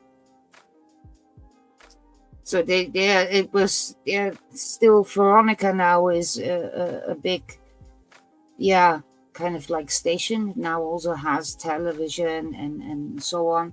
But the old Radio Veronica, was really music. That was made by people who love music, who just want to share music. Yeah, and didn't want to do it over the Dutch laws. I mean, the unfortunate thing about pirate radio was that like the reception was like a mile wide with the transceiver they had. So it was like we were listening to the online radio anyway, which is equivalent of a Twitch stream, right? Like, and I mean, it's like a radio Twitch stream though, right? But like, you think about how many DJs are just like held back by like all the music they like and want played, and then like the people that are on the radio are playing like top 40 every hour. on the hour. Like, yeah, it was indeed, Frankie. Because on water there were no. Then you had to abide to the sea laws and stuff, and that was the thing, that they could escape the Dutch law. So that's why they went to sea, and they just took an old ship and went, yeah, threw the anchor out in front of the Dutch shoreline. And basically, that was where the majority of the Dutch DJs on the radio also came from, because they were all like these old pirate DJs from Veronica. It was there was just that kind of a difference, because you could really feel you could hear the passion in the radio broadcast on Veronica. That was really what interested me to listen to Veronica instead of to the other radios, because the people really had this kind of intense passion for music, and they really wanted to share all the tunes. Yeah, and also play all the old tunes and stuff. It's kind of nice. I grew up getting my old. My grandmother had this kind of little radio with a cassette player in it, and she was listening to all the pirate stations from Germany and so on. And then later she gave that radio to me as, here, you've got your first radio. So I was there doing the same thing my grandmother did, putting the antenna out and just listening to all kinds of pirate stations. So yeah, some things I'm glad I'm old and that I got to experience them. Same as that my dad used to have these huge player with the big rolls, the band player. I mean, and the fact that people were taping tape together to create loops and samples and just the old-fashioned music. I love also artists who still all know the analog way with all the synthesizers and wires, and I mean, it's, I don't know. Yeah, that modular angle is some serious. There are some sick people on Twitch streaming. Oh yeah, that was also. Yeah, and just also but then with the big rolls that they were like taping stuff together so that messages get pasted behind each other. It's just funny. Yeah. And my dad used to have one of those recorders and players, the machine, and yeah, we used to sit around that thing and listen to stuff that my parents had on it. And yeah, and I've always said, as you can see behind me, it's not all, but yeah, my mom was a big contribution to my musical knowledge, and my dad too. Yeah, my mom had Cakewalk when I was like 3, and I learned the piano from her music teacher, and my dad did sound in churches, so I knew a lot about music before I even knew like names of songs and like, you know, who's who and all of that, and That definitely helped me out a lot. So yeah, and I do have to say, maybe I've tried to pass my music on to my son, but my son is like, no, I'm listening to my music. And every now and then he does surprise me. then it was before he went to middle school. He had to put up a song in the classroom. So I walked up to pick him up from school, and all of a sudden I heard Dr. Peacock. I was like, huh? I didn't know my son was also listening to Dr. Peacock. Yeah, and then later, all of a sudden, I was playing, I don't know exactly what it was, but it was some kind of trap song. My son came down and he said, Mom, are you listening to that? That's my music. I had a very interesting experience growing up with my mom and music. She basically was like very adamant that it's like, we're not going to tell you what to listen to. You can listen to whatever music you want to listen to. Like she was very serious and stern about that. That she like was not going to control me. And then the kind of music I got into bothered her so much. And like I wasn't even listening to it loud, but I would listen to it at night when she was trying to sleep. And she would come in and tell me to turn it off all the time. And what kind of music were you listening to? A lot of hardcore, right? A lot of breakcore, a lot of stuff with like, you know, just like, and like, you know, and like, you know, there was a lot of risque lyrics and stuff, and you know, and basically, my dad started really liking it. And my dad like didn't listen to much music in his spare time, but he was always like, oh, it's pretty good stuff, you know. It's like she went on to try and make like contemporary music in churches and even got it like trademarked and all that stuff, and like it just like didn't work out for her. But then she moved away upstate. We got a second house, and she went back to school for electronic music design, and she got like a master's in music technology. And she got really into electronic music. So it's like, I think she just doesn't like the music I like. And like the music that she likes is like orchestral electronic. It's not even dance music, you know? So it's the kind of thing where like, she always had a different taste that was like a completely kind of different music. So now she has like all the DAWs, you know, she bought Reno, she bought all that stuff. And, she's having a great time, but I don't really talk to her too much because of a thing that happened. And it's kind of unfortunate, but she's like trying to still get a job as a music teacher and stuff. And it's like really hard to like find jobs. And she like does interviews and stuff. And they like, she gets far because she has the credentials. But I think she should just freelance and go online. Honestly, I've told her a lot about it. It's just like, it's the kind of thing where like she could teach me stuff that would help me, right? But she doesn't want to like. She wants to be a teacher, and she wants to be a teacher more than she wants to like make music and make money off of music. And I understand, but I don't think they're going to hire her. And it's not her. It's just the thing of like, there's so few people that get the jobs for how many people want the jobs. Yeah.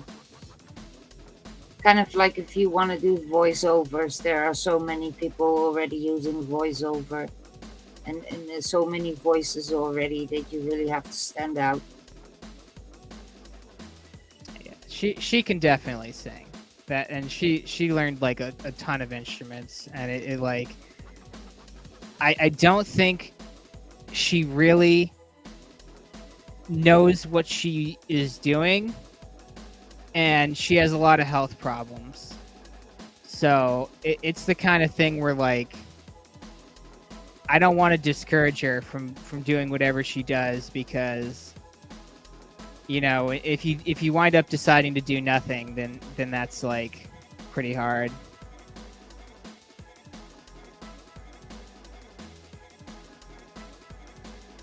Yeah. And nowadays, if you're older, it's harder. Yeah. I know.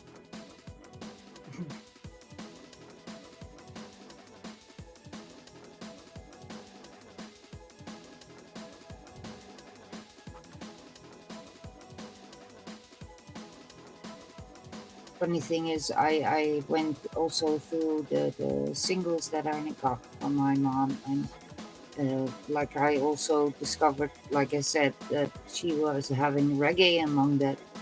I was kind of pleased to find that my mom also liked ska music. And I was like receiving my mom's collection. I knew there were things in it like the Motown, the soul, the jazz. And I knew that there was rock and roll and that there will be surfer music and stuff. But then to also discover all those, where she might have had just a few albums, but I was like, eh? My mom has that.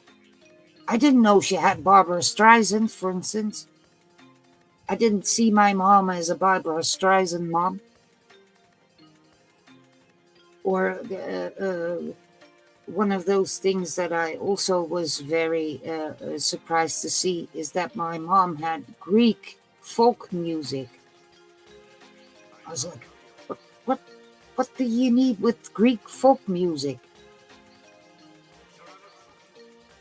My mom just collected music, and now I got her collection. Yeah, and it's sometimes still funny because I don't know everything. Hey, Krugah! Yo, people. Yeah. Sorry, I am so late to this.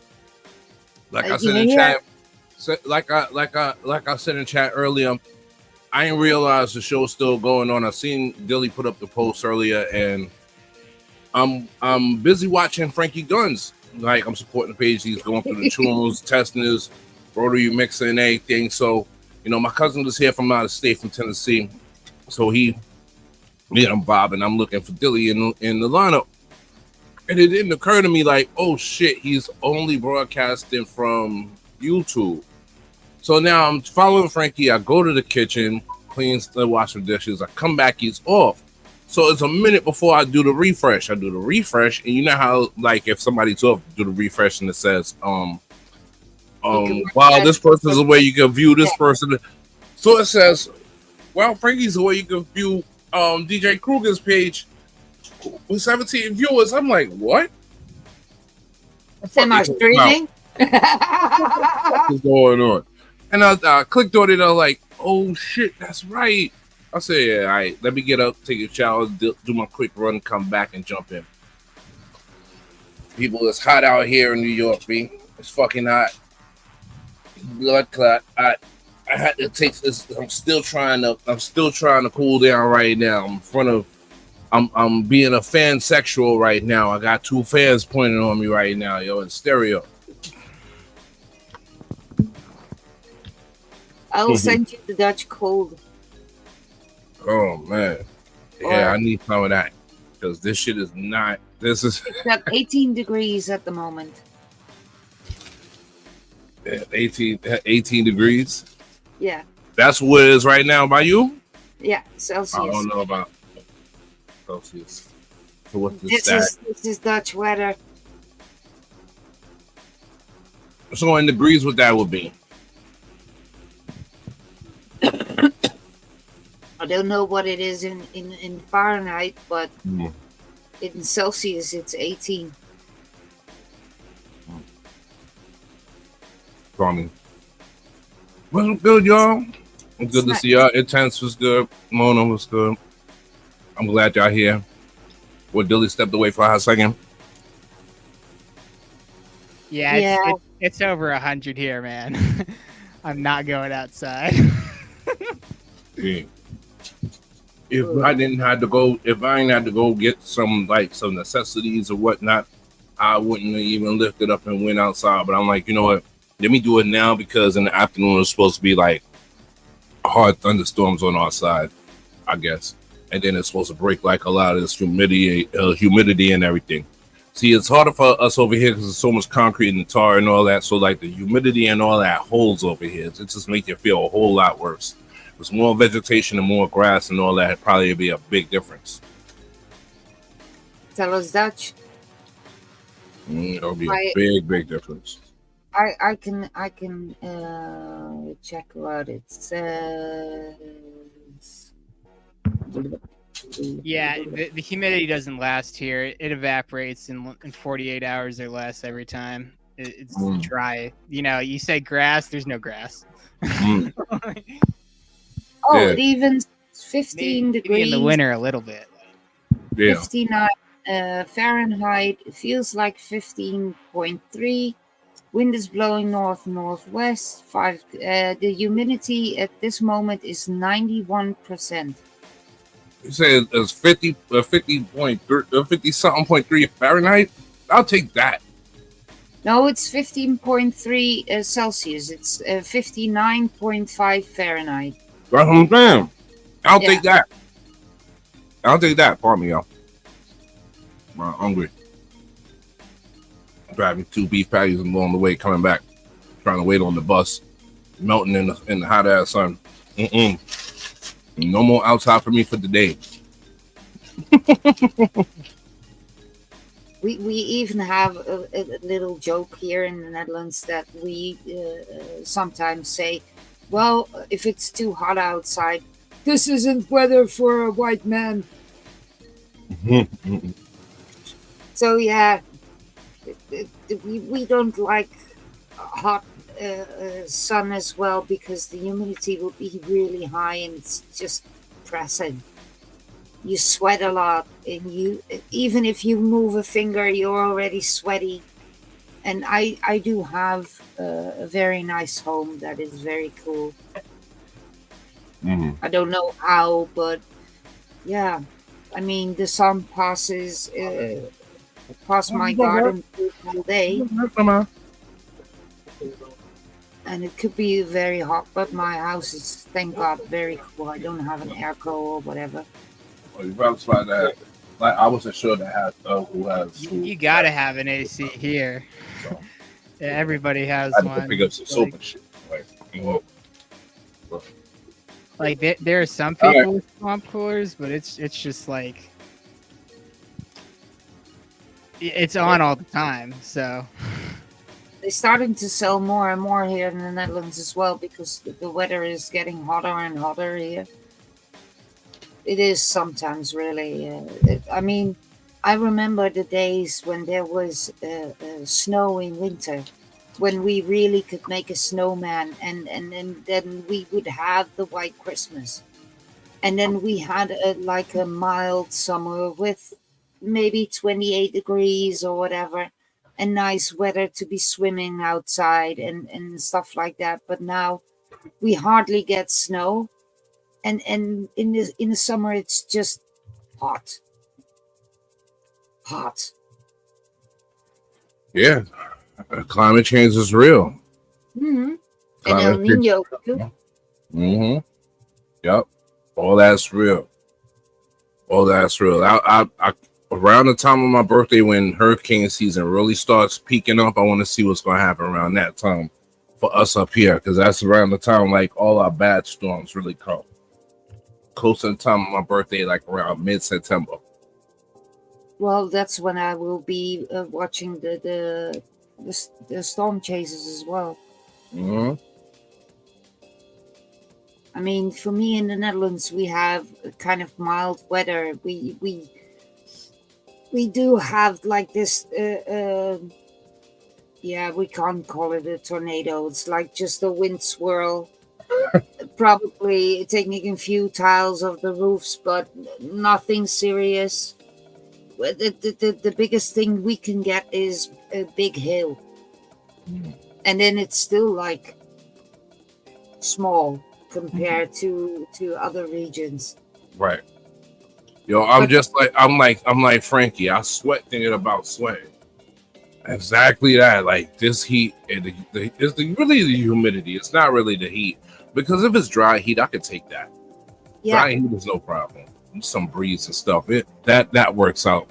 That works out decent. But when the humidity is just coupled with it, just make it treacherous, you know? I mean, I've been in the Czech Republic, and there I was very easy 42 degrees. And that was pretty capable for me to be around outside because it was just dry air. And then it's way more easier to handle. If you move, you don't sweat instantly, and I mean, yeah, it's just way easier. Yeah. I know I always say this once in a while, but I know it's ironic that I'm Jamaican and I don't like that. I don't like the heat. I just don't. I'm a fall spring baby. Give me that. I take them temperatures any given time. That's the other reason that I like Canada so much. I know it's like, you know, it's always mostly cold, but damn, my body can take that cold. The cold out here is a little bit slight different. It's sort of brutal just due to the fact of how it is out here. Because you put in that wind factor and you got all these tall buildings and whatnot, that wind hits you sort of ugly. Yeah, it kind of like cuts in your face. Mm-hmm. It cuts through your clothing and all that. But I mean, for me as a Dutch, I was speaking to a Canadian pretty recently, and for me as a Dutch, I'm more happy to be here in the Netherlands than to be in some places in Canada due to the minus 30. Yeah, because they up in the northern region, yeah, they get all of that. I mean, I think the coldest that I've been to is minus 15, maybe minus 18 or 20 back in the days when I was a kid, but I'm way too cold. I mean, I could live in Iceland or whatever, but my body has to adjust. Yeah.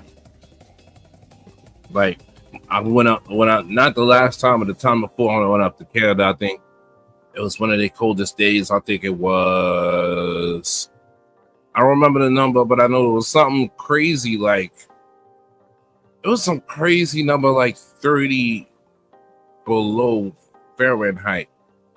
It was something like that. It was something in a crazy number where it was just ice cold out there. Thank God for Long Johns. I'm not a fan of them, but I needed them that night. But after like 24 to 48 hours being out there, my body said, "Oh yeah, we here. We here. We good." The night of the party is 6 below. It's 6 below Fahrenheit. I'm outside in a t-shirt like this, like, "Yo, what up?"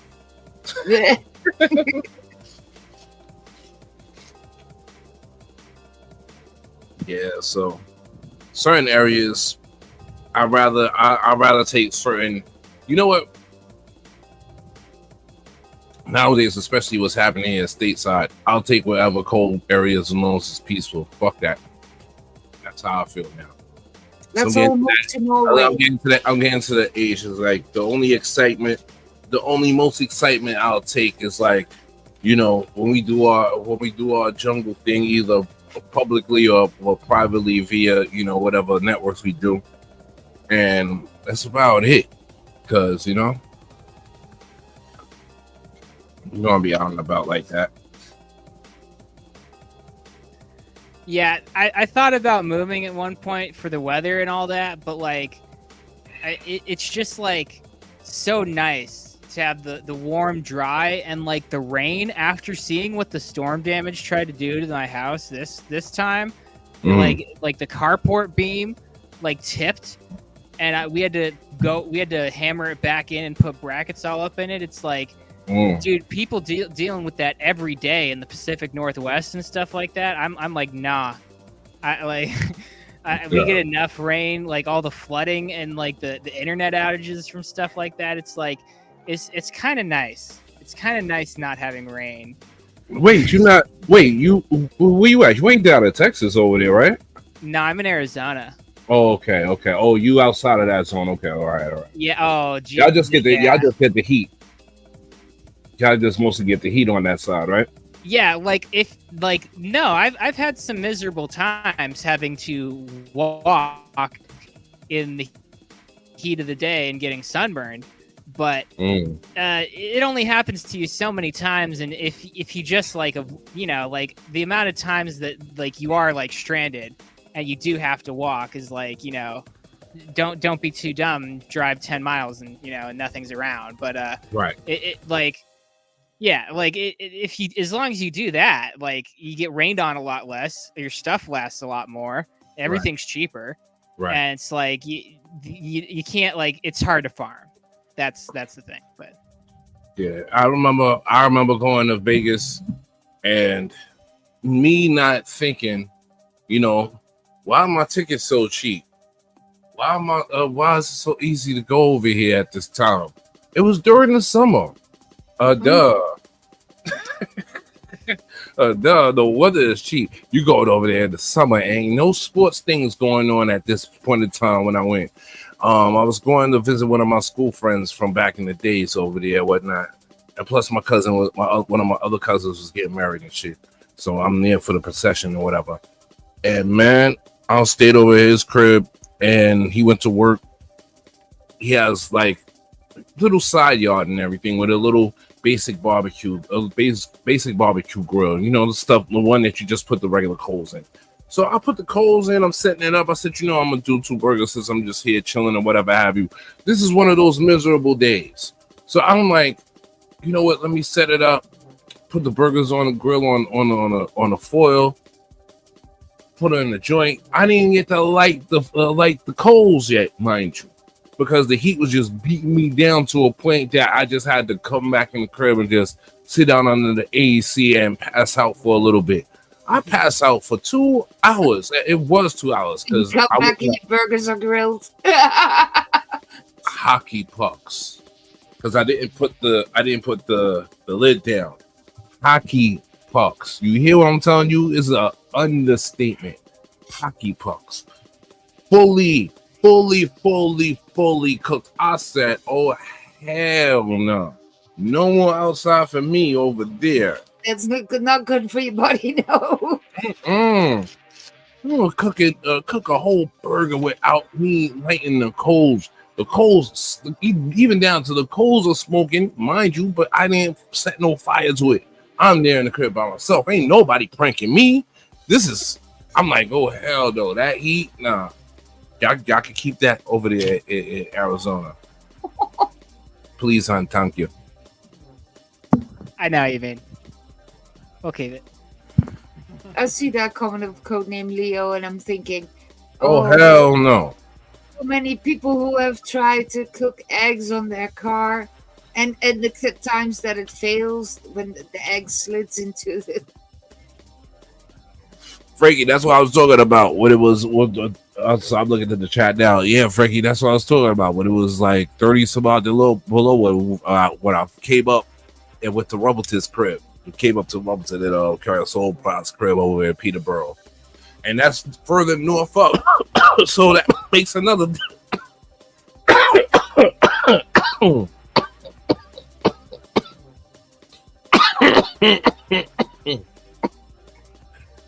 Oh yeah, that's good.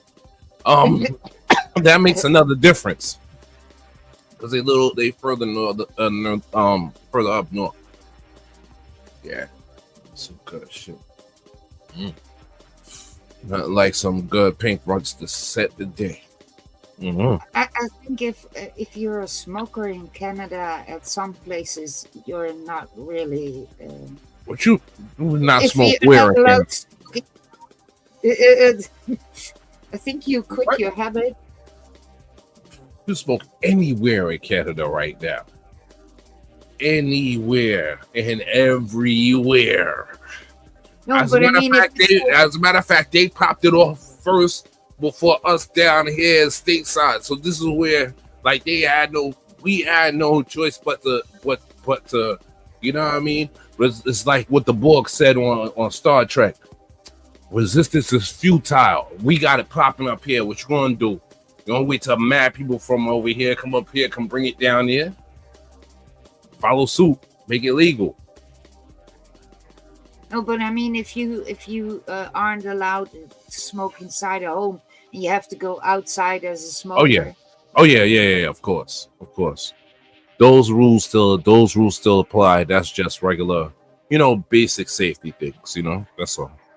Yeah, Unless but the if you place then is unless a place some is fitted point, for it. I think I quit smoking. Yeah, no. It all depends. Like certain places are probably fitted for like to admit smoking in their places or bars or whatnot. Like for instance, up in the city over there, close by 34th Street over here in New York, there's a couple of stores that are dispensaries, but they have lounges upstairs. Instead of you smoking outside on the street, you can smoke upstairs. And you know what I mean? There's a lot of places like that now in New York, within the city now. And that's just, in an effort to just calm down like the whole New York is smelling like weed. Which they can't stop. It sounds basically like the old coffee shops we used to have, but here in the Netherlands they are working now on it's going to get like that over here. Smoke-free generation for 2040.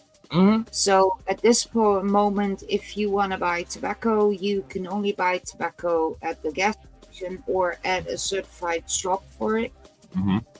Otherwise, if you didn't go to the gas station or to that shop and you're running out of tobacco, you have not much choice. Mm-hmm. As opposed to over here where cigarettes and is everywhere, but I see that they're making little strides to like sort of like I don't want to say dead cigarettes or make cigarettes more of an illegal thing.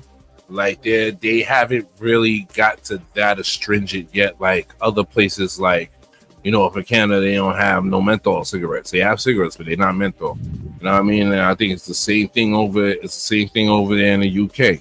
So it's like, menthol was also banned in the Netherlands. See what I mean? So, they're trying to do it, but in a sense, in exchange of it, I think I'm just speaking hypothetically.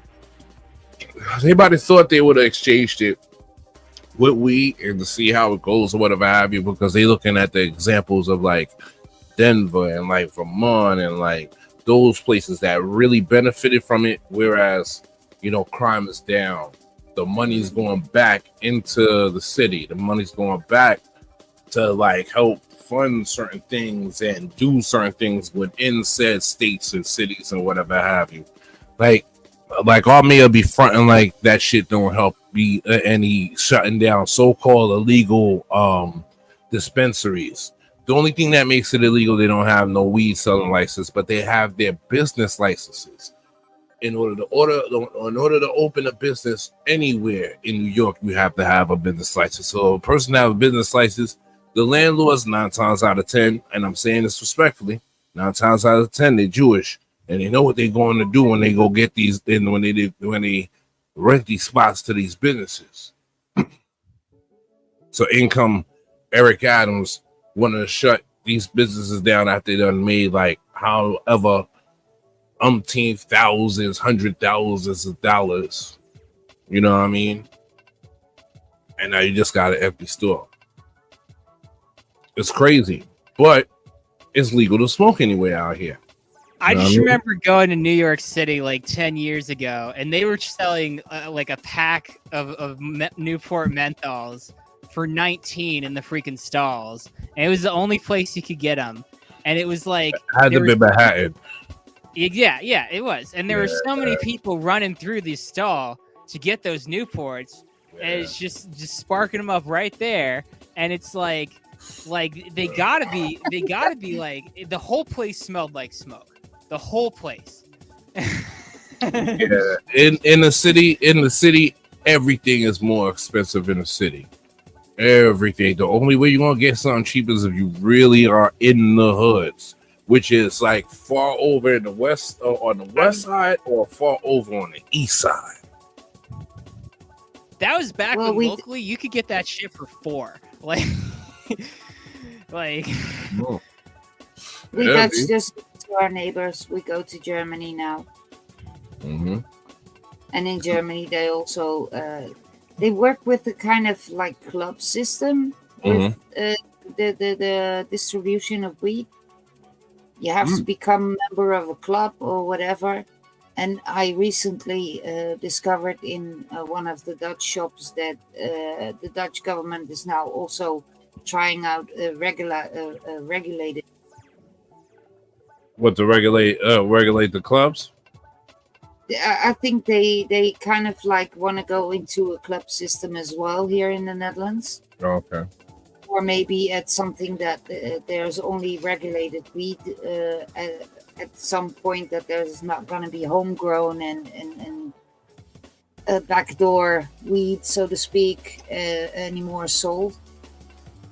So yeah, back in the days when I was kind of like I had any political interest, I was also telling the government, well, maybe you should do indeed grow yourself and then just have it all legalized, because the back door of the coffee shop was the illegal part here in the Netherlands. We could walk around with 5 grams and stuff, but for a shop owner to buy the weed, that was illegal. So there was a weird kind of through the fingers system going here.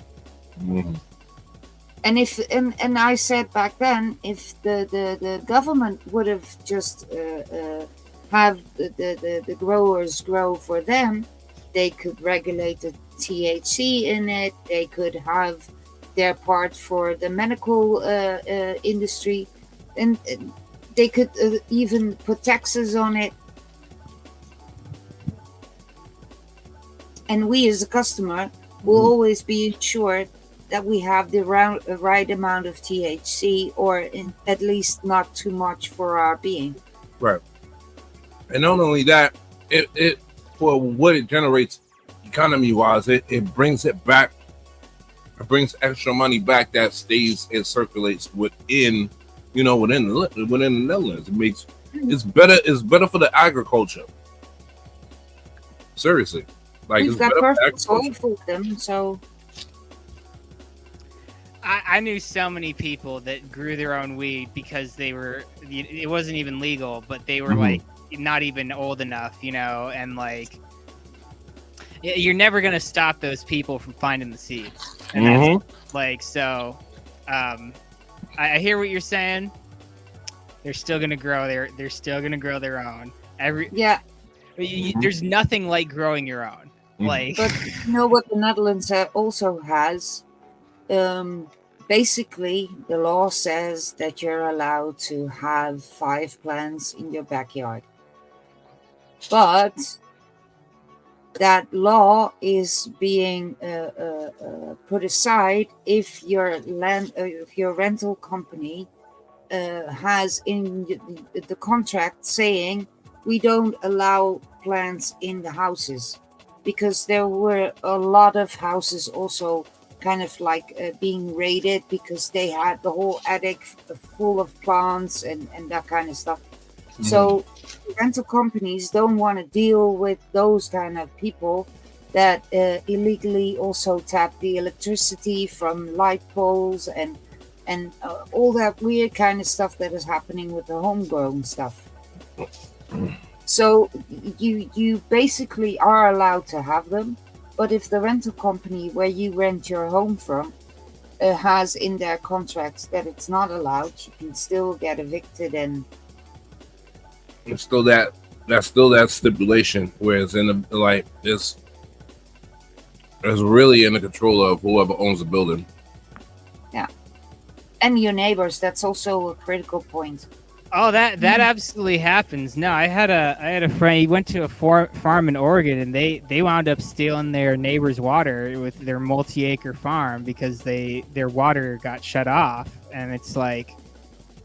This thing happens a lot, and when you have a lot of plants, right? It's like you don't want your plants to die, and like you might explain it further down the line, but it's just like. And to me, I mean, I have plants in my garden as well, and just a few plants isn't really gonna do much harm and stuff. But most of the times, and I also had to evict a few of them because I was working at the garbage collecting. So we were just sent to this house, and the police were already there, and we just had to back out our truck and then make sure that everything was accessible for the police. And we had to back out, and they were just completely taking the whole house empty with all the plants and stuff in it. And it doesn't go nicely. So the house is most of the time also a little bit ruined. The stuff that they had on the attic or in the cellar also damages the house because they had all kinds of illegal power supplies and maybe tappings, like I said, from a light pole. Mm-hmm. So yeah, it really affects a house when it's on a kind of like professional scale. So most house owners have in their contract we don't allow plants. But yeah, we still do it. Yeah, sure. I mean, there's always going to be like some unclaimed land around some of these houses that's just like you take your walk with the water, you know. And Well, It's good. it's kind of nice when you're walking into a forest and then all of a sudden you get the smell in your nose. And then you just walk a little bit off the path and then you find a little bush that's been hidden. Mm. It's nice to live near the woods. See, for us over here, the law is per person, you 2 plants per person. If you live in like, you know, apartments or whatever have you. But then knowing how New York is, imagine if you in a 2-bedroom apartment, it's like 10 people in there, everybody got a plant. 2 plants. yep. There you go, got instant crop. Yeah, we get They 6. can't pay Everybody nothing. sleeps in one room and the rest of the rooms are being used for plants. Loophole right there. Yeah, it's like you get a 7th plant. Oh, give it to your friend, right? Like, Loophole right there. Yeah, you just put a few bunk beds in the house. Hey, we sleep here with people. And there's only one person just sleeping there permanently, just minding the plants and stuff. Or it could be, and I'm just hypothetically saying this.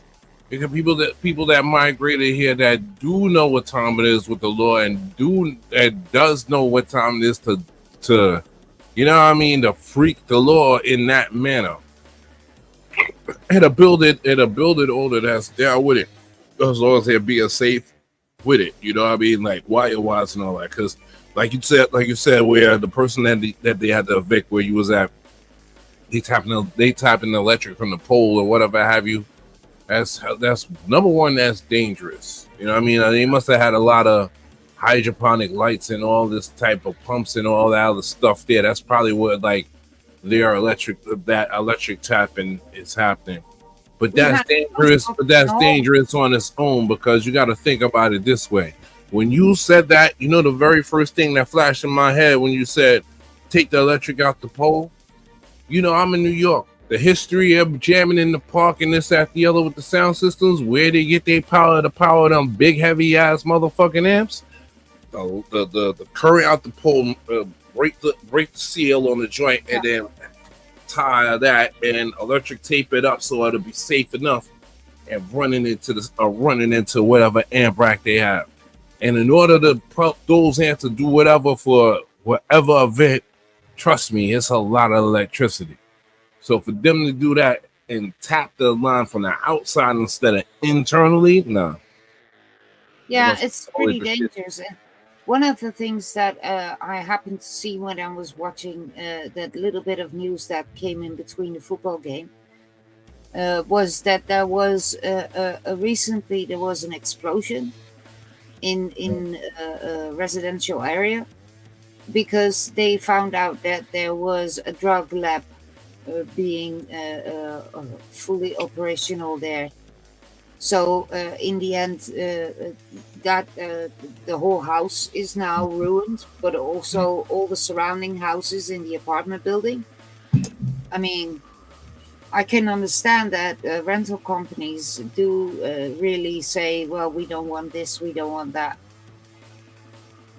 It's a you know what reason being that rental companies might not want it is because if it's not a space, if it's not a able space with air and all that, and you got to think about something. You're dealing with a grow operation. You're dealing with now. I ain't no science major. I ain't no Neil deGrasse Tyson, but I do know that explosive things can happen if you have a whole heap of manure around and certain chemicals. And then you got to consider the wiring. How old is this building? Where y'all doing this at? If it's an ancient ass building, it's not wise to do it. Even if it's tapping into that outside, because that means the structure is old school and might not withstand whatever heat or whatever, whatever the environment may be. I'm gonna put it all down to them having heat lamps without timers, and them falling asleep and not turning them off. There you go. Yeah. Perfect example right there. Intense. All that indoor, all man. that type of shit. Yeah. Like I knew people who grew in their bathtub and they had like the whole tent and all that, and it's just like the amount of times they said it almost caught fire on them was like over a dozen. Yeah, and that's not good. And that shit ain't good, man. I'm never doing indoor. I thought about doing indoor for so long. Well, to me, I see it in a very simple way. It is called weed, and it is a weed, so it belongs in the garden.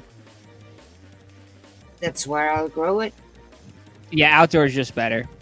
Yeah, outdoors is better unless you're just doing it unless you're trying to do it the old-fashioned way. Whereas you're putting it in a regular setup pot by a window where it could get all the sun it needs and whatever have you. Like for me, I could do that here actually, because like I said, the whole thing with the humidity and the sun and all this over here, I don't need to get no motherfucking heat lamps. The sun is enough. The humidity is enough. I can have a motherfucking pot in the kitchen right there. The sun hits over there first and comes over here on this side last, or really on the side where the set is last, which is really behind where this camera is. So like the rosin in it, my plant would be, I just got to find, the seeds and all that importantly. But yeah, sometimes you be in the environments where you don't really need to have all that excess of stuff. No. Unless you're doing a mass growing operation, and then that's different altogether. Then you have to get all these things or whatnot. But I'd rather have some place where it's like a first floor thing where it's open into like a mini greenhouse or some shit like that, instead of, you know what I mean, inside of a damn apartment complex or housing complex. Hell no. But like Frankie is saying, if no doubt, Billy, I got it. If somebody is really like doing it without any